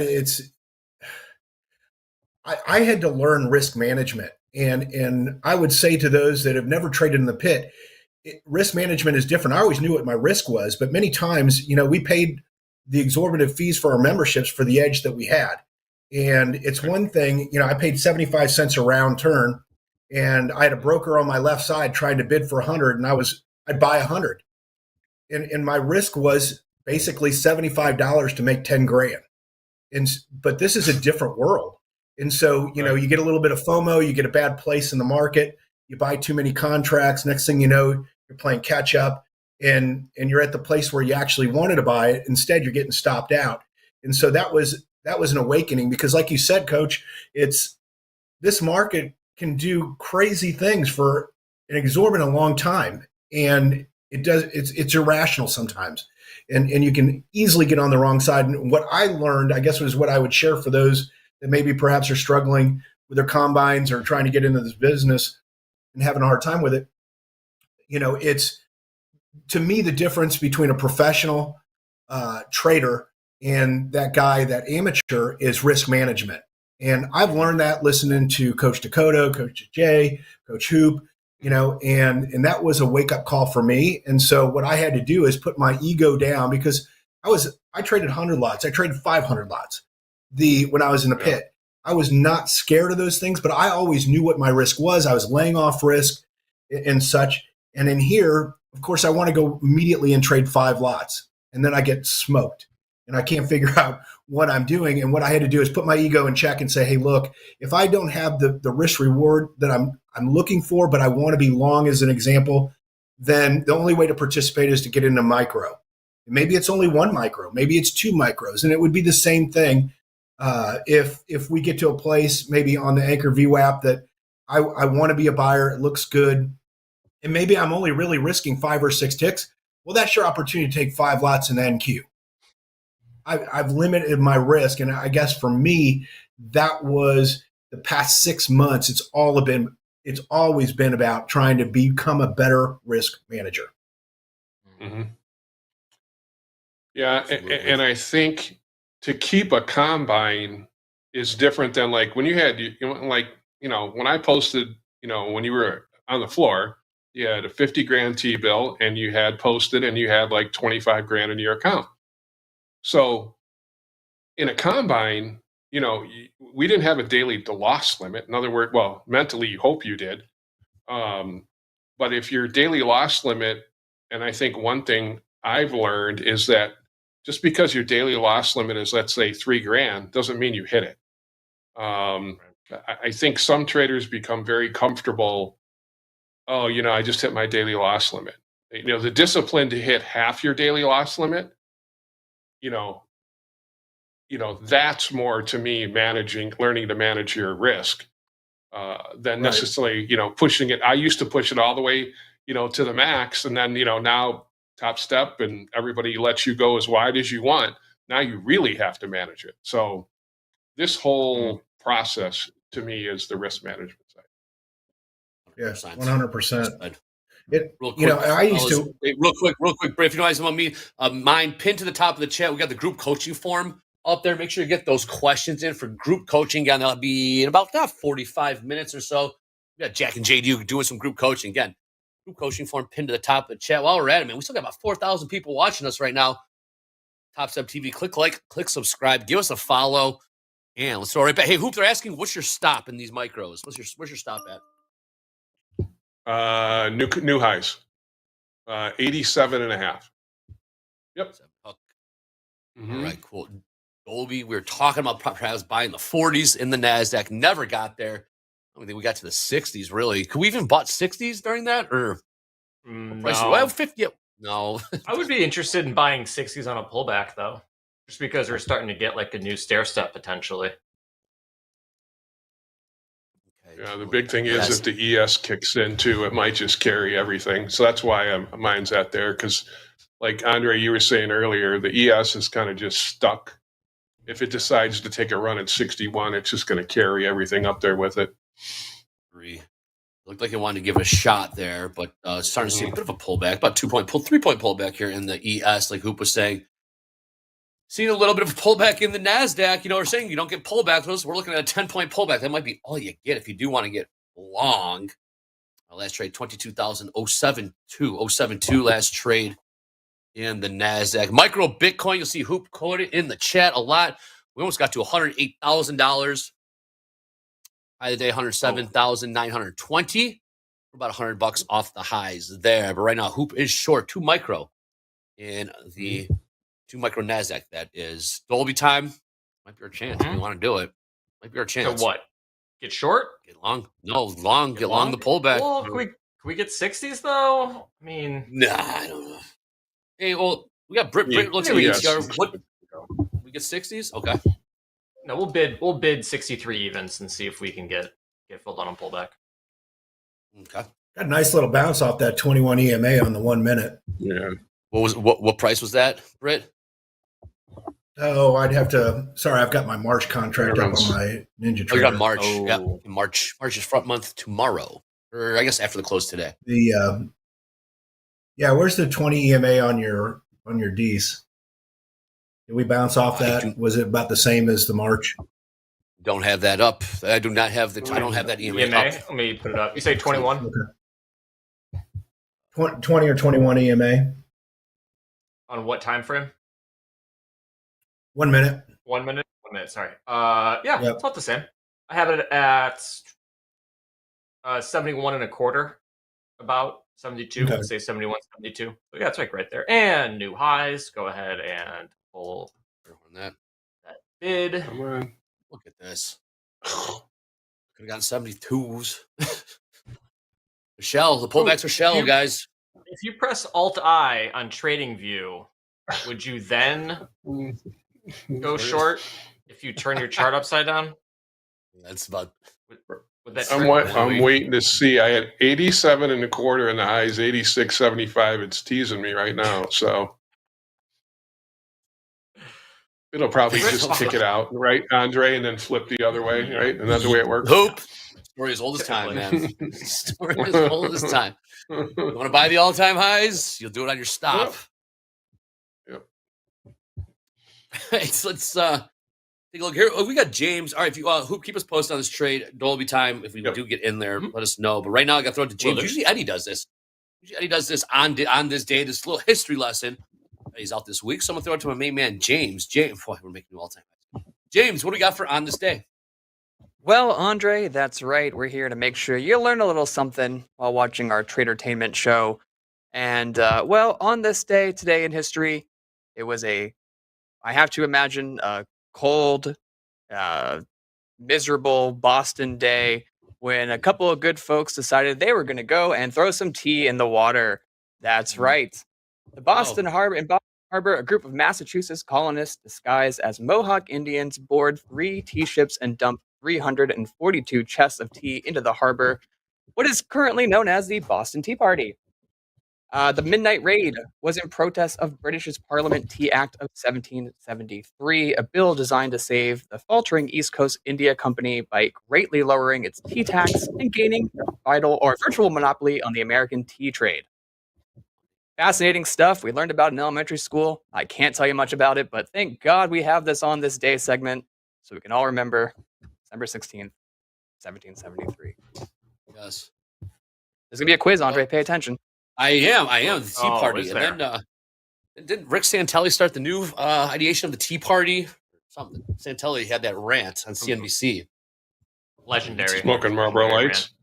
Smoking Marlboro's the Smoker's Alley. Hoop, you know where it is. Smoker's Alley. In the two buildings, yes. Yeah. Britt, there's a dry erase board behind you. Is that trading related? No, that's golf related. So I coach golf. I've been a professional golfer for about 12 years and have coached quite a few PGA guys through the years, and more of a master of body mechanics, body movement. TPI? I am TPI, Brett? certified. Are you? Nice. Yes, sir. I've got that, and I went through a different program that was more about mind and muscle and how that works in the Titleist Performance Institute. I've been through the test. Correct. Yep. Whoa, that's cool. Oh, there you go. Some heavy hitting golfers over here. Do you happen to know a gentleman by the name of Kevin Ward, Britt? Kevin Ward. He is an instructor in your area as well. Just throwing it out there. I don't know Kevin Ward. All good. Came and went. All good. But that's awesome. Interesting. So what's on the dry erase board there? What are we working on today on today's lesson? Oh God, that's kinematic sequence, different body movement aspects for a specific player that we're contending with. Some of it is crosswinds, headwinds, ball carry. When it's wet, when it's dewy out, if it's damp, there's humidity in the air, and kind of looking at what his TrackMan numbers are and how that affects his golf performance. Dre, how often are you measuring air humidity for your hits? All the time. All the time. For the guys that are playing like the Korn Ferry and the PGA Tour, super, super important. Even the guys that are varsity players in high school getting ready to go to Division One players, these are all important factors. I mean, it makes a difference. Wow. And so we've got to be on top of it. And most of, what I end up doing is managing data. Everything is about data now, which is super interesting to me. Britt, are you in Kansas City? Is that where you're at? I am. Yes, sir. I was going to say, you'll see me on the golf, chat. But if you're ever out in Arizona, let me know. There you go. I'm a I get golfer, out there a couple times I a year. played in high school and college. I made the state am in Illinois, so yeah, I'm an avid. Hoop. If you ever want to talk shop, yeah. Love it, man. Golfer. Oh, nice. Absolutely. Anytime. Get a little golf outing. I'll let you know. I'll hit you up there. next time I come out.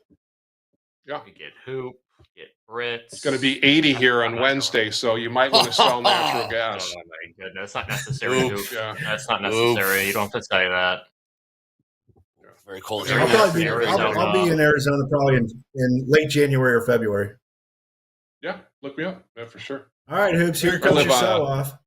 Yeah, here's a sell-off. Hoop, you're still in this trade? Hey, I'm a scratch. Yeah, scratch is a winner. I should get out, right? 64.75. Yeah, that's about the best I can get out of the NASDAQ. I'm long cattle too, so. Are you really? Yeah. Hoop, have you gotten any of your VIP traders into cattle or other farm products? No, I can't get any of not a one of them to cross over. Nope.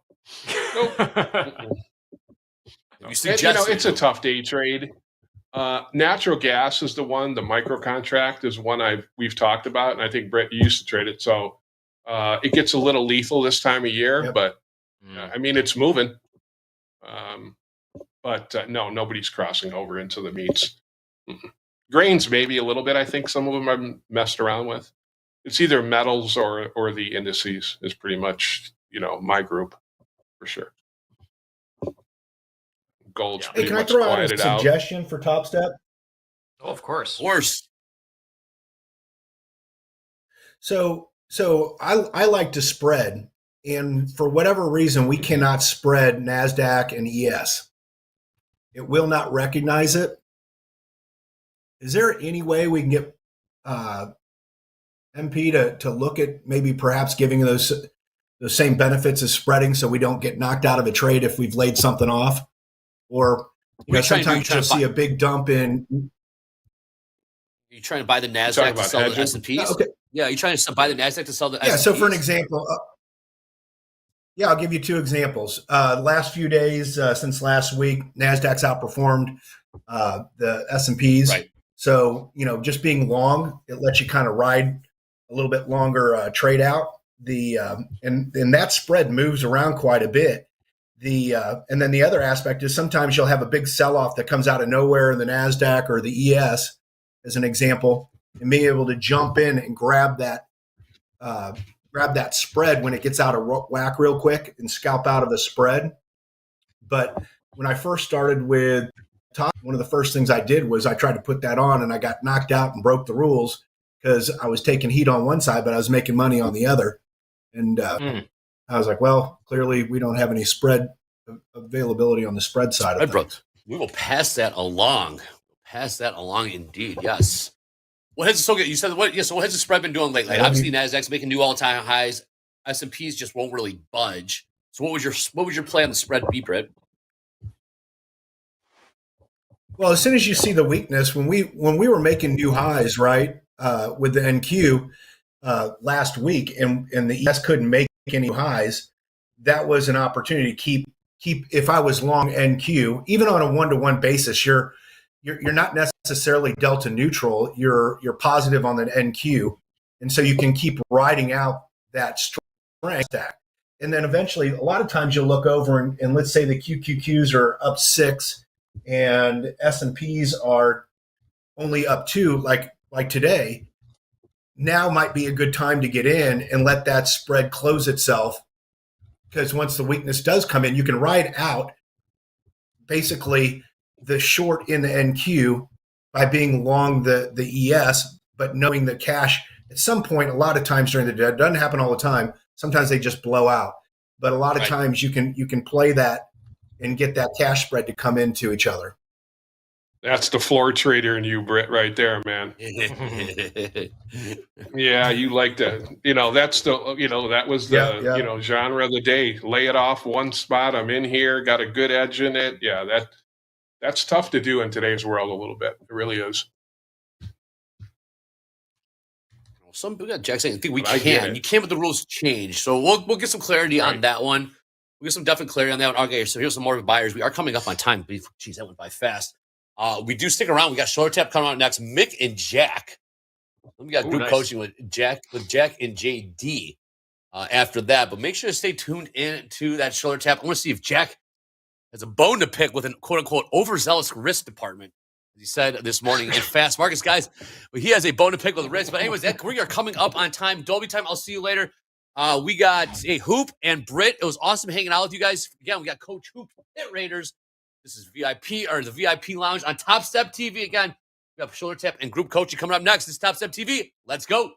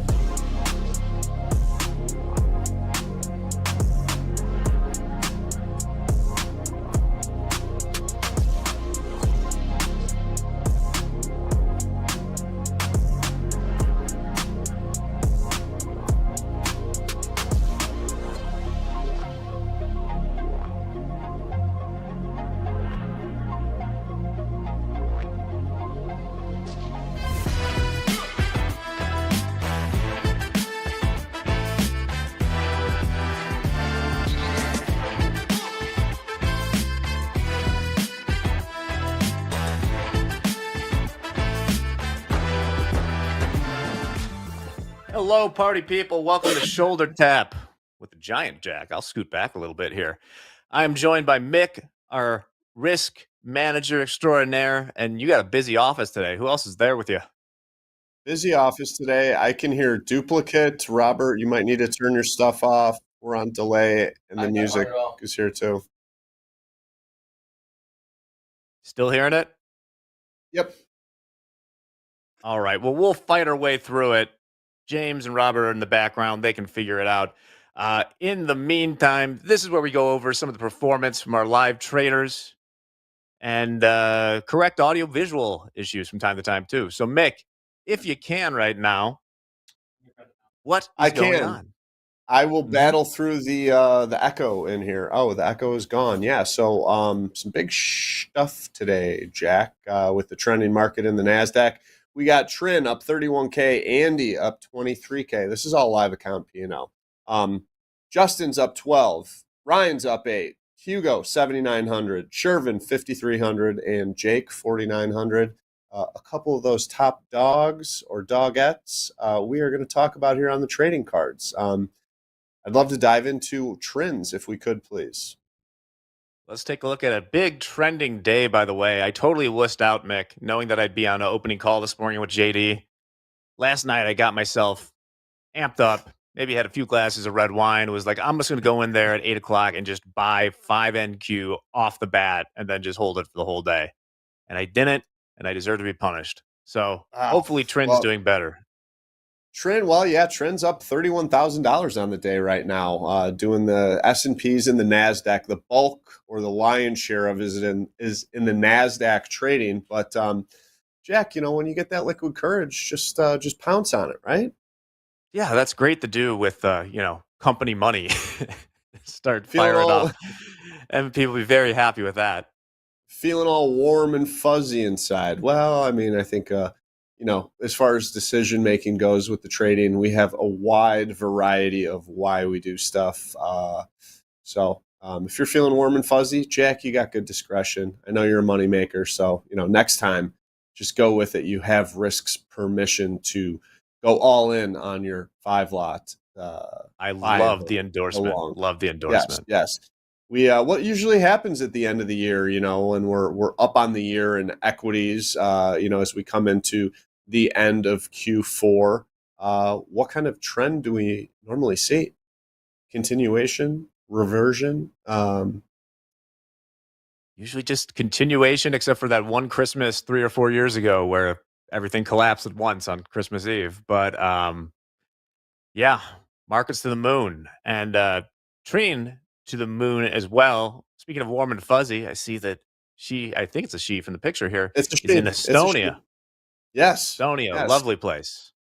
Very lovely place. Never been there, but I'm just saying that to say that I do like the area, though. I'd like to make my way out there sometime. I had an opportunity to go to Poland and work from Poland for a while, for an extended period of time years ago when we had one of our development teams here based out of Poland. And they had a nice cushy office out there, and they were all very fun young whippersnappers. And I had actually written some letter trying to gain approval to get out there and stay with to bunk up or room with some of those developers in Poland. Never ended up happening, but at the time I was single, I was like, oh yeah, I could go work from Poland for 2 weeks at a time. I remember them bringing some tasty Polish vodka to the office, and that's what kind of sparked my idea of wanting to go out there. I was like, oh yeah, they got great vodka. I'll go hang with these young party people and drink Polish vodka and work at the same time. Anyways, that never happened, but here we are talking about Trin. She's up 31K in her live account today, and it's been today's only day 10. It's been a short 9 days so far that have populated on this trade report for Trin. Net P&L, she's taken down a little over $1,100 a day. We don't have much more than, the winning day percentage is not better than 50%, so a little less than half of her trading days are winners. Just a little bit over half of the trades are winning trades. But the winners that she's putting up, are much bigger than the losers. So best day, almost $16,000, with the worst day being about minus $3,700. Average winning day is double what the average losing day is. And then on a per trade basis, we're just right around the 1-to-1, a little bit better than 1-to-1. Trin is scaling in and out of positions. So adding two with one contract at a time. So it does look like there's a lot of trades per day at 58 trades per day, but it's really just scaling in and out, which I think, has served her well. She's putting up massive days on the winners.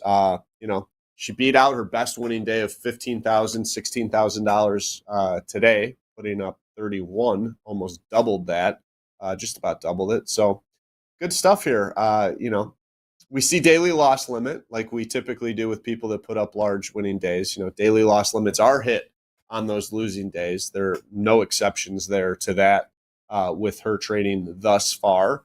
But all in all, it's working. I would like to see her take a payout pretty soon here. I think today will be day 5 on the eligibility for taking a payout. But for someone who's willing to risk, $30,000 on any losing day, they're going to want to keep in mind that account balance maintenance level.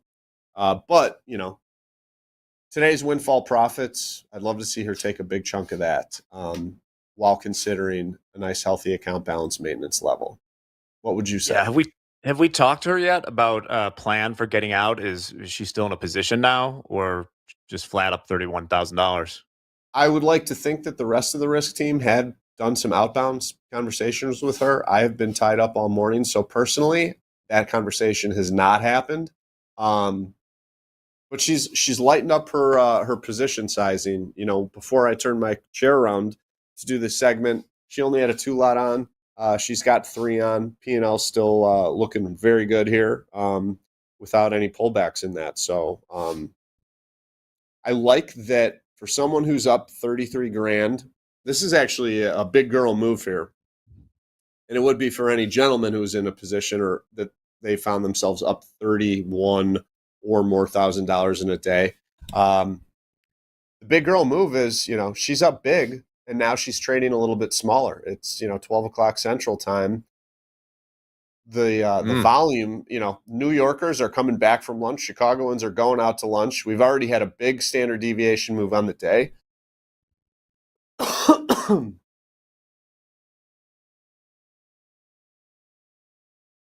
Excuse me, apologies for that. Oh, we want to go back to Trin's trading card if we could, please. Thank you. So she's lightened up her position sizing. She, has had a large position on at any given time today, but right now, she's got 3 lots on.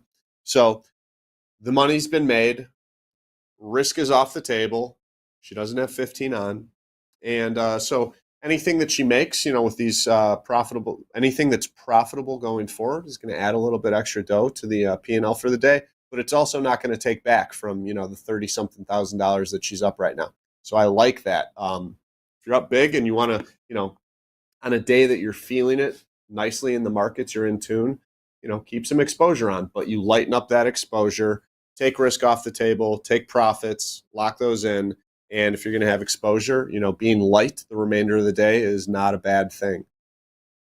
It's a hell of a couple days here. I mean, so that made nearly $16,000 on Friday and then came back today and is up 31,000.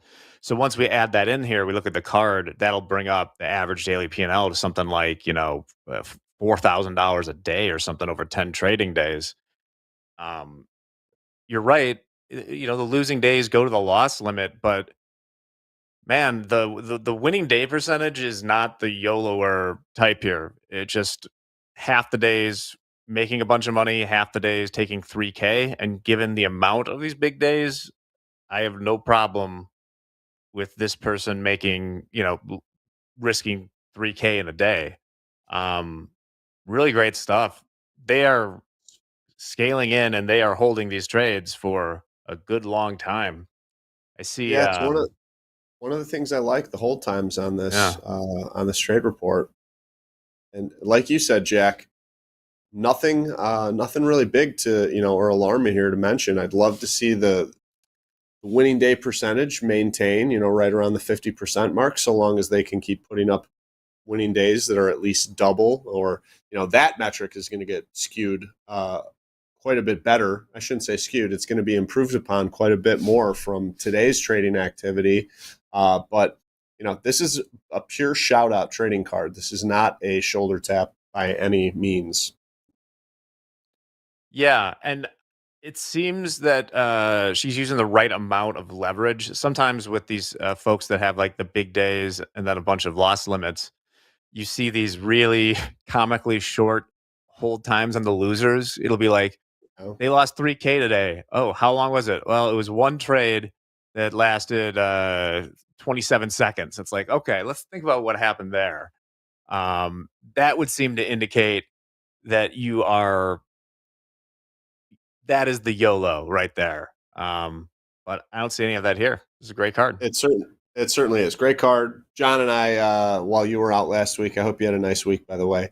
John and I talked about that a little bit last week, something you and I discussed, daily loss limit hit in 45 seconds or in under 2 minutes. When people go all in, all out, or all in, and then they find themselves in a losing trade, you can bench yourself pretty quickly and miss a lot of the session. So the scaling in always helps keep you in the game for a period of time longer, because if you're adding to winning positions and you're, scaling in to those winners and you're not going all in, you don't have your back against that wall with the daily loss limit that's going to put you out for the day. So very good work here from Trin. I have no doubt that she is going to lock in a very, very nice day, and hopefully the risk team did reach out to her and speak with her about her trading to compliment her. But with that, another person I mentioned, Andy, who was up $23,000 on the day my shout outs earlier. He's our second card here, second and last trading card of the day. Trading out of Spain. Unlike Trin's card, that was a shout out, this is a bit of a shoulder tap, because metrics are very different here. Instead of making almost $1,100, $1,200 a day, Andy started off with a nice healthy account balance from XFA trading that carried over to the live account. But for the 69 days that Andy has traded in his live account, he's losing close to $500 a day. So you can imagine, where that has put his account balance. Factor in, factor in a nice payout there, along with the trading activity. Definitely needed a little bit of an injection on a nice big winning day where he's at, $20,000 up on the day today, with about 44 round turns on the day. But do you want to take a look at some of these metrics here? Not the same story that we had with Trent. Yeah, it's a little, for those in the know, it's a little Susan-esque, I would say here. You said he was up how much today? 20 grand? Yeah, 23. Yeah, he's definitely going for it. I mean, he is either over leveraged or, well, he probably is over leveraged. Let me check one thing. There's something I always like to look at with these. He's not trading huge on all these trading days. And again, this is someone who's kind of scaling in. I think the problem is the attention being spread across all these products. We're doing metals, energies, equity indices, currencies. That's a lot to pay attention to. Platinum, I don't know why anybody's trading platinum. Yeah, there's just so many. But if he is trading small size, I don't know if he's. I'm looking at the hold times are decent. They're on the longer side. He is well acquainted, shall we say, with this is just a 50K account. Which he's fortunate to have that $1,000 daily loss limit, I have to say.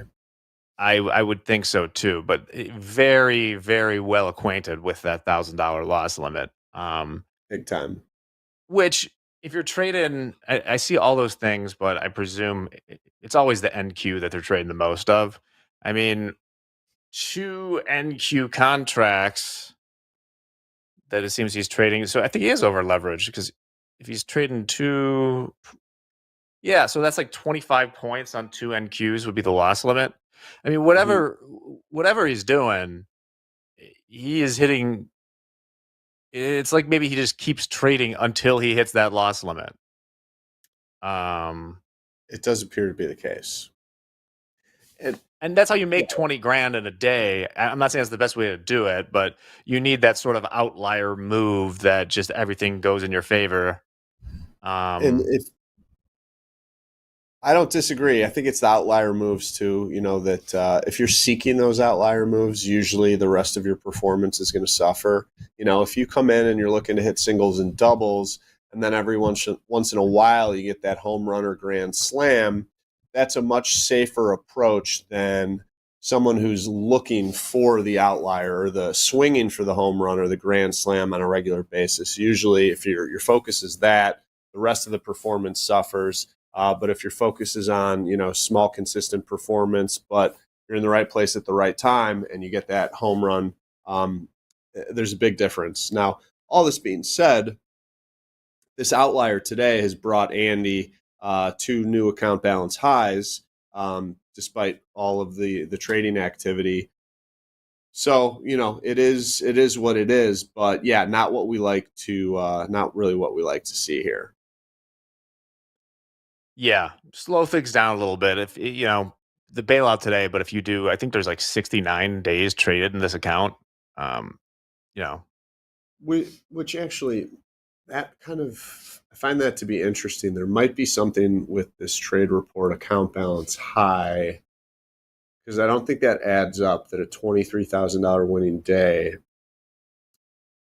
would put them, what it's saying, current account balance versus account balance high, it would put them there, but at,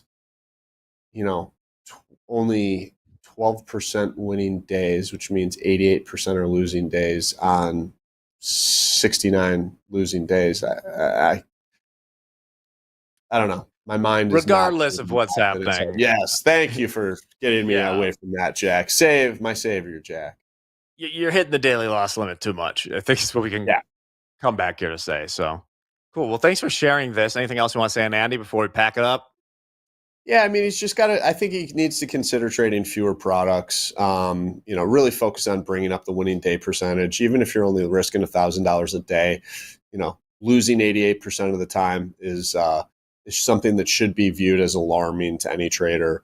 And the winning trade percentage is not too hot either. I don't even think we rattled off what that was, but that's at a measly 28%. So, there's some areas to focus on there, and whatever strategy is being implemented is going to influence those. So a change in the strategy is probably warranted at this point for continued success, I would say, Jack. Good stuff, Mick. Well, thanks for sharing and bringing those cards and dealing with the echoes or whatever else was happening. But you did great as usual, Mick. Well, I've got you carrying the team here, Jack. So it's nice being on with you. Good to have you back. I hope you're well rested and in vacationed, and I look forward to being on with you tomorrow, sir, and everybody else. I am feeling super relaxed, so relaxed that I'm sticking around. Next half hour, JD is going to join me. We're going to do some group coaching and maybe take some trades too, since the normal coaches are out of town. So watch out, risk department. Okay, yeah, I'll keep an eye on the Wild Boys. All right, we're going to wild out for about a half an hour right now. We'll take a quick break. We'll be right back. This is TopstepTV.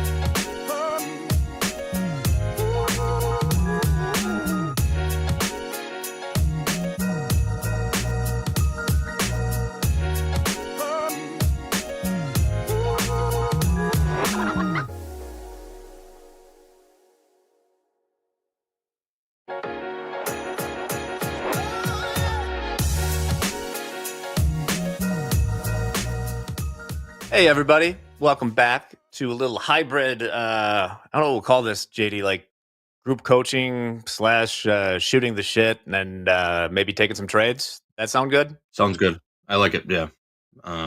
Couple bullet points there. Perfect. Yeah. Excellent name to the segment. Shoot the Okay, shit. cool. Let's take a trade. Boom.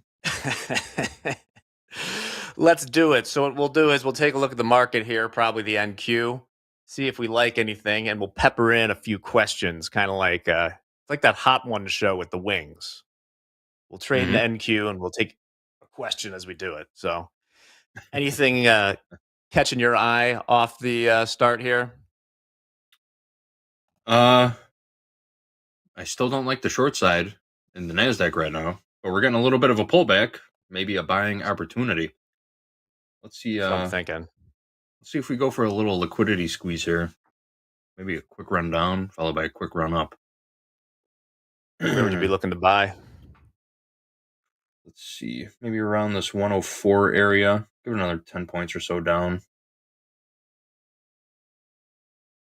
All right, we'll work on that. There's definitely some weak longs in this market right now. And I know a lot of people are still trying to pick tops too, which is we mentioned this in the green room. Picking tops in the Nasdaq today is certainly death by 1,000 cuts. We Just learned keeps that ticking quite higher well. and ticking higher. All right, I'm opening up this master sheet here of questions, JD. You have any that come to mind that you want to shoot away right now? There's a couple questions in there about stops, moving stops, where to put stops. You can combine a few of those. Lines 37 and 38. See those two? We got John. John says, I'm curious why traders like Dakota and Jerome don't move their stops to break even after being positive like 40 ticks or more if the trade goes against them. Then if stopped, they can always get back in the trade at a better price with better risk. Seems like that would work better for their P&Ls overall. Follow-up question from Andreas. Andreas says, is it smart to move a stop loss in profit for a risk-free trade?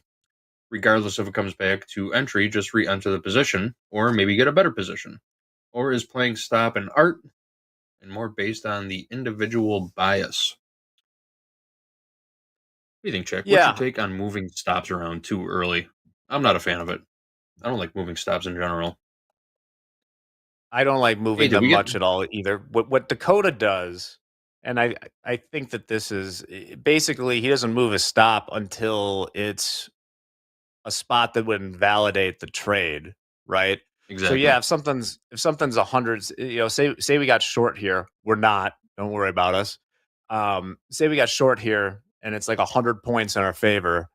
Where Dakota would try and move his stop, ideally, would be if he saw a place that he would no longer want to be short there. As opposed to, I think where people get in trouble is just moving stops like willy nilly, or even worse, just based on like P&L, right? Yeah, exactly. There is an art form to it. Hoag has talked about this quite a bit, especially when it comes to trailing stops. I don't like trailing stops either, but I don't like moving stops until my trade is invalidated. Sort of like what Dakota does. I know I'm getting out of a trade before I get in, and if it's in my trade goes in my favor a certain amount, I'd like to leave a runner, but I also like to give the trade room to breathe. You spend time working on these setups, and when it comes along, you want to let it play out, or at least give it a chance to play out, rather than moving your stop too early and getting stopped out on the pullback, or what the retest, I should say. The retest Also, yeah, the retest gets you 90% of the time if you're moving stops too soon. Also, it makes it harder if you do it consistently. Like, say you're someone. I think I've seen Jerome do this too, where or certainly Muhammad does it, where you have different profit targets and you don't move a stop until you get one of those profit targets. I mean, anything you do consistently, you can look at the data and tell if it works or not. But yeah, just avoid pulling stops way too quickly, like seeing green and then being like, "Oh, free trade." In the long run, that probably won't work. We had a brutal one a few weeks ago when I was on during Power Hour, where we added and moved the stop a little bit closer, thinking to keep the same risk. And that was dumb. We were thinking in terms of like dollars right there. And what ended up happening is it took out our stop, wouldn't have taken out our original stop, and then went gangbusters in our favor. And so, yeah, it's an art form. No one does it perfectly. It's a tricky game. Well, we're getting a little downside action here. The bull flag has been the pattern of the day, in my humble opinion. There's just a bunch of them out here. And they've all played out well. Let's take a look and at we're forming another one right now. Do you have the tilt up? Tilt, I've got 50% long in the ES, 35% long, or 65% short in the NQ, 65% short in crude oil, and 60% long in gold. So, short side tilt growing just a little bit, but shorts just continue to get run over. We're still tapping on the ceiling of new all-time highs. I'm not seeing any type of structure that makes me want to short it just yet. I see some people in the chat talking about shorting it. The short's coming. The short's coming. Well, if you keep playing it that way, eventually you'll hit it. I just hope you have some equity left in your account to take it for a ride. That's true. Well, we got our big catalyst not coming until Wednesday with Powell speaking. There could, maybe I could be convinced, like going into tomorrow and stuff, maybe people will be doing some, balancing or hedging of whatever our man's going to say. But as for today, I'm going to have to see a lot more before I consider shorting this. But for all you guys who are short in there, I hope it works out for you. Congrats. Look at these moves. Tesla is up 5% every day. Let me take a look. Tesla was the only stock up this morning in the Mag 7.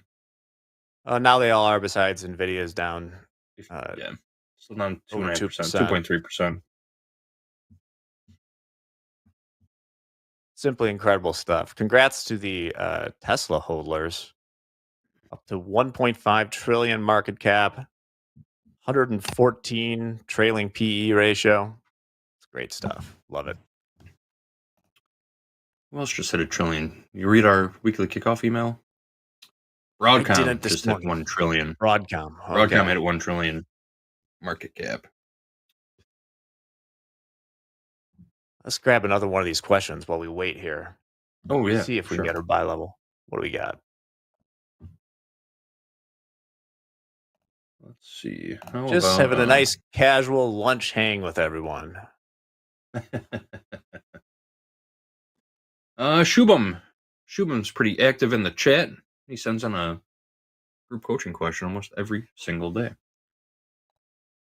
So Shubham says, hello, coach. My question is, number one, what signals or patterns in the order book are most indicative of future price movement? Number two, how do you identify order absorption icebergs, such as icebergs, on the chart? Well, speaking to the first question, what signals and patterns in the order book are most indicative of future price movement? Not so much the order book, but on your chart, I mean, there is a pretty significant chart pattern working itself out today. It's worked 1, 2, 3, 4, 5. I've drawn it 6 times on this chart, and it has worked every single time today. This is what you call a bull flag. It's simply just a small pullback in the middle of an uptrend, or in the course of an uptrend. They call it a flag because there's a get my drawing tool out.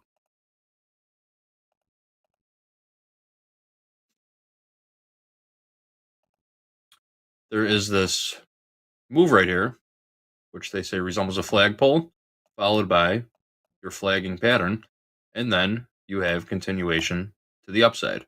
Another flagging pattern, flagpole, continuation, so on and so forth. And that's been how it's working all day long.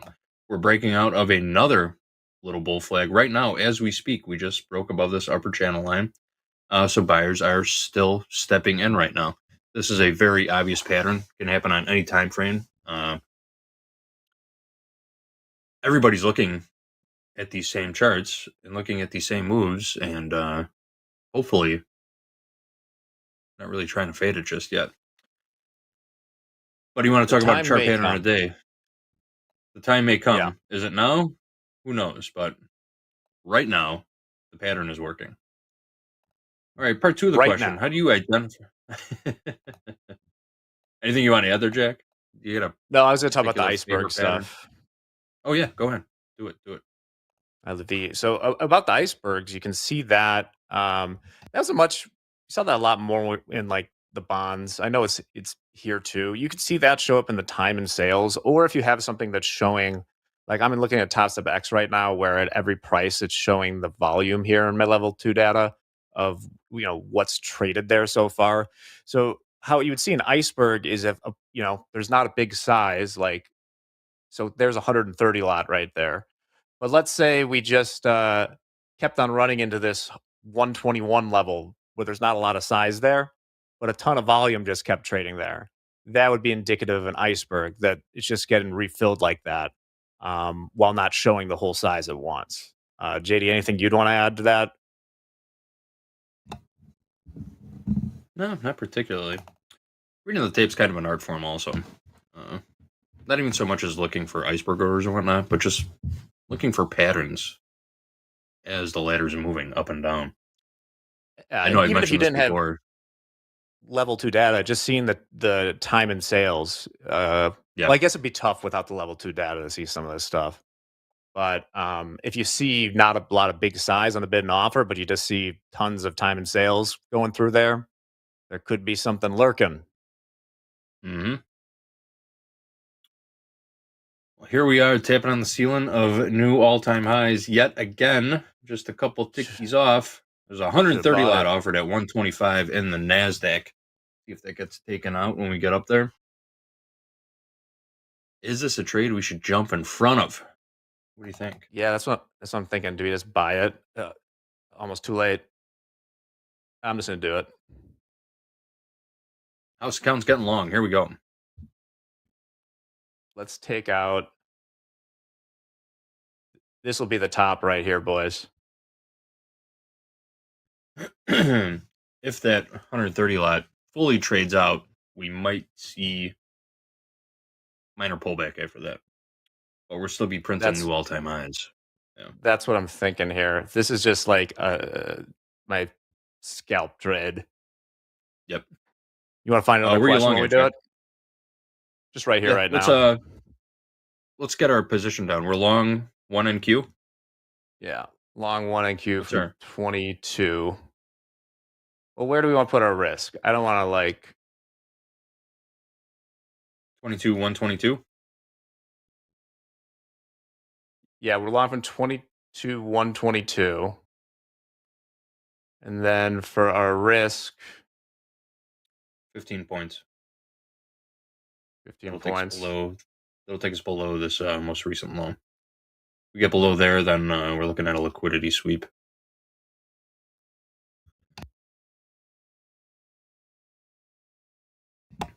Here we are. Offer's not moving. Right at the high tick of the day. See if it all trades out.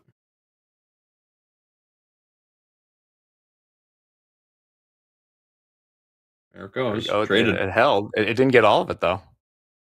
Didn't get all of it. 189 total trade at 125. And the other 30 are still sitting there. Kind of want to get it out of this.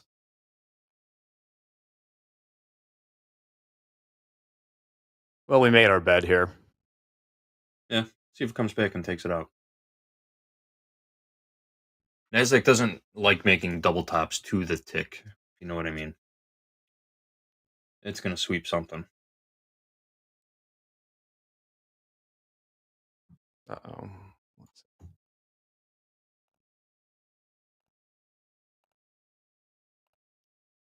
Well, let's find another question while we're diddling with this.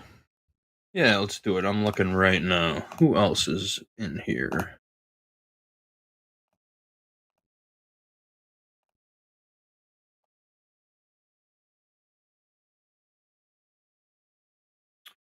S&P and NASDAQ with slightly different price actions. Could it be due to the fact of new companies being listed on the NASDAQ 100?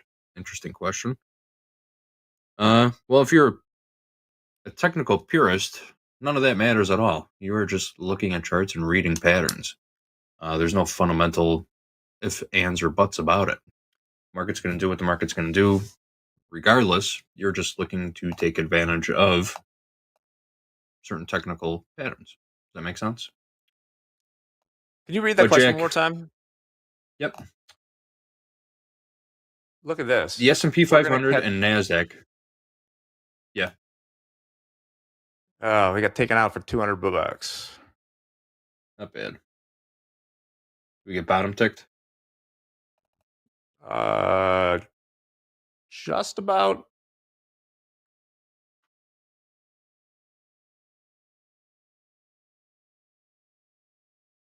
Just about. So what was the question again? The question was, the S&P 500 and NASDAQ with slightly different price actions. Could it be due to the fact of new companies being listed on the NASDAQ? Do new company listings and valuations have anything to do with the overall movement of the futures markets? I mean, sure. The bigger difference is there's just different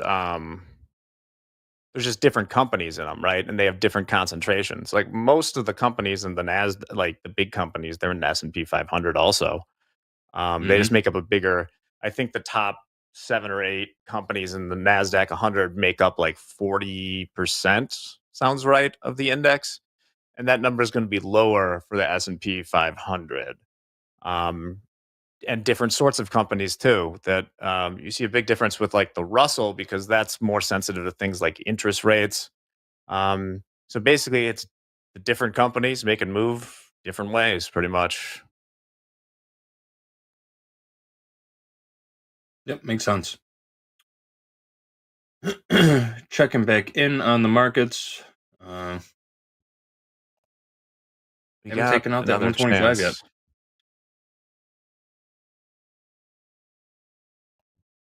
I mean, I'd still rather be long right It's now. Yeah. Same. This bull flag is looking more rangy than anything right now, though. More sideways than actual flagging pattern. Let's see if we can break out and print another new low. Break out to the downside might be the short trade everybody's looking for or waiting for. Let them have it. I hope they're right. Like that'd be a sweet trade, but I can't do that today. Not the day for it. Yeah, I get it. Need some real upside structure before shorting this market. We're kind of starting to build some structure right now.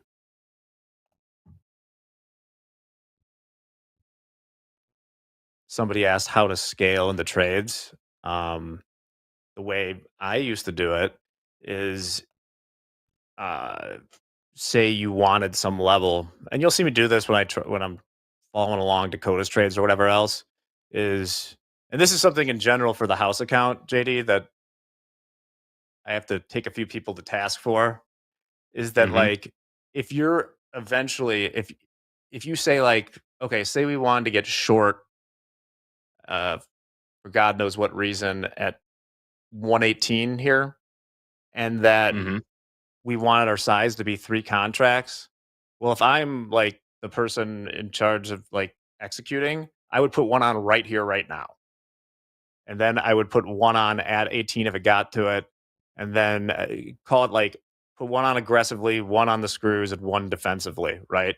So that you end up with the average price of that. And which I see happens a lot is you have that one on if that level never trades. Yeah, Other ensuring ways you're to in the scale- trade. Yeah. Yes. Just making sure you're in the trade and you're not missing the move. Even though if you're smaller size than you would like, at least you're in for the move. Yeah, and then I mean, there's other ways to do it. Like we show a lot of people that add to winners, which is hard to do. And what do you feel about this, JD? I think that sometimes it's taken as too much of a truism that like winners add to winners. I don't think it's 100% a good thing for people to be adding to winning trades. Um, because in doing so, you are obviously making your average price worse and worse. And we tend to see when it works out spectacularly when someone makes, like $40,000 in a day because they were just, scaling down.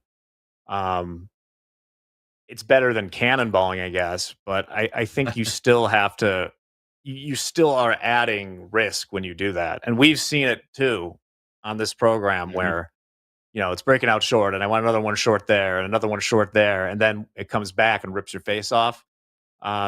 Just be prudent with that. And also, like what Dakota does is, add at key levels or areas of importance, things that you want to see. Or I'll see it a lot where it's like, oh, this candle closes and I like it below here. That's when you could do that. Yeah, those momentum trades, the market moves. What you really need if you're adding onto winners like that in those super fast momentum trades, you need a significant amount of volatility in one direction. Any pullback will yank you right out of that trade. So trading the way someone like Rips does, where he's putting stop entries above the market as the market is blasting higher.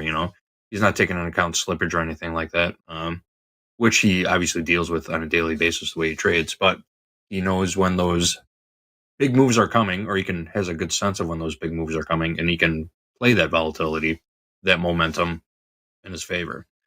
So it's a different kind of trading. A little dangerous, but the ins and outs happen real fast, and the risk reward is there if you know what you're doing. Someone was asking about, I don't think we're getting an opportunity in the next 2 minutes to do it, a trade right now. If it is, I'd still buy it.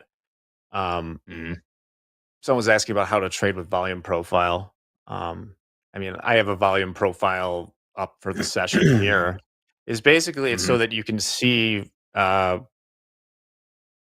prices that gathered a lot of interest and there was a lot of volume that traded there versus these, extreme areas or sometimes these gaps can be areas that can be run through pretty quickly. How do you use it, JD? Or do you use it? Volume profile? Yeah. Setting up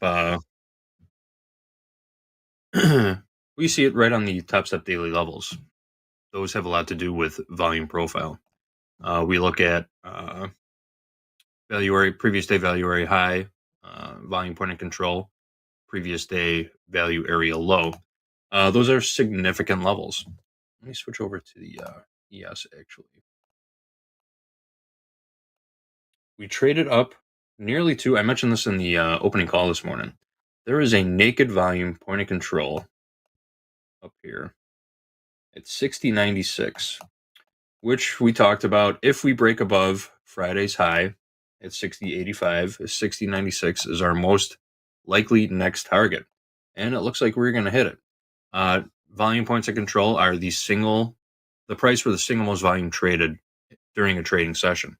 And when you leave one hanging like this, a naked point of control, meaning business has returned to fill in the orders left there, it turns into a decent target price. So that's one way I like to use volume profile, looking at previous days profiles and setting levels based off of those, which we also do for the Topstep daily levels on your Topstep X platform.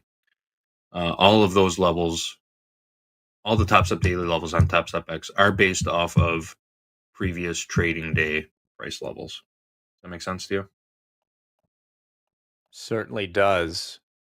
Well, so we're creeping up real on quick, new GD, highs now. 7 points away Yeah. from that target that I mentioned, 60.96. But yep, go ahead. Yeah, we were pretty weak hand there. That was probably, well, it was too tight a stop. I kind of got wicked out below the. Should have had a little bit more confidence, but still wouldn't be in our favor. But can't win them all. Finally get some consolidation here over lunch. Yeah, we're ranging. We're sideways right now. We'll see what happens after lunch. We got Anne-Marie coming in though, right? I think we do. Let me take a look real quick. Let's see what we got on tap right here. Coming up this afternoon, we have, I want to make sure that I'm reading the right thing here, correct? Talk amongst yourselves for a second. All right, yeah. JD, looks like you're sticking around with Anne-Marie and Tom D, who I believe is a dorm room trader. Do you know that he's actually trading from a dorm? Is that the case? I do believe so. He might be at home, but if he's a dorm room trader, we'd expect him to be trading in a dorm room. I guess we're going to see what happens in a few minutes. Trade in their dorm? My dorm room trading, I guess it would have been like frat house trading was my experience of losing. I started, I had a $5,000 account, JD, and I vaporized about 4,000 of it and then quit and bought a TV with the rest. In my defense, this was in 2008. So what happened was I got this incredible price on Lehman Brothers. It's like, holy shit, this company was $80 a few days ago. Now it's 40.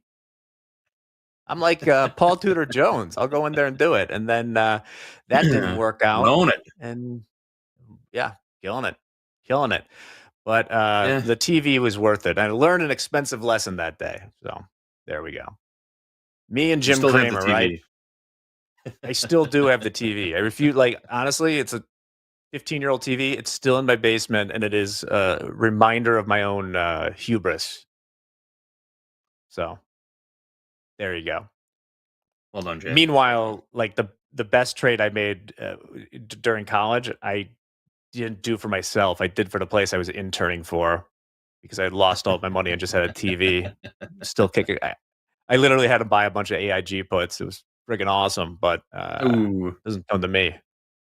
But anyway, I see Anne-Marie in back here. We're going to do that. We're going to take a quick break and be back with some dorm room trading. JD, always a pleasure to hang out with you. Thanks for everyone for the questions. You also.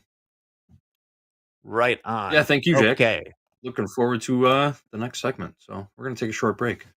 We'll be right back, though. Okay. Right after this is TopstepTV. Let's go.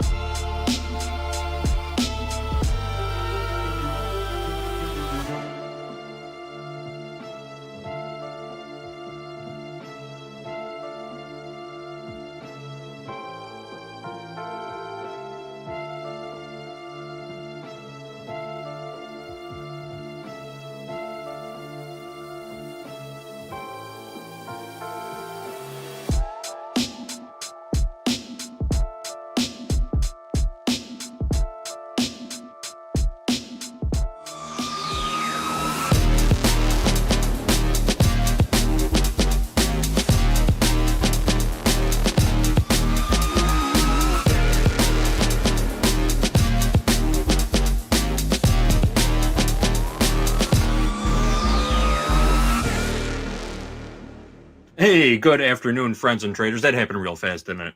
Welcome back to the futures. We were having a little tech issue with our guy. We're supposed to have a dorm room trader segment coming on. What's up, Anne-Marie? We need to have a show called Adventures in the Green Room. Yeah. We have actually been talking about that for years. Just have a running recording of the green room. What happens in the background does not have to stay in the background anymore. Funny.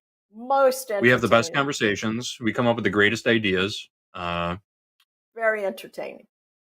If we were on the air, we'd probably be long the NASDAQ right now, like we were talking about in the green room, but we didn't do it because we weren't live.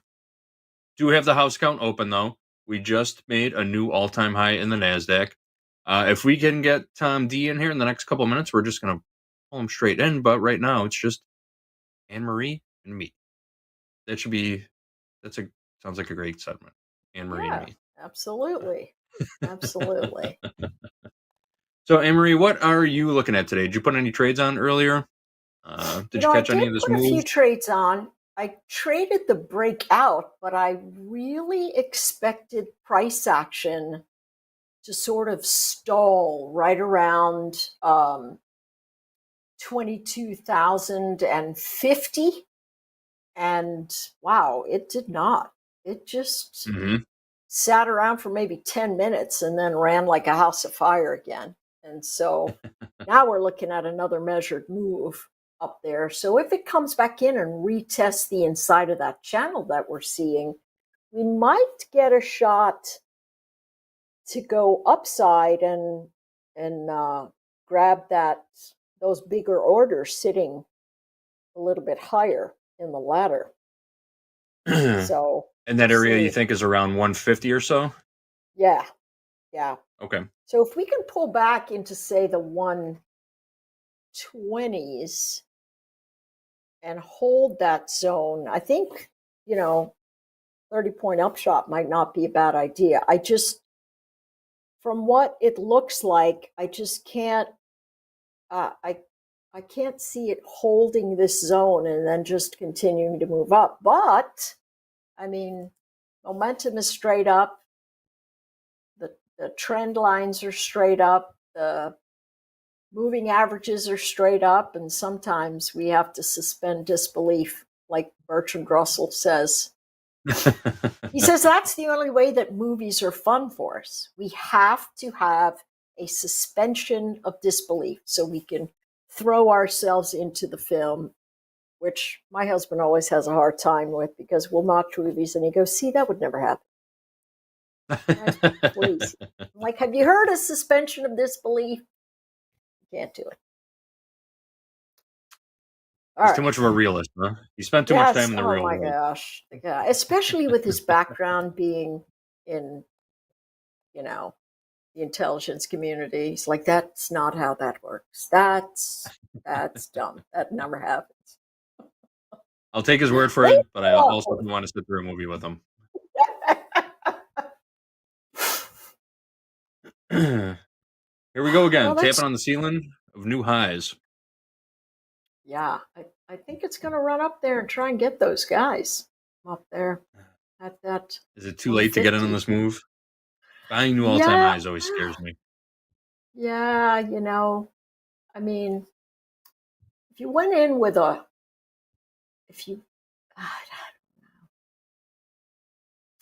don't know, there are a lot of, what I tend to notice is when big trades fire off 50 at a time inside of the NAS, and I'm at a peak and they're buying orders after it's moved up high, it tells me that the chart is going to take a breath.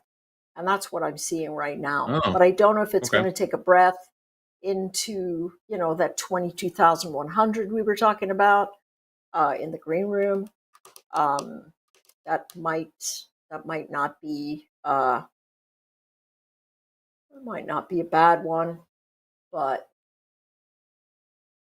it certainly feels like it's got some more room to run, but not without just a little bit of a jolt. Yep. So we could put a wishing order down at the bottom of that box near that great big order near 22,100, 22,105, and see if it holds. There's another order at 22,089, it looks like. So we'd need to have about a 15 or 20 point stop, but that's just a couple $100 if we're doing one lot. And if it continues to rise, we can add to the position. Yes, we could also scale in on down. What's our risk, do you think? Exactly.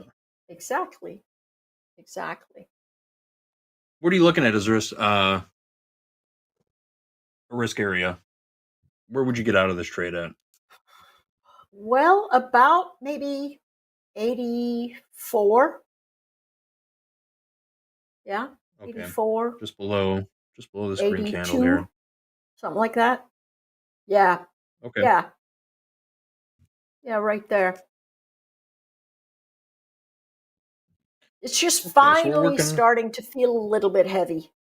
Not that, but it's been walking the Bollinger Band all day. Just very close to the top of the band. And now we're finally starting to get some buyers that are feeling a little frothy. Maybe the people who've been short all day are finally going to go, I give up, and that might actually make it roll over. Shorting has been a tough.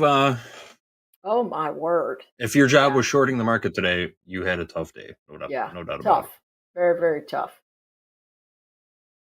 Very tough time.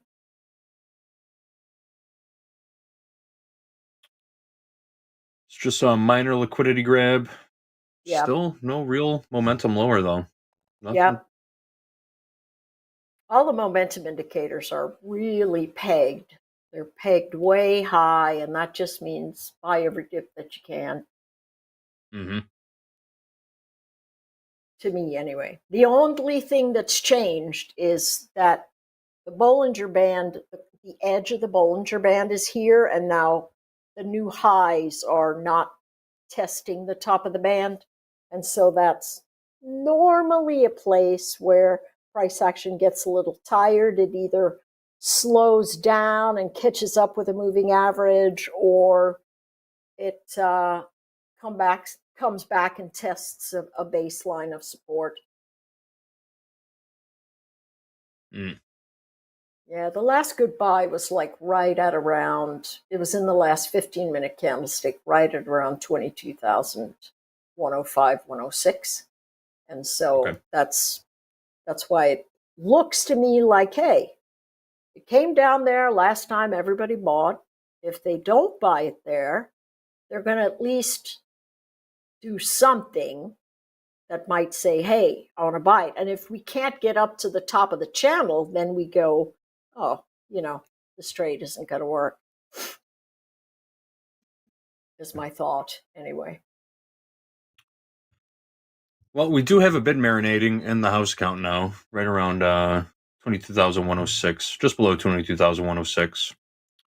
And we'll put in another bid around, let's call it 96, and then we'll work stops around 82. Love it. Sound good? Yeah, that's perfect. I love that. Yeah. I love that. I'll be very sad if it doesn't come back for us, because clearly we know the direction. Clearly. The direction. Yeah.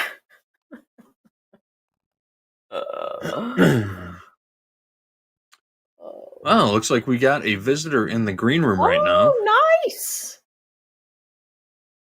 Finally made it. Yeah. We'll give him a minute to get situated, and we'll bring Tom in. To be young. Look at all that collagen in that young skin. Hello, can you hear me? Yes. We sure can. Great. How are you doing? Guten Abend. There he is. What's up, Tom? Hello, what's up? Tom D, our dorm room trader for the day. Tell us about yourself, Tom. Where are you joining us from? What are you trading? What are you looking at? Yeah, I'm joining from Germany. I'm here in my living room, in my bedroom, better, and Yeah, I've been trading the NQ today, the ES, a little bit of crypto, and so far not the best day, but also not bad. I'm a little bit close to break even, a little bit in profit actually. And yeah, those all-time highs at Nasdaq, don't really like that. What about you? Do you have a position on right now, Tom? Are you in the market right now? No, I'm flat right now. Flat right now. Okay. So Anne Marie and I have just been talking. We're looking at the Nasdaq right now. We're looking to get in on a long trade on a pullback. If we see a decent enough amount of liquidity get run out, we're going to jump in the market on the long side. Oh, great! Yeah. Anne Marie, how are you still feeling about this trade? Does it still seem like a good idea? Yeah. It still feels pretty good. What about you, Tom? How would you look at this current formation? I see the supply demand zone at like 22,124. So I think this looks pretty decent for a long actually. We get nice closes there. Maybe would look for, yeah, pretty much where we are at right now. Mm-hmm. A little deeper. Yeah, this is a valid entry, a valid long zone. Are you looking at that supply demand zone as well, or what are you looking at here? So are you thinking the entry should be higher? We've got it at the bottom of the channel at about, maybe 107, 108. You think what kind of stop would you have at 123? Oh, so I would look at this as a scalp zone. So, oh wait, you're looking at this window right now. Okay, so I was in a completely different tab. So what I would be looking at here is actually, let me turn on this. So this supply demand zone right here. And I would be looking for it. I mean, it is a little bit delayed on my trading view because I have not updated my data. Actually, right at the moment we are here. So I would be looking to get into here, get a nice close on the 1 minute time frame, and then place my entry after closing really good and use those 1 minute lows as stop loss and target maybe the highs, depending on the reaction, maybe only from a CC pull.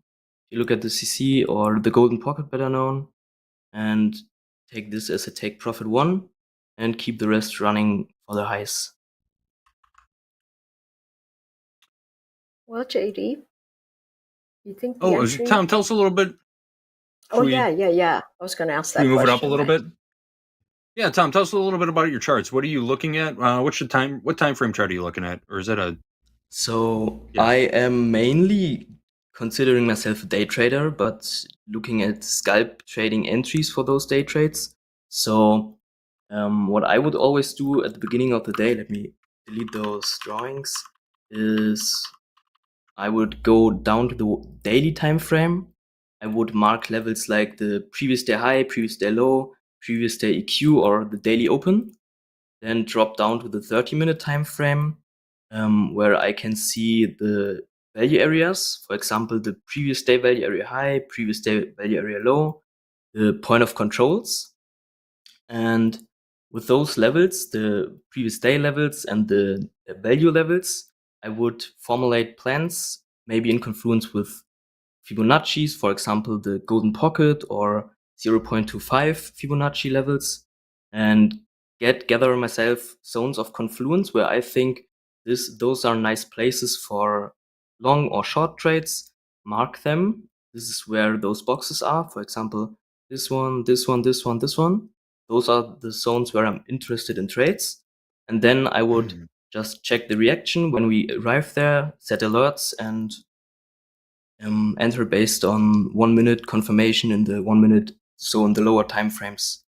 For example, here I had this naked value area high. At that point, it was a naked value area high, which means it's not touched yet.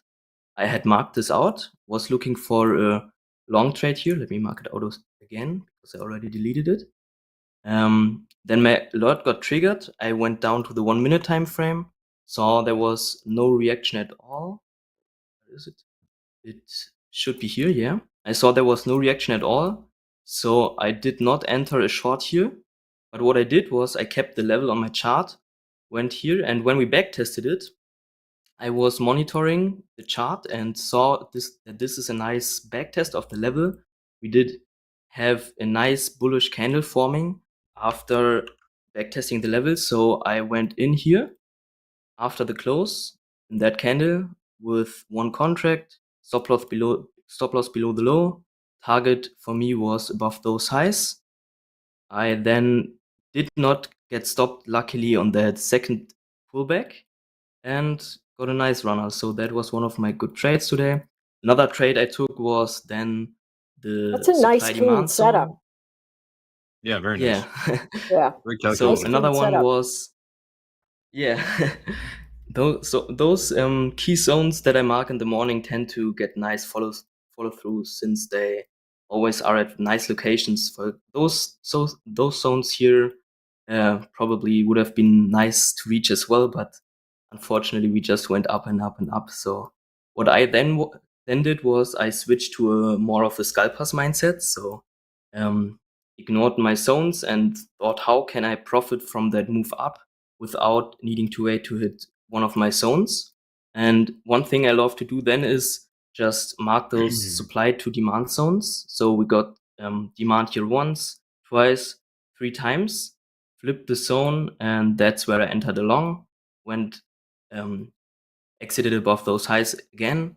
Then here the same, the supply demand zone. So you can see demand once, twice, 3 times, flip to supply. Or even here, we did it again. I mean, it was the NY open, so the first minutes, it's like always like the clocks are, you don't know which direction it will go. So I stayed out of that chop here and waited. Did not take any trade here, but then I could see a nice supply to demand zone forming here again, which again got back tested. I could see one here, which got back tested. I also saw one here, which did not get a 1 minute reaction, so it did not enter. And you can see it all over the chart. So it's the same principle every single time, and that's what I was looking here now as well. Right here, right now, So you like this? Go ahead, Emery. No, it did bounce off of that 123 area that he spoke of when we first started talking. Moving up without us. But my suspicion is We're still right there right now. Yeah, it's going to take a little bit of a breath. But I love the simplicity. Let me ask you a question, Tom, if I may. Yeah. So if we scooch down Sure. to look at some of your old supply-demand zones, somebody like me would say, old support, new resistance, or old resistance, new support, right? Same thing. Mm-hmm. So if we go down to let's go up to a messy one. Let's talk about something a little messy, where it dives through the zone and then comes back and recovers. So let's talk about that mental aspect. So right there, right? This one, no, down. Further. Down. This one? Yes. See? This one here. It's a little bit messy, Yeah. right? We have the resistance Yeah. area, and then it comes up, it breaks it, it makes another high, and then see, for me, I would think that leg right where you had your cursor would have been where I would have first, right there. I would have bought it on that second pullback, and then it would have collapsed. So when you are sitting in that space, what makes you say, one, where is my stop? And then two, if I get stopped out, what are the things that you think about to re-enter? Okay, so basically I have this template right here where I can see the Max 7. So I see correlations with, for example, NVIDIA, Microsoft, Apple. And when I'm looking for an entry, I generally want them stocks to be with me on my side. So for a long trade, I would want NVIDIA to pump. I sometimes even take trades just based on the stocks. For example, when we saw Nvidia at the open just dumping and dumping, I was taking one nice short trade here, and it even for those type of trades, I just generally try to get my stop loss to a break-even point as fast as possible, because they are just not generally based on a lot of confluence. And I can remember when we were at this zone, I saw a nice wick forming, even taking this liquidity. So generally a nice setup. I even entered this, and we could on the other side see the stocks dropping at that place, if I have it in my mind correctly.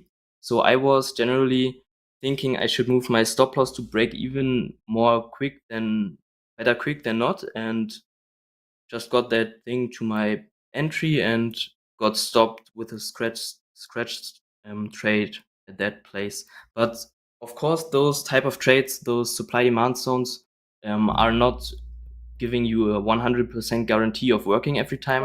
I mean, at that place, I would even say it's not even a valid supply to demand flip, because we already did it here. So entering here would not be classed at the same category. It would not be like that high of a confluence as when it was just back here, because it was the actual supply to demand flip. Here at the second time, I would normally stay out. It was just the liquidity that we took that made me enter this one, which didn't work. Where'd you learn to trade? Good question. Very good question.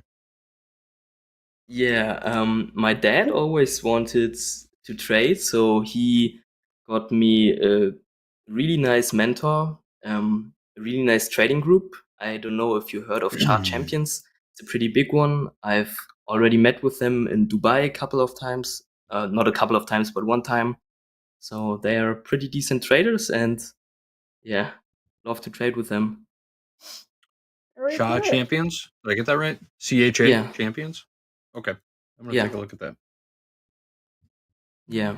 Just jotting Those it down. are some really nice traders. And how Are they long based have out of you been Dubai? And what? That was two questions. Go, JD. Is that group based out of Dubai, or are they just holding a like a seminar there? Oh no, it's like once in a year there's the champions meetup for 100 of those champions that did pretty well, and I was invited there. I even got honored in front of some really great traders there. So in my other room, I have a nice trophy saying, Nice. congrats for your Good for exceptional you. trading efforts. Yeah. Nicely done. Nicely done. Yeah. And Amory, your question was how long I have you been forgot. trading? Is that correct? Yeah. Oh, yeah. How long have you been trading, Tom?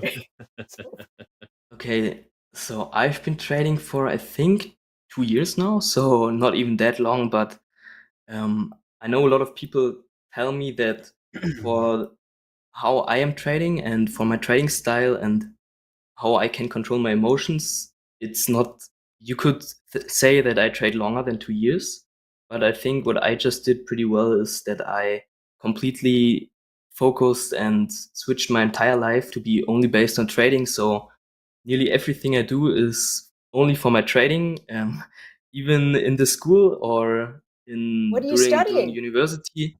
Yeah, Be my I'm next question. only Yep. on my okay. So I'm only on my iPad there, trading the charts, looking at the charts, watching videos. Everything I do is about this. So yeah. Very good. What are you studying? In school?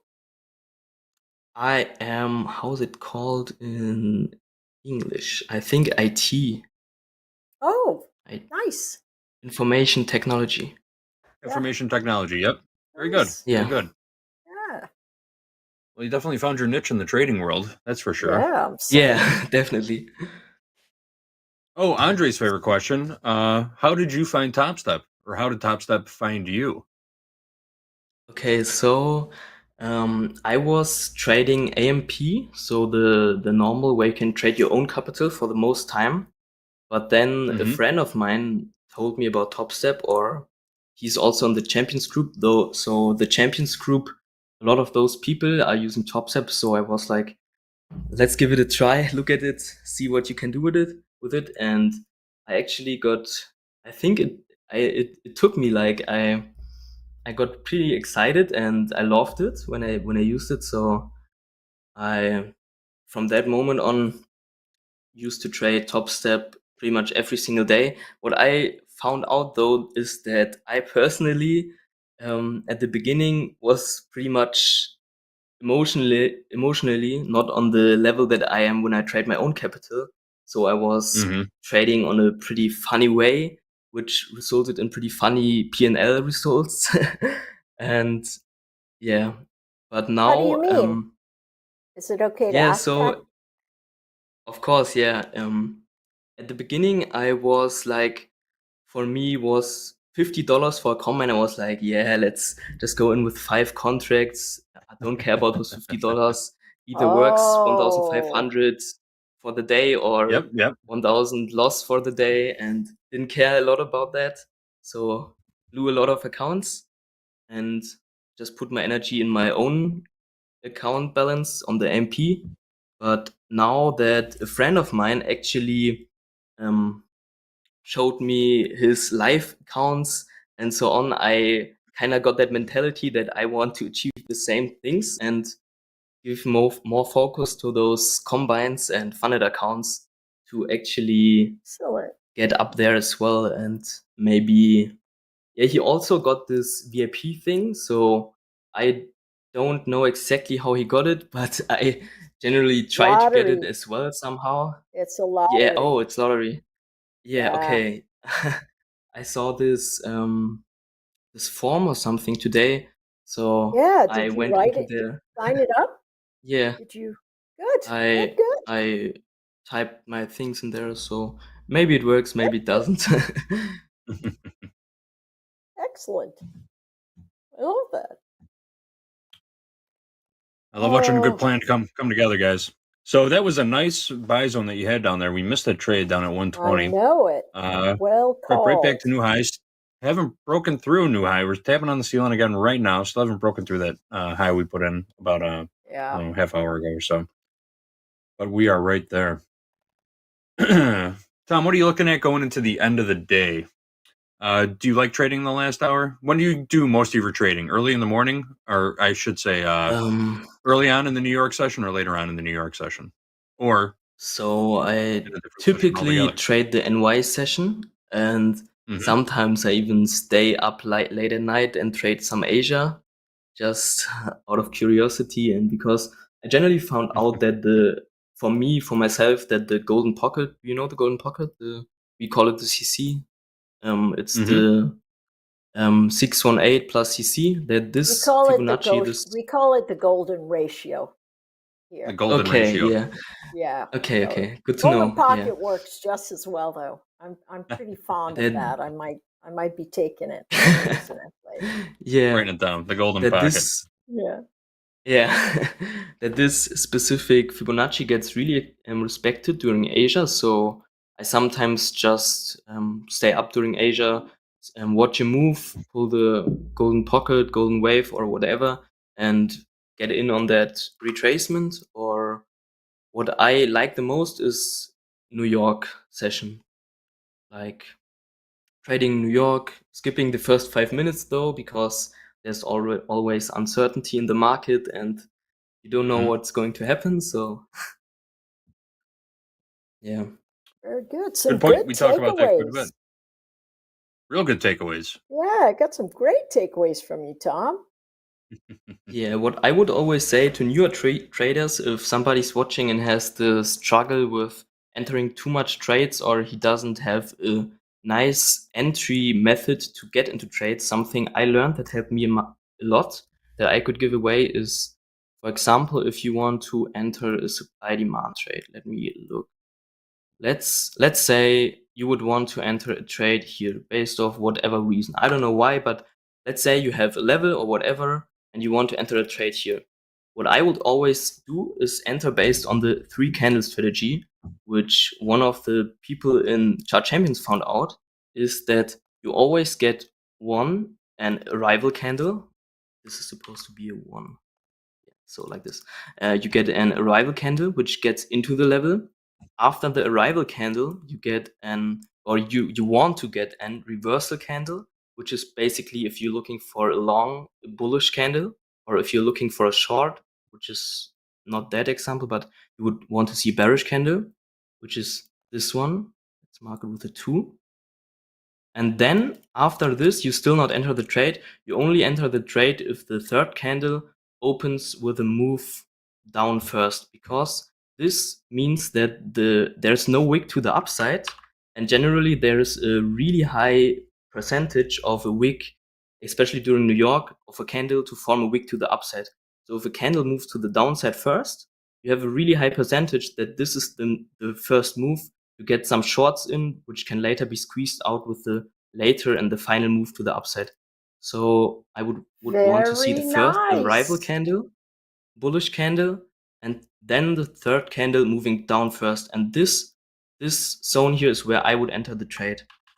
And this saved me from so many trades and so many times where I did not enter a trade based on my entry strategy that was not given, and saved me lots of money. So an advice from me that I would give to every new trader. I like it. Very sound analysis. Thank you, Tom. Yeah. Appreciate that. Yeah. All right, guys. And we've got about 2 minutes left. Go ahead. What's next? Yeah, typically what I wanted to say is after seeing those 3 candles, you typically also get the move in one direction. So after forming those 3 candles, that's typically what some market makers, it seems, wait for, and they seem to inject a lot of capital in the market after forming those 3 candles. So that's something we noticed. Very interesting. Very interesting indeed. Yeah, very interesting. Well, Tom, we're gonna have to get you back on here again. Yeah, for sure. Put a few trades in. Called a nice one. We didn't do it. Good job. That's a great, great strategy advice there. Hope everybody's paying attention. We should clip that. Taking advice from the dorm room traders. That's what we're here for. But Tom and Marie, thank you both for joining us. We're going to take a short break. We're going to come back. I'm going to be back in a few minutes with the afternoon recap, and then we're going to jump into Power Hour. I've already slipped my mind who's in Power. Andre told me and Muhammad. Don't go crying to Muhammad if you missed this rally today. Muhammad's coming in for Power Hour. He's going to close out the day strong. All right, folks. Tom, thank you once again. Little hiccup getting him in the room, but he made it. Great to meet you. Sound strategy, great advice, good trading methods. Thank you. And Anne-Marie, always great a pleasure. To meet you guys as well. We'll have you back on again real soon. Anne-Marie, we're not going to see you again before the new year, I believe. Is that correct? Yep, that's that. Yeah, I think that's actually right. Yeah. Well, you have a wonderful holiday. Enjoy your European tour. And I'm planning to. And we will catch you in the next year. All right, folks, we're going to take a short break. Afternoon recap's coming up, and then Power Hour shortly after. TopstepTV. All right. Bye-bye.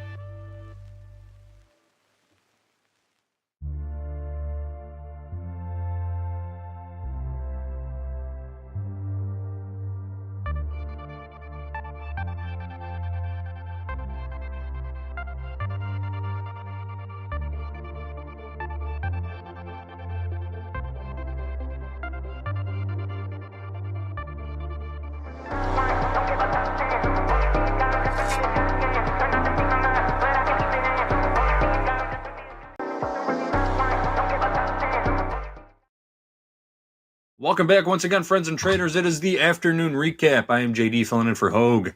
For the week, Hoag's taking a nice, well-deserved vacation. House account down about 4,100 in change today. Took 3 trades, all on the short side, or 2 short trades, 1 long trade. We got wicked out on the long trade. It was only a 1 lot though. Our 2 short trades were they had a strategy behind them. We talked about it.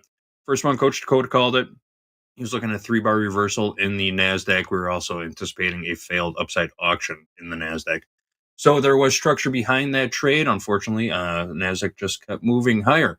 But let's take a look at some charts right now. Right now, we got up the a 5-minute chart of the E-mini S&P 500. You could see we blew through this sort of megaphone formation. We had a bull flag there on the way up, and we're making another, what appears to be another bull flag as we speak.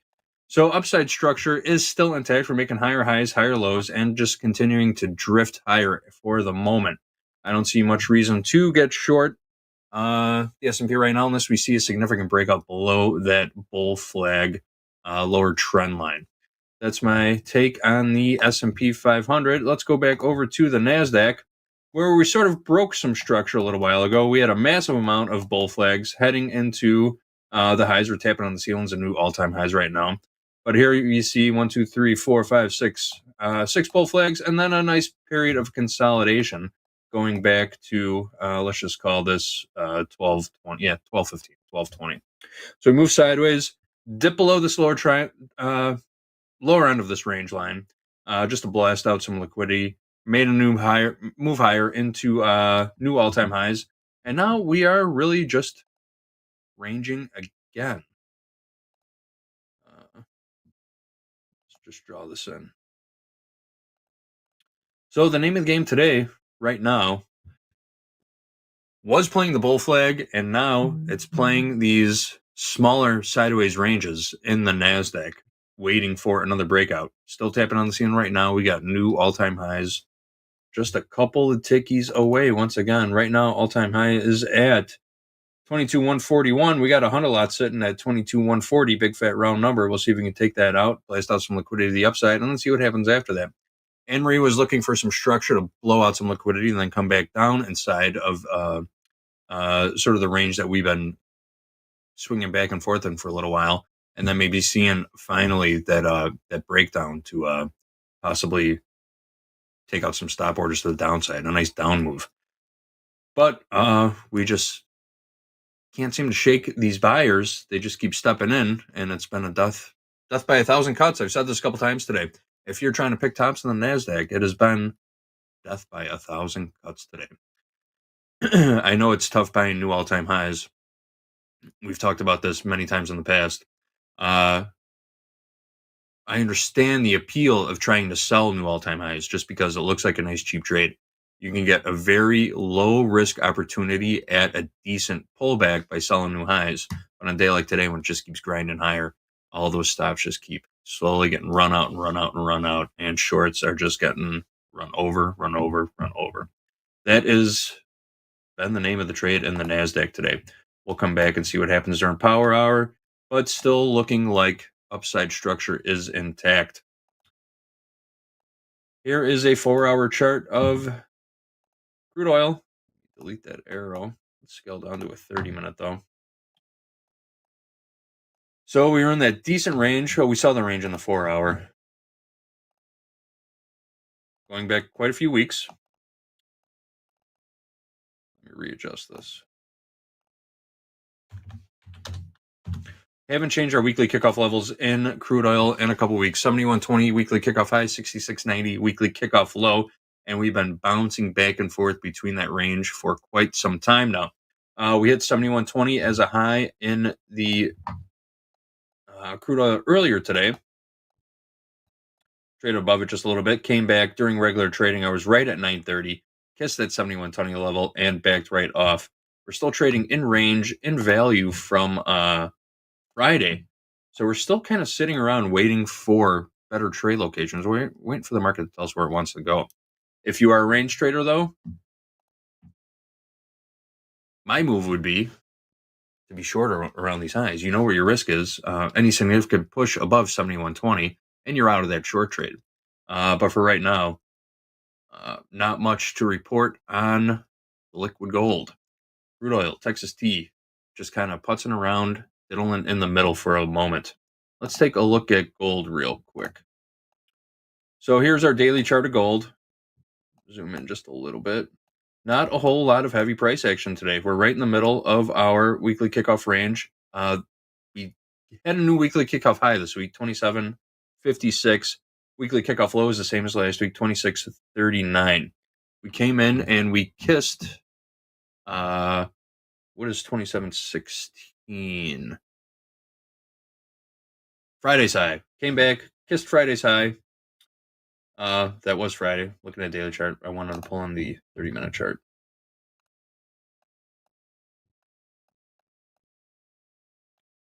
$26.82. That's what I was looking at earlier. All right. Friday's value area high. Ran up there, tested it out, barcoded for a little while, broke back down below.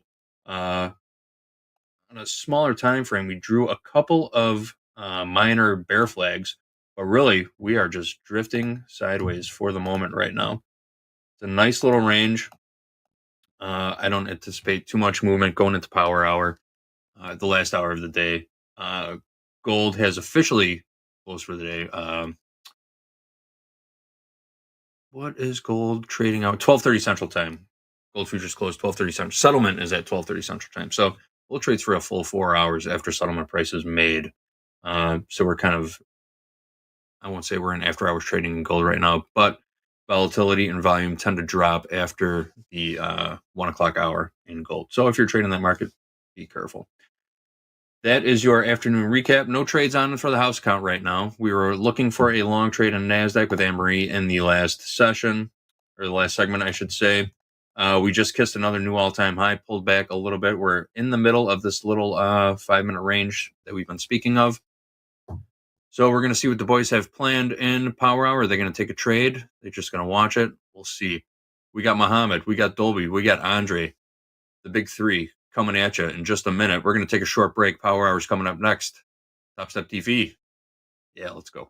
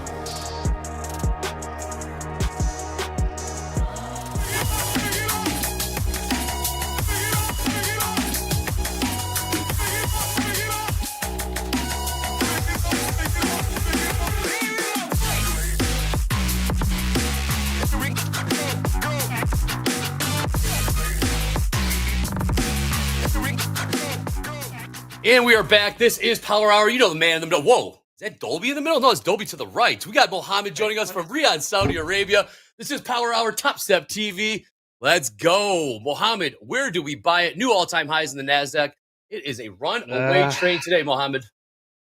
It is now, actually. It's firing now. I have a signal in my chart, if you can see my chart. Just buy any pullback to the moving averages and it will work most of the time. I'm still not in the trade yet. Okay. Dolby, stand by. Yeah, this is... tell me when. I'm pressing this button here, whenever you give me a chance. When you want 22, 137. 22, 137 is the entry long. Okay. With a stop at 123.50. Looking for, obviously, new high at 52. At 152. Right. It's not filled. It's not filled. Working 137s, Dolby. Working them. Again, Mohammed, number 57 on the big board. Put up big wins across 5 XFAs on Friday. If you saw that on Fast Markets, he joined us like a total of 28,000. Mohammed, let's get right to it. Come on. 137s. Yeah. What was that? This is not filling us. We got a 200 lot offered at 22,150 in the NASDAQ. 200 lot offered at 22,150.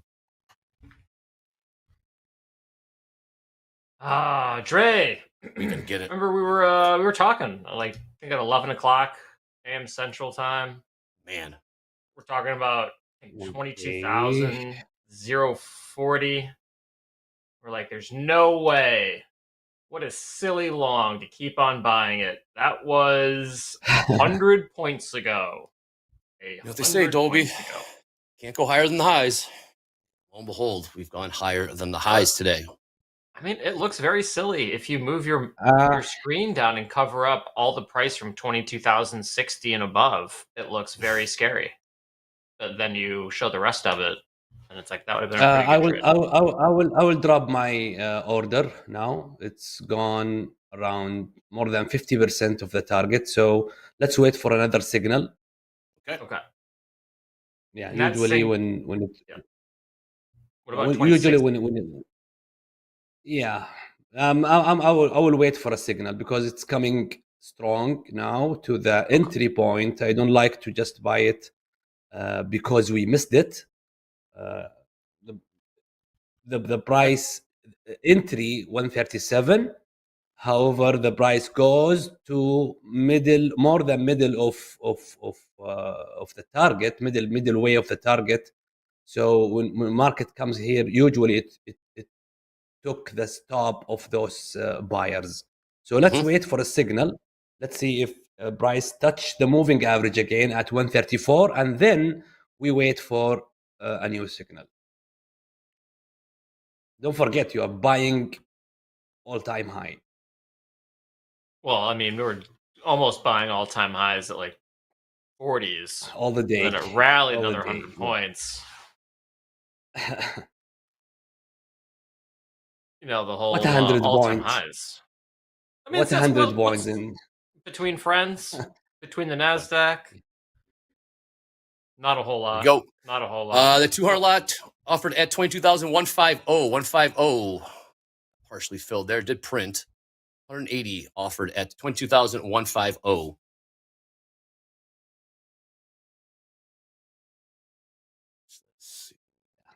Upper left-hand corner of the screen, see the hashtag Power Hour. Hit us up at TopstepTV on the X, the Twitter. Call it what you want. We'll turn that around to everyone here at the end of Power Hour and 22,150 filled. Doubling it up, This is Pac-Man target. style. It's done. Oh, we didn't get filled. Man, would have been nice. Let's just close your eyes and buy. But if you want to see Topstep call the top, you just have to have Andre just go long right now. Okay, let's do it. Where are we buying? He could probably call the top in NASDAQ pretty good. Can't go higher than the highs. Here we go. 75 offered at 22,146 half. Starting to see some offers come in. There's been some good structure in the NASDAQ today. At least on the 5-minute, for a 5-minute range trader, there's been some really solid setups. 1150 had a really nice 5-minute range. What is this? 1250, 1 p.m. Central had a really, really good 5-minute range. I'd even say the one stacked on right top of it was also really good. That's right about now. We just broke out of it. So NASDAQ has offered up a lot of opportunities for some good pullbacks to get long in. A lot of more aggressive stair steps like earlier in the day, but it did end up kind of tightening up a little bit. I would say after 11 a.m. Central. 5-minute candlesticks got a little bit shorter, but still just creeped to the upside. Yes, it has. Kind of funny to look at the 5-minute candlesticks to the left of 11 o'clock Central than the ones after. Because the ones to the right or after are in general, much shorter. And the ones on the left are much longer. So I wonder if that happens all the time, actually, Dre. Yeah. Yes. It's kind of interesting. Okay, nothing just Yeah, yet. in the 1000 tick chart, we see how many times it did that. Every pullback to the moving average, this is 1, 2, 3, 4, 5, 6, 7. I'm not counting this one. 8, 9, and 10, 11, 13, 14 times. If we just keep buying every pullback with a strong green candle, it would work, and at least you'll get about $500 each trade. So now let's see if it's giving us another signal. We'll try it out.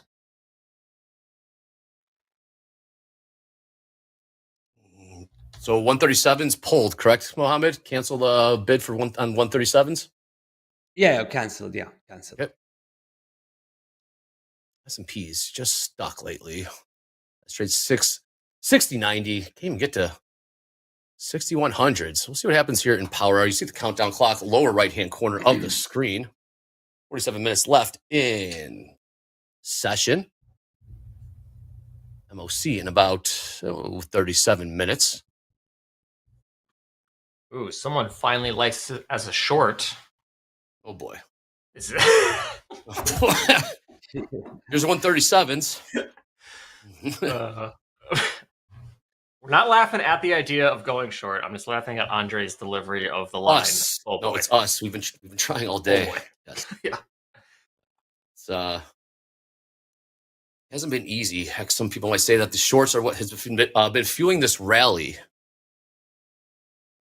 I can see that. That makes sense to me, Dre. Like, who wouldn't want to keep on shorting this thing? It just keeps going higher. The stops. Keep pushing it higher. But there's no news. No news to make this thing go lower. Nope. Again, March will be the front contract on the reopen, which is interesting because. Go ahead, Mo.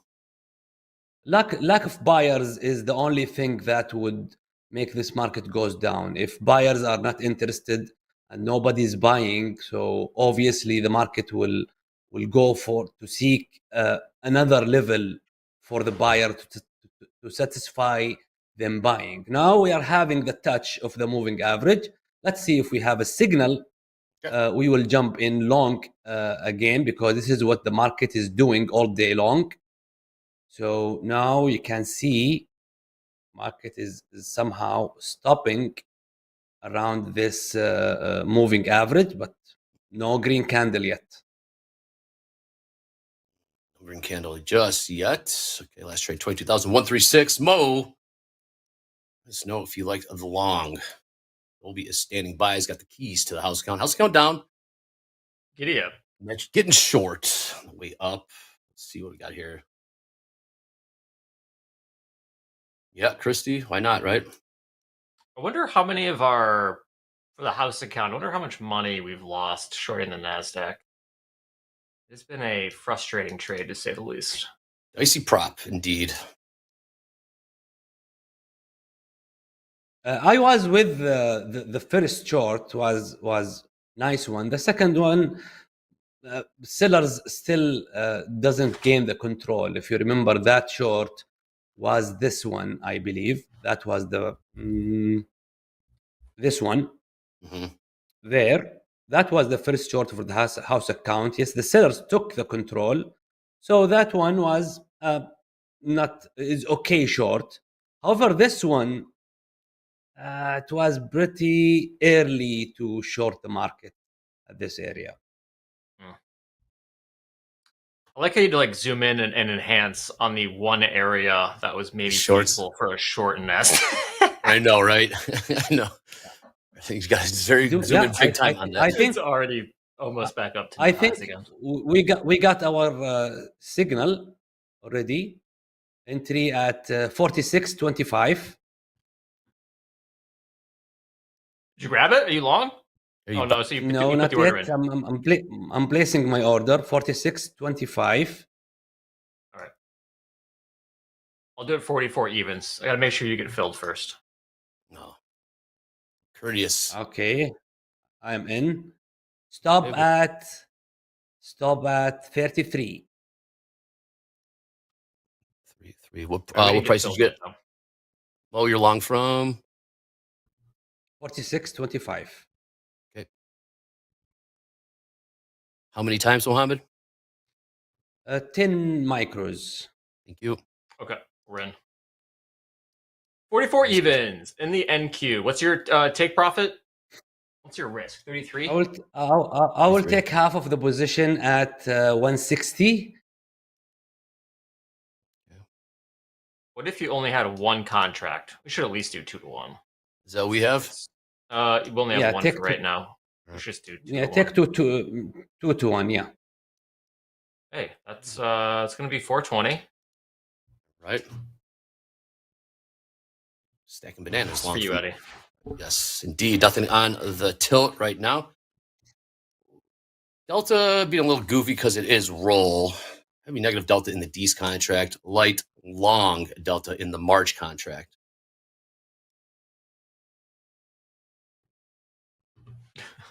Everyone is shocked in chat that we decided to go long in the NQ. Everyone's shocked. Some are even trying to. Who's fading the house account? Just because the house account is long, I don't know if I would fade the house account going long Nasdaq because you're still Fading trading the Nasdaq. I don't know if you want thousands of people. You're fading thousands of hedge funds. Yes. Fading the globe. However, we have been known to have a superpower here of calling the top in Nasdaq live on air. Did it, I think, on Friday or maybe Thursday with Dakota. We called the top. Yes, but it's just temporary. Temporary. Yes. Top, yeah. New all-time highs all day since the morning. New all-time highs. Air horn. Let's take a look around some of the other markets while we watch this long and the Nasdaq. Last trade in the S&P 60.89. About a 20-25 point range in the S&Ps today. Looking at crude, last trade $70.58, a 90-cent range in crude, and looking at gold, 26.69 last trade in gold.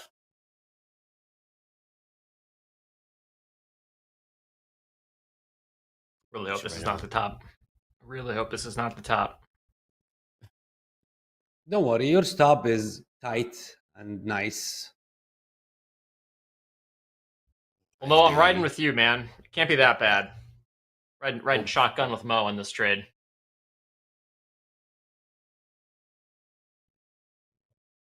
$22,146, and yours again. March will be the front contract, and Topstep X tomorrow, or actually on the reopen today, later today, I should say. Yep. Indices trader everywhere, very happy. Roll is over. Get to breathe for 3 more months before it happens again.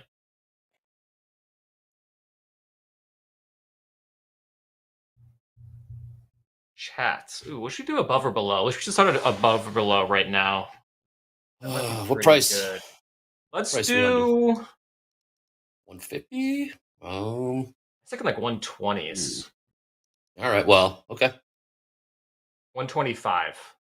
Who's on chat? Jack, are you on chat? If whoever's on chat, let's do a poll for NASDAQ above or below 22,125 by 3 p.m. Central.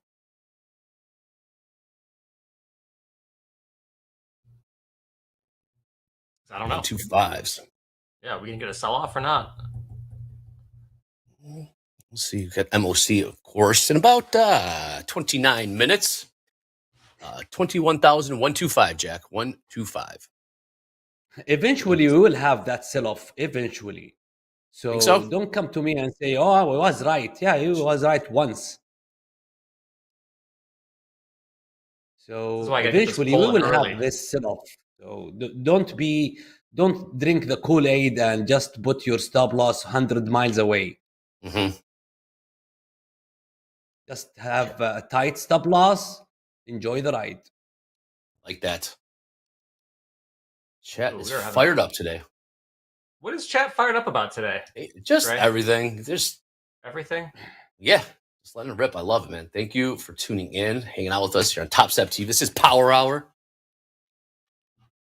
There you go. There's poll is up now. Ooh, yeah. Above or below? This is a good one. This is a good one because I I'm don't saying know. above. I'm gonna say above 2, but it seems too easy. You know what I mean, Dre? Yeah, but that's No. been like all day. All day's been just caveman trading. Buy it. Come back in an hour. Above, below line. Tilt.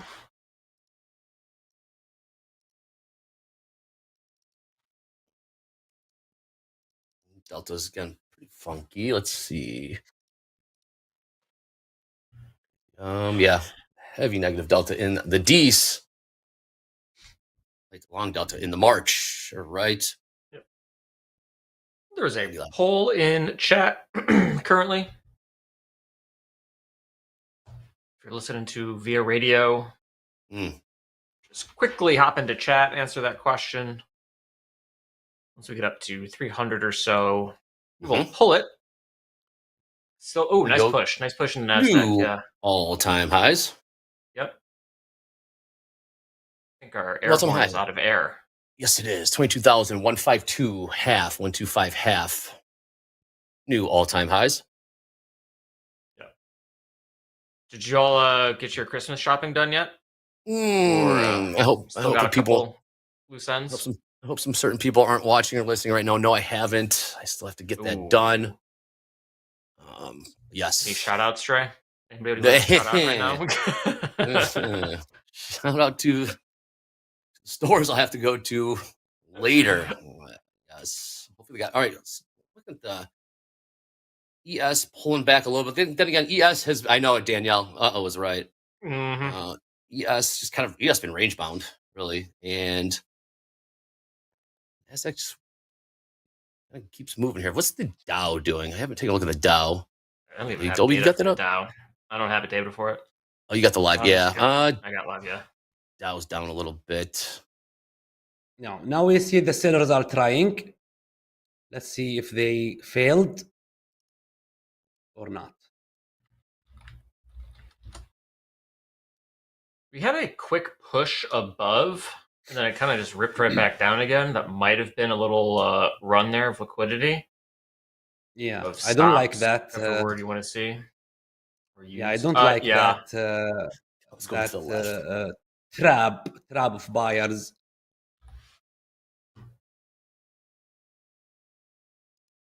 So you pulling it or you keeping it, Mo? You keep it 33. Okay.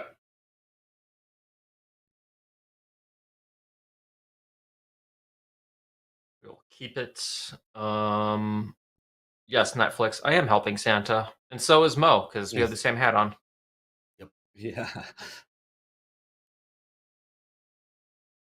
What is the best Christmas present that someone got for someone else this year?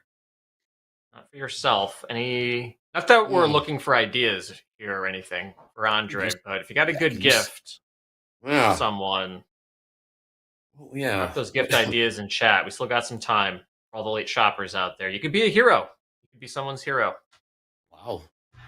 Bought my wife a new My car. wife a new car. Wow. Was it a Lexus? Yeah, the Still paying Lexus. those ads? Yes. Porsche 911. Oh boy, man. Pearls spa weekend. Ooh, that's a good idea. Sounds amazing. Coop, stop it.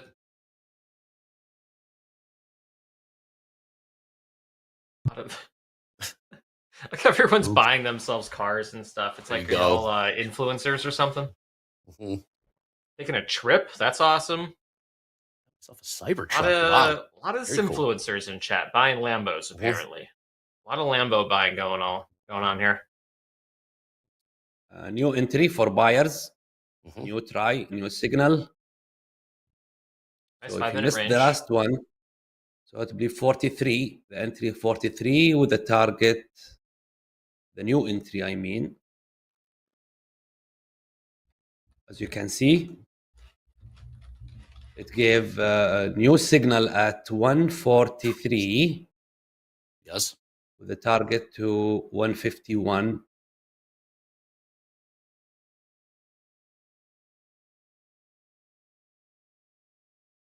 Did you add up more or no? Are you still in 10? I think house account can add at 143 with the same stop. Okay. House account long 1 or 2, Dolby? We're just long 1 right now. Okay. Here's go. Here we go. We'll add another 1 at 43. We might get. Yeah, let's see. Let's see if we can fill on this. Someone just wants a Topstep hat. Oh. Well, Link guess in there. what? Your significant other likes high-end merchandise that says Topstep on it. Shop.topstep.com for all your Christmas needs. There you go. Hey, we got the poll up. Poll results are in. Wow, 500 votes, just like that. Ooh, nice. 61% say we will close above 21,125 in the NASDAQ. 61%. Last trade, 22,147. So far, so good there. Let's push. Hey, trying to find a window. We got some jab. We got some series 3. We got some hashtag power hour goodies on the way as well. But right now we are in this trade. So we let this play out. Yep. Got to get over this 152 3/4. Kind of put a lid on things. 5-minute range is sort of redefined itself as a 5-minute range just on the upper half of the previous 5-minute range. So kind of got like layered 5-minute ranges. You don't see that a ton, but it does happen. Thank you. But just climbing higher. Yes, we are. You see Coach Jay in the chat. Make sure to check out Coach Jay after Power Hour on At the Buzzer here on Topstep TV.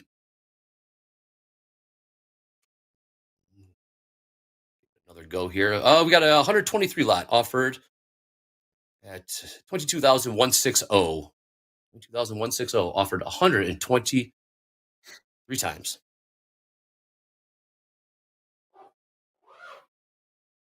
Dorito vodka, yikes.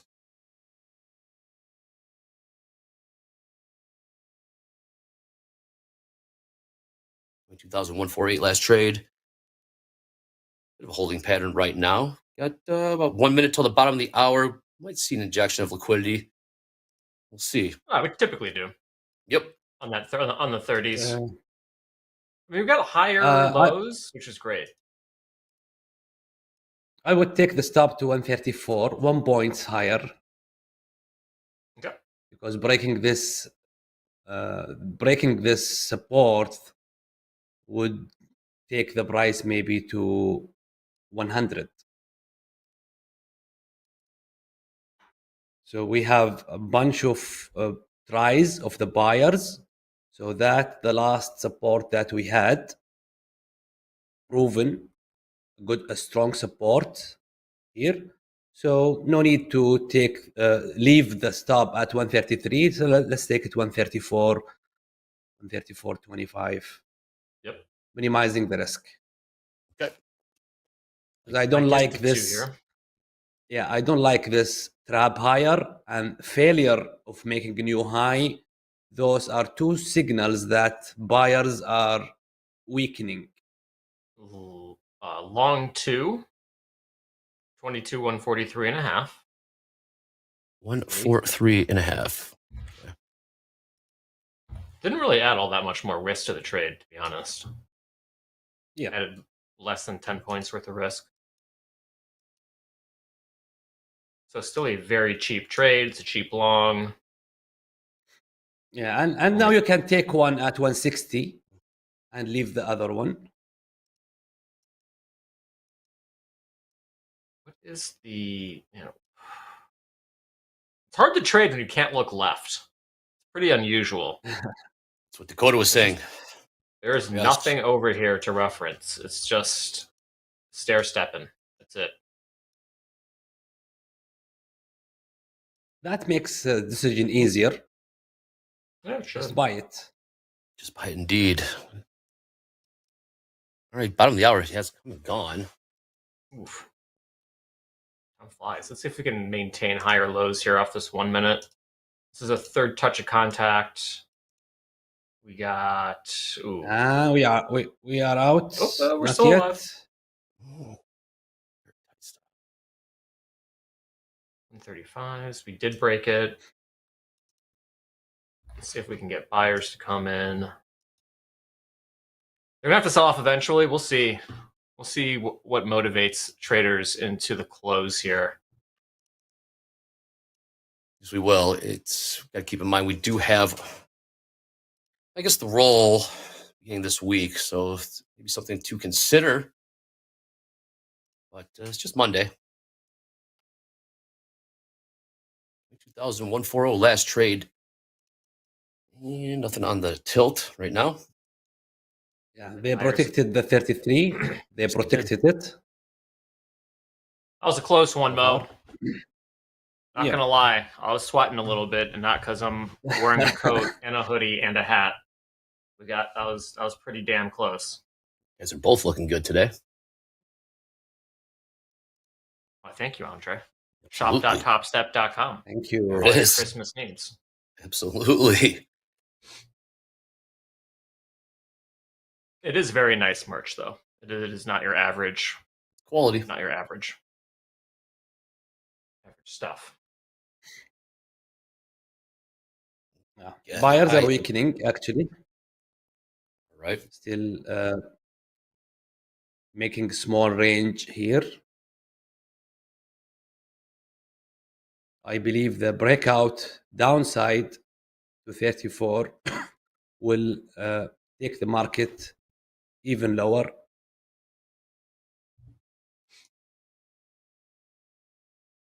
Yeah, I mean, I would actually look to re-up on longs around like 125s, even 22,100s. Yes, If it really caught a 100. sell-off, I mean, we'd probably just end up getting smoked then if that was the case. But like this 1 hour or 4 hour chart is just so incredibly green. Up and to the right. Oh, yeah. Maybe even, what is it? Yeah, 100s. I'm just trying to look at like larger time frames and see, where do we have candlesticks terminating and starting? Okay, we got stopped out. Yeah. It's there. Okay. Flat like now. 100. Yeah. Yeah, selling off now.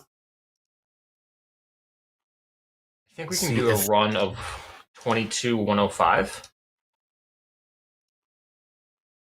Let's see if the Let's Nasdaq see wants now. to. Let's see.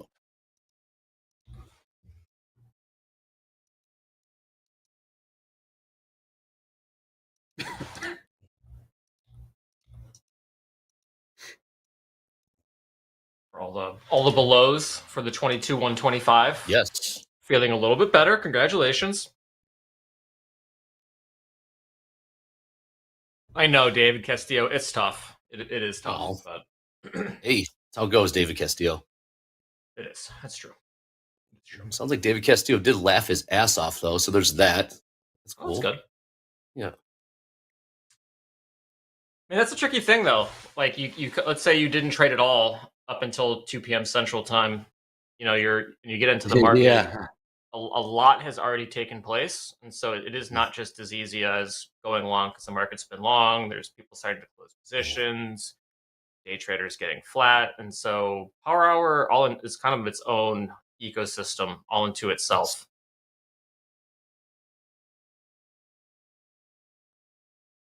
Let's see if I the am sellers not took literally. control. Let's see if sellers can take control. We might join them as well at this nice highs.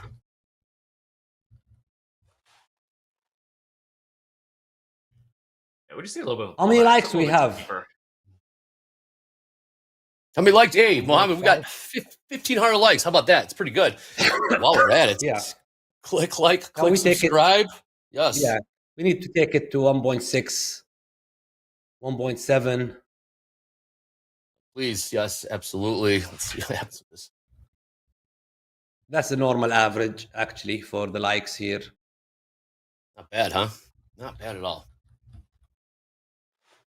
Let's trade 22,129. All right, let's start getting 1,600 likes. Okay. So far, Ooh, so yeah. good. This pullback looks really good. Look at off this now. sell-off. So, yeah, we lost a trade. However, we lost the minimum that we can. Now the loss is almost double what we lost. So suppose you lost 200. If you kept on that, if you stay in that trade, now you lost double of what you're supposed to lose. Right. So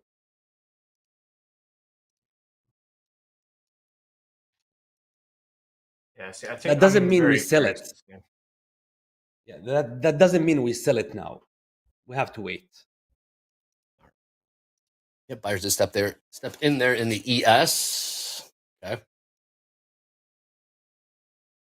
Yep, 125's bounced. So it's really only two areas that I think are super interesting. It's like 125s and then 100s. Everything else is just stuff in between those two levels. I think that's where I agree. Buyers become sellers, sellers become buyers. Like they've respected price around there. It's where we've gotten support. It's where we've gotten rejections. Hearts have been mended. Hearts have been broken. Right. All right. Let's get into some jab. We always love this. Of course, on Friday, you saw one of the ultimate jab. You saw Dakota come into fast markets down $5,000. Ended up the day up $8,000. So we'd really like to highlight the comebacks around here. So we have a little bit called jab. So without further ado, are we ready for it? We ready for back there, guys?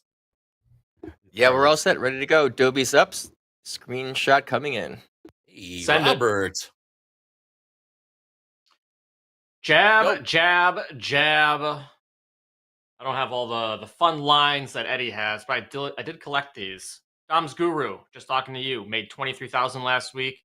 I hope they move me to live soon. I hope we get you moved live as well, Doms, because if you do get moved to live, I will be sending you an email. Girlfriend's Creating Wealth, let's go, guys. I'm less than $300 away from passing my first XFA. Help me do it. Girlfriend's Creating Wealth. If you join live on TopstepTV, you can do Passing with the Pros. Wildfire, frequent flyer in chat, locked out, $1,500. That was really early this morning. Well done.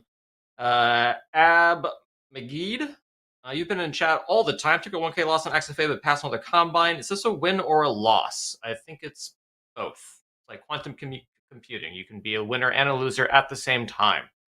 Mindful Profits, hit my damn drawdown. Why do I trade at night against my damn rules, knowing I'm ass in slow market? I should have taken the 900 last night and went to bed. Focus on right time and trade to contract. I'm not sure if that's all correct English. Ooh, nice bounce off of 125s.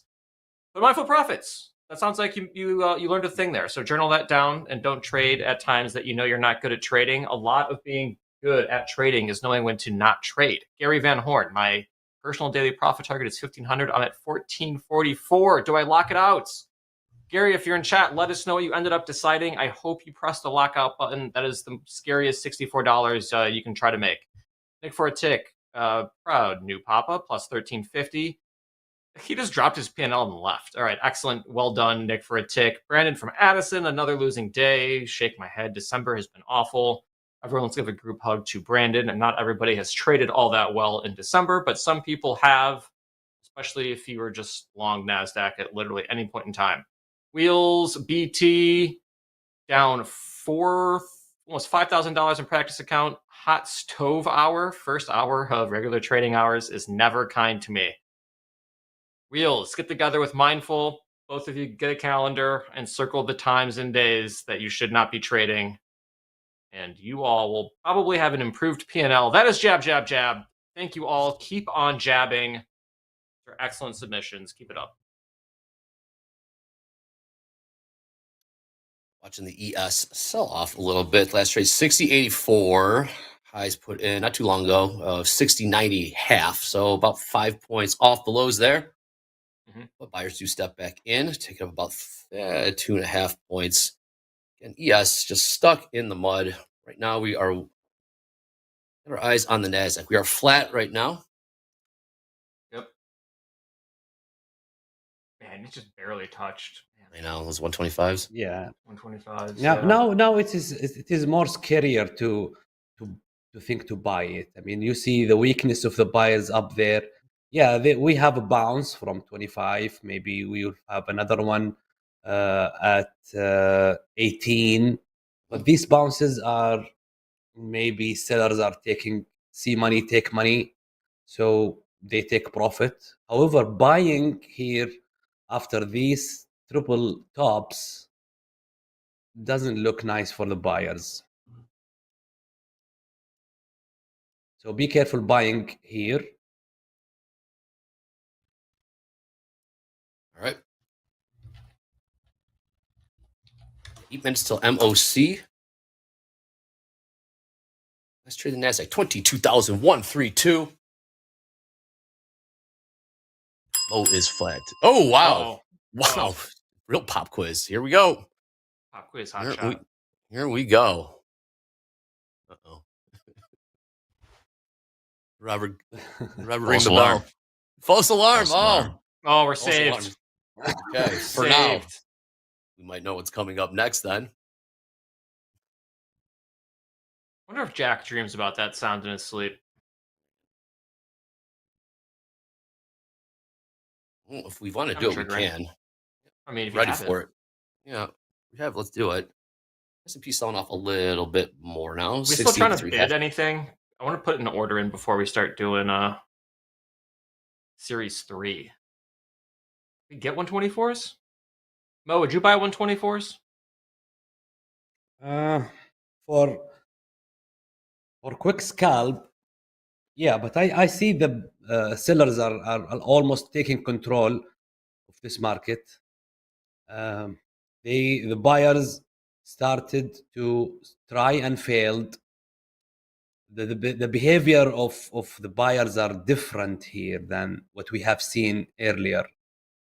So yeah, I would like to give it some time and see if sellers give us some signal to go short. Seeing buyer weakening, actually, it's very obvious at the top.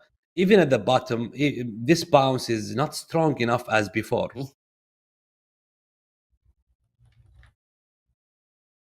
So right now, sellers are taking control.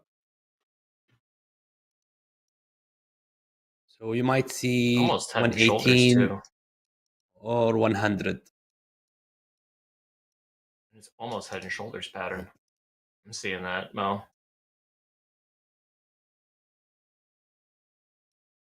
Let's see this. I have an alien head and shoulders, but it works Try nonetheless. for the buyers. Buyers will try now. If they failed, I might jump short. Ooh, we're at right.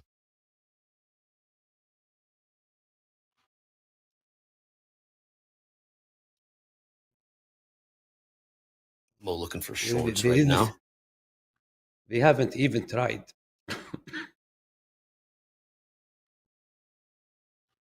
This could be a head and shoulders failure pattern. I don't. S&P's S&P's selling off. Yeah.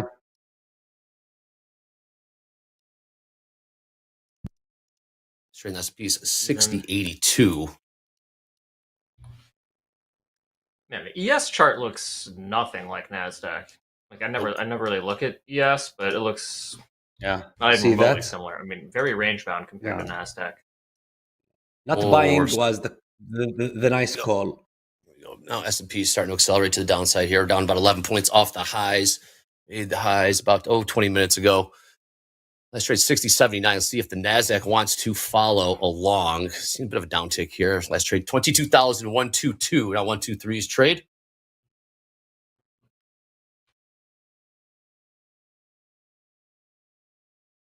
That's a pretty good deal, Dre. Maybe some profit They taking stopped going at 118. What was in? What were you in? Well, they stopped. No, Oh, not in. But gotcha. I see they will break 118. Oh, the 106 lot on those 118s. Oh, so maybe you will find another bounce similar to this one. So if you want to take a shot, We had another 100 that at was 106. yeah, that was about 15 points. Yes, we do. Bounce. We might see similar to that bounce to. I'm not taking this to 32, but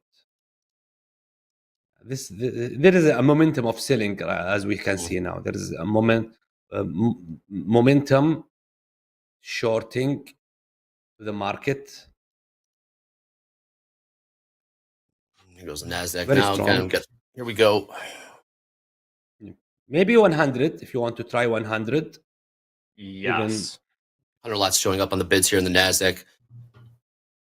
I would take 100 if I see a signal. So let's see this sell off.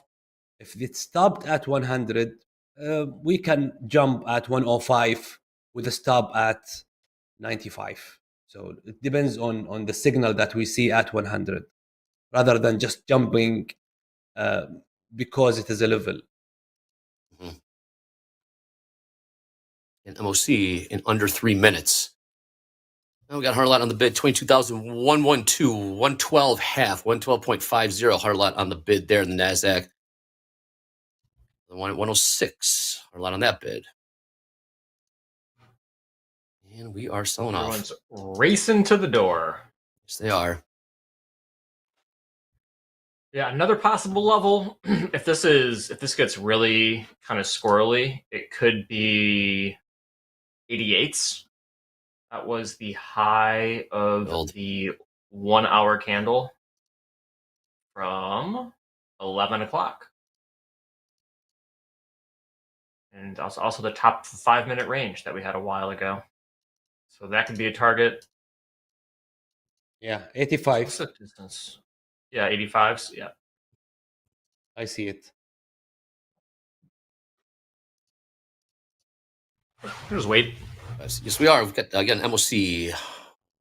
Minute and 30 seconds. So the MOC. Here we go. 124 lot on the 21,110 bid. 110 bid. We're stacking bids way down. Straight 21,114. Mo's looking for levels. See what happens at 21,000. 22,000. Stop saying 21. 22,000. Yeah. 22. 22,100.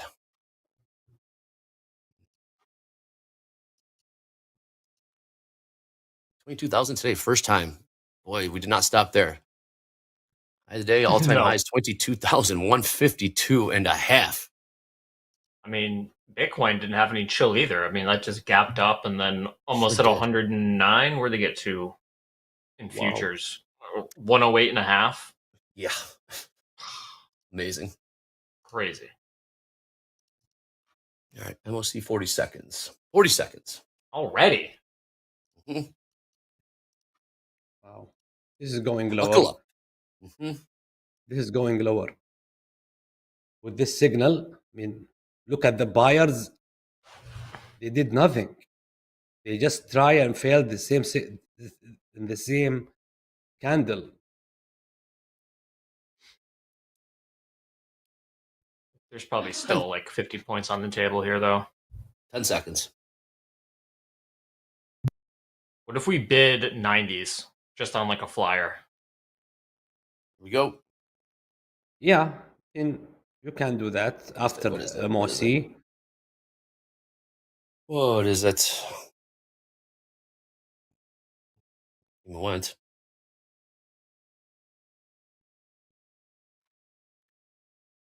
Still selling off in the S and P's. 60, Down 76. to 105s.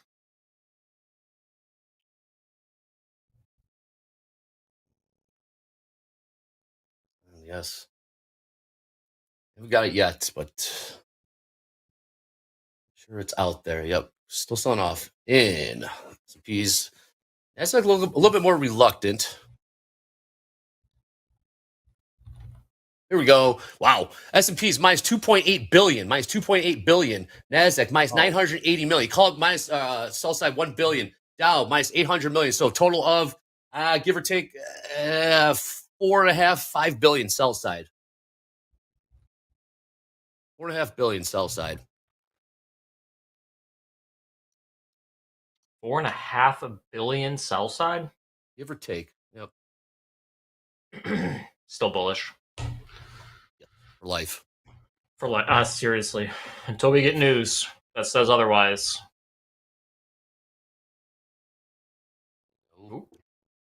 Well, Dobie, speaking of seriously, how if we do a serious Series 3? Would you like that? No. Okay. All right. Hey. Bring it in. Already.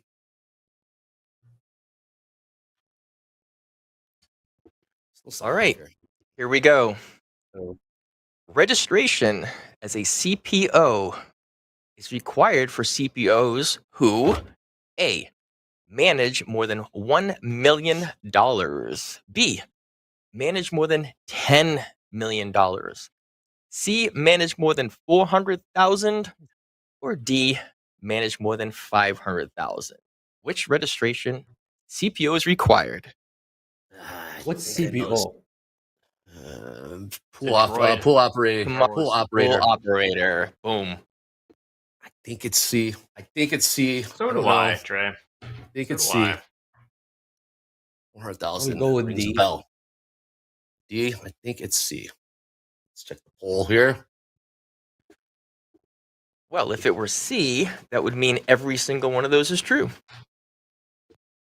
No, well, yeah, you're right. Oh. So it has to be still B saying then. C. Yeah. Wait a minute. Yeah. Okay. Yes. C. Yeah. Wait, Robert, quit messing with me. Okay, Andre, your wish is my command. We're going to pull it down. And what do we think? C is the answer. All of the above are true. Robert. Way to go, Andre. Hey, it's a tricky quiz. We got to try to trip you up in real time. Man. All right. Good. Finally. Man, oh, man. I was freaking out for a second there. Hey, we're selling here in the S&Ps. 60.73 last trade. Robert. Back there. Longs? Super tight stop? No signal yet. Maybe a strong green candle could let us try to buy with a stop at 99. But with this momentum and this weakness of buyers now that we see, I would wait. Man. I would rather wait for market to go higher. Give me a strong red candle around 20s and then sell it from there. Right. See, everybody will buy it here because of this green candle. All of them, their stops at 99. So 99 is a target now. 9 target. Last trade 22,001. 10. 110. Nothing on the tilt. And you got 20 seconds till another injection of liquidity. Man, I thought 125s were going to be a lock-in win for bulls, but now we're almost 20 points below 125. It just kind of goes to show you how difficult it is to project price. The next time you think you know where the market's going, do a above or below and see how close you are, because I can pretty much guarantee that no one knows where price is going at half an hour. There we go. Here come some buyers. Wow. Giddy up. Yeah, that was a little wiggle there.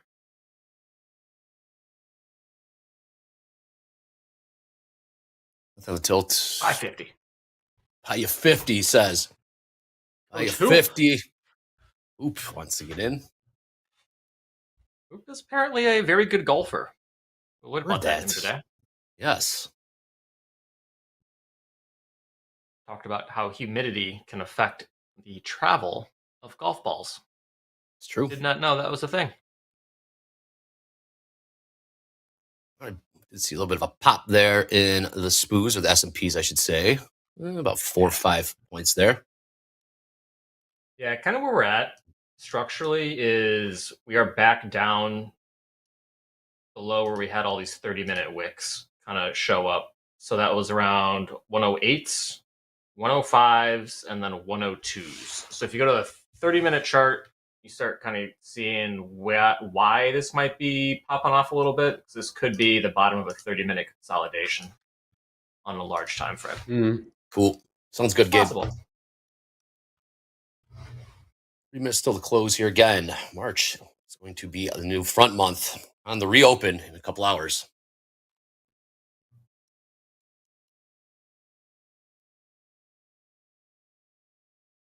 That's a good market. Wild one today. Wild one, just all day. And of course, the sell-off, the inevitable, I guess, profit taking. We're rolling, selling the East, selling to December to by the March. Here we go. 22,100, Mohammed. Yep, that was the target. They just fooled the buyers with this strong green candle. Now let's see. Let's see now. They took the stops. If they're serious to go higher, they should show us some green candle. Otherwise, we are successfully avoiding buying losing trades. Yeah, there's not much of a trade to be had here, other than closing the whatever long trade you had on from earlier in the day. But this is where power hour gets a little bit tricky because we're 3 to 13 minutes away from the market being closed for the most part. Yeah. Okay. We tried to buy it up there. When it doesn't work, it doesn't work. Don't force it. Don't just be biased to buy it. Okay. Well, with that being said, we got 2 minutes left here. And so How about of we get course, some of them power hour submissions, if that's what you're calling for with the genie there, Andre? Let's do it. Okay, let's do it. We get some power hour submissions. Here we go. We have from Lemon Trees, 5K Club. I hope live is next. We hope so too. That's a pretty impressive looking trade report looking right there. Express account, 5K Club. Welcome, welcome, welcome. We have 5 of these today. So we have Lost Trader coming up number 4 here. Follow TopstepTV on YouTube with the amazing Dr. Jerome. Talks trades and science. Look at that. We've seen this meme all over the place. He is thinking about a women. Me, who is overnight short NQ. Let's all hear it. Chat, light it up. Jerome. 60 seconds to the bell. Here we go. Quickly, got my VIP XFA over the 3K mark this morning during fast markets. Locked up for the day. Thank you very much, John Ivanhoe. I'm going to pull one more in here. Coda Trading. Just activated 2 new XFAs before the open. Back to 5 of them. Nice. What I said was I'll be trading separately. Way to go. Already reaching 3K on 2 new accounts. Going to secure $200 times 4 on Friday. And I lied. There is one more. Awesome Prof Trader. Thank you very much. We're counting down to the bell. 30 seconds to go here. Topstep X. Really making progress for me to get the advantage to trade. Only 1 account as always. Limiting the number of trades during tilt and every day is nice move. Way to go. Thank you very much, Prof Trader. Andre, back to you. Let's bring it out. Thank you, Robert. Just got 10 seconds left here till the closing bell. Of course, make sure to stay tuned in for At the Buzzer. Shout out to Mohammed. Dolby time. I get long, but hey, the inevitable sell-off did happen. Anyways, closing bell just happened. Shout out to all the bell-to-bellers. Again, March, front month on the reopen. With that being said, thank you, everyone. We have to get to the Topstep holiday party. Yes, you heard that. We have a Topstep holiday party coming up right after this. So we're going to see everyone later. Oh, missed the bell today. Anyways, throw it to my main man, James. James, take us out of here. Sorry for the hold up, Andre. I just had to make sure I don't owe anybody $5 because I am broke. Anyways, thank you everybody for watching TopstepTV again. Thank you for coming back for another day. We hope you had great tradertainment. And if you were thinking about not watching tomorrow, well, I got bad news for you. It's going to be a blast. Fast Markets, we have Andre, MP, Hoag, Coach J, and Coach Dakota. Morning recap with Hoag at 11. We have Andre, Dolby, George F, and Coach Paul in for the VIP lounge at 11:15. George F is on Coach Paul's VIP team, so we're going to have a check-in with them, see how that's going. Shoulder tap with Jack and Mick. Group coaching with JD and Hoag. Back to the Futures, JD, Dolby, Andrew E. Power Hour with Andre, Dolby, James D, and Hoag. So we'll see you back here tomorrow bright and early for another episode of TopstepTV. As always, I'm James Harden. You're the chat. Have a beautiful rest of your night. Good night.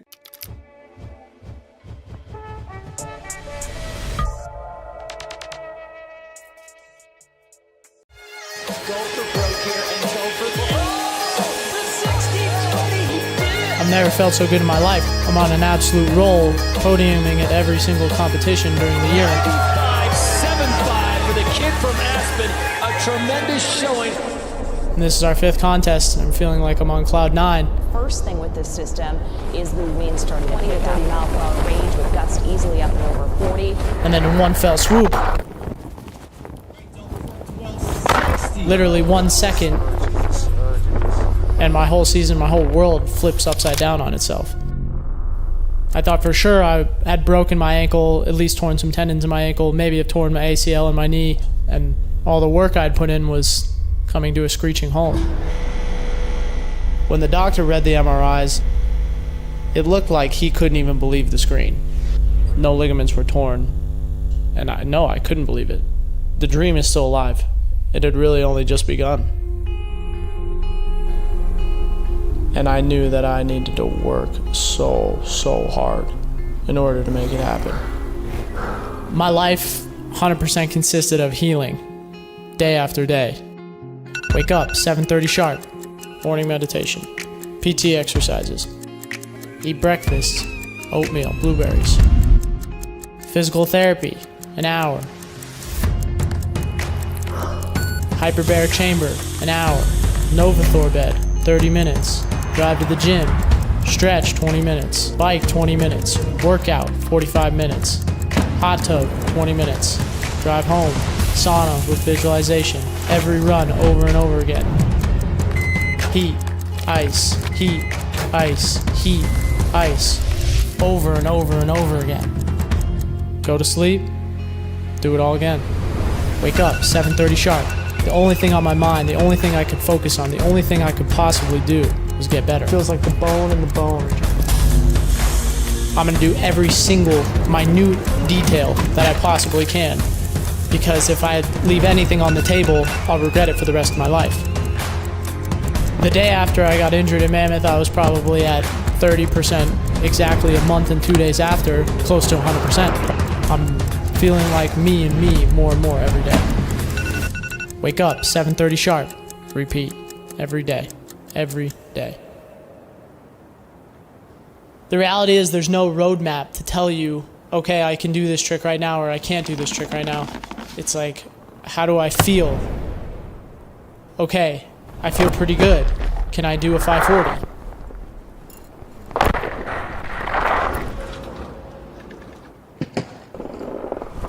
Okay, can I do a 900?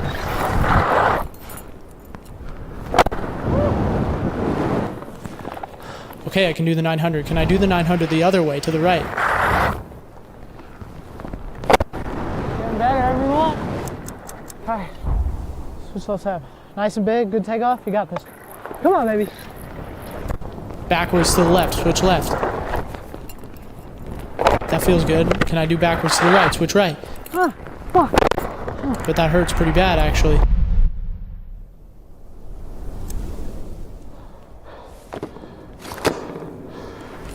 Can I do a double? Because I won't be able to compete the way I want to without being able to do a double. Right up 12. Same trick I hurt myself on in Mammoth. All right, I got this. I can do this.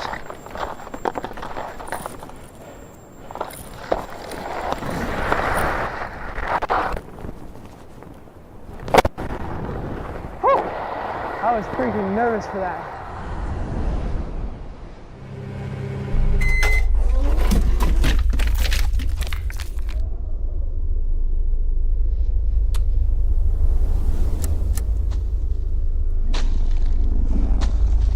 there's a difference between going to the Olympics and just going, and then going knowing that you can do something great. And I'm nervous because I know I can do something great, and I believe I will, but it hasn't happened yet. I'm excited, I'm ready, I'm prepared, but yes, I'm nervous. And I think being nervous is actually a benefit. It makes me more focused.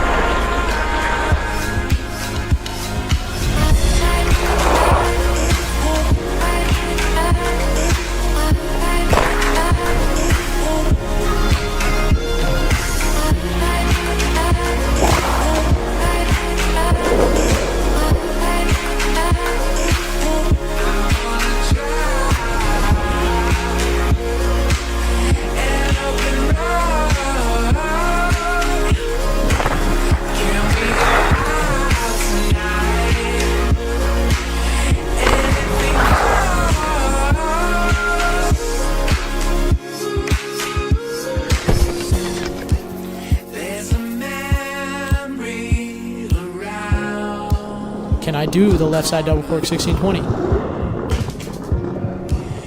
My heart's pounding out of my chest. Never been so nervous in my life. Oh my God, am I going to be the same? Am I the same? Can I do this? Does my ankle feel good? So many different thoughts running through my head. What if I fall here? If I fall here now, this is going to be really bad. But if I land, I'll have so much more confidence in order to bring it into the Olympics. Okay. Boom, drop in. Take off.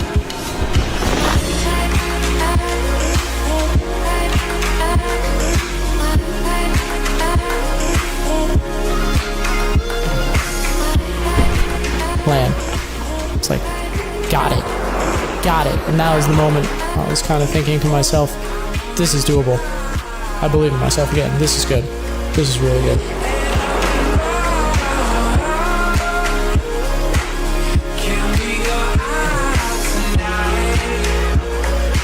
I can do this. I got this. I am this.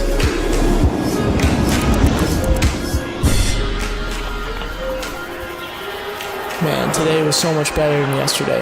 Just wait till tomorrow. That's what I tell myself every day.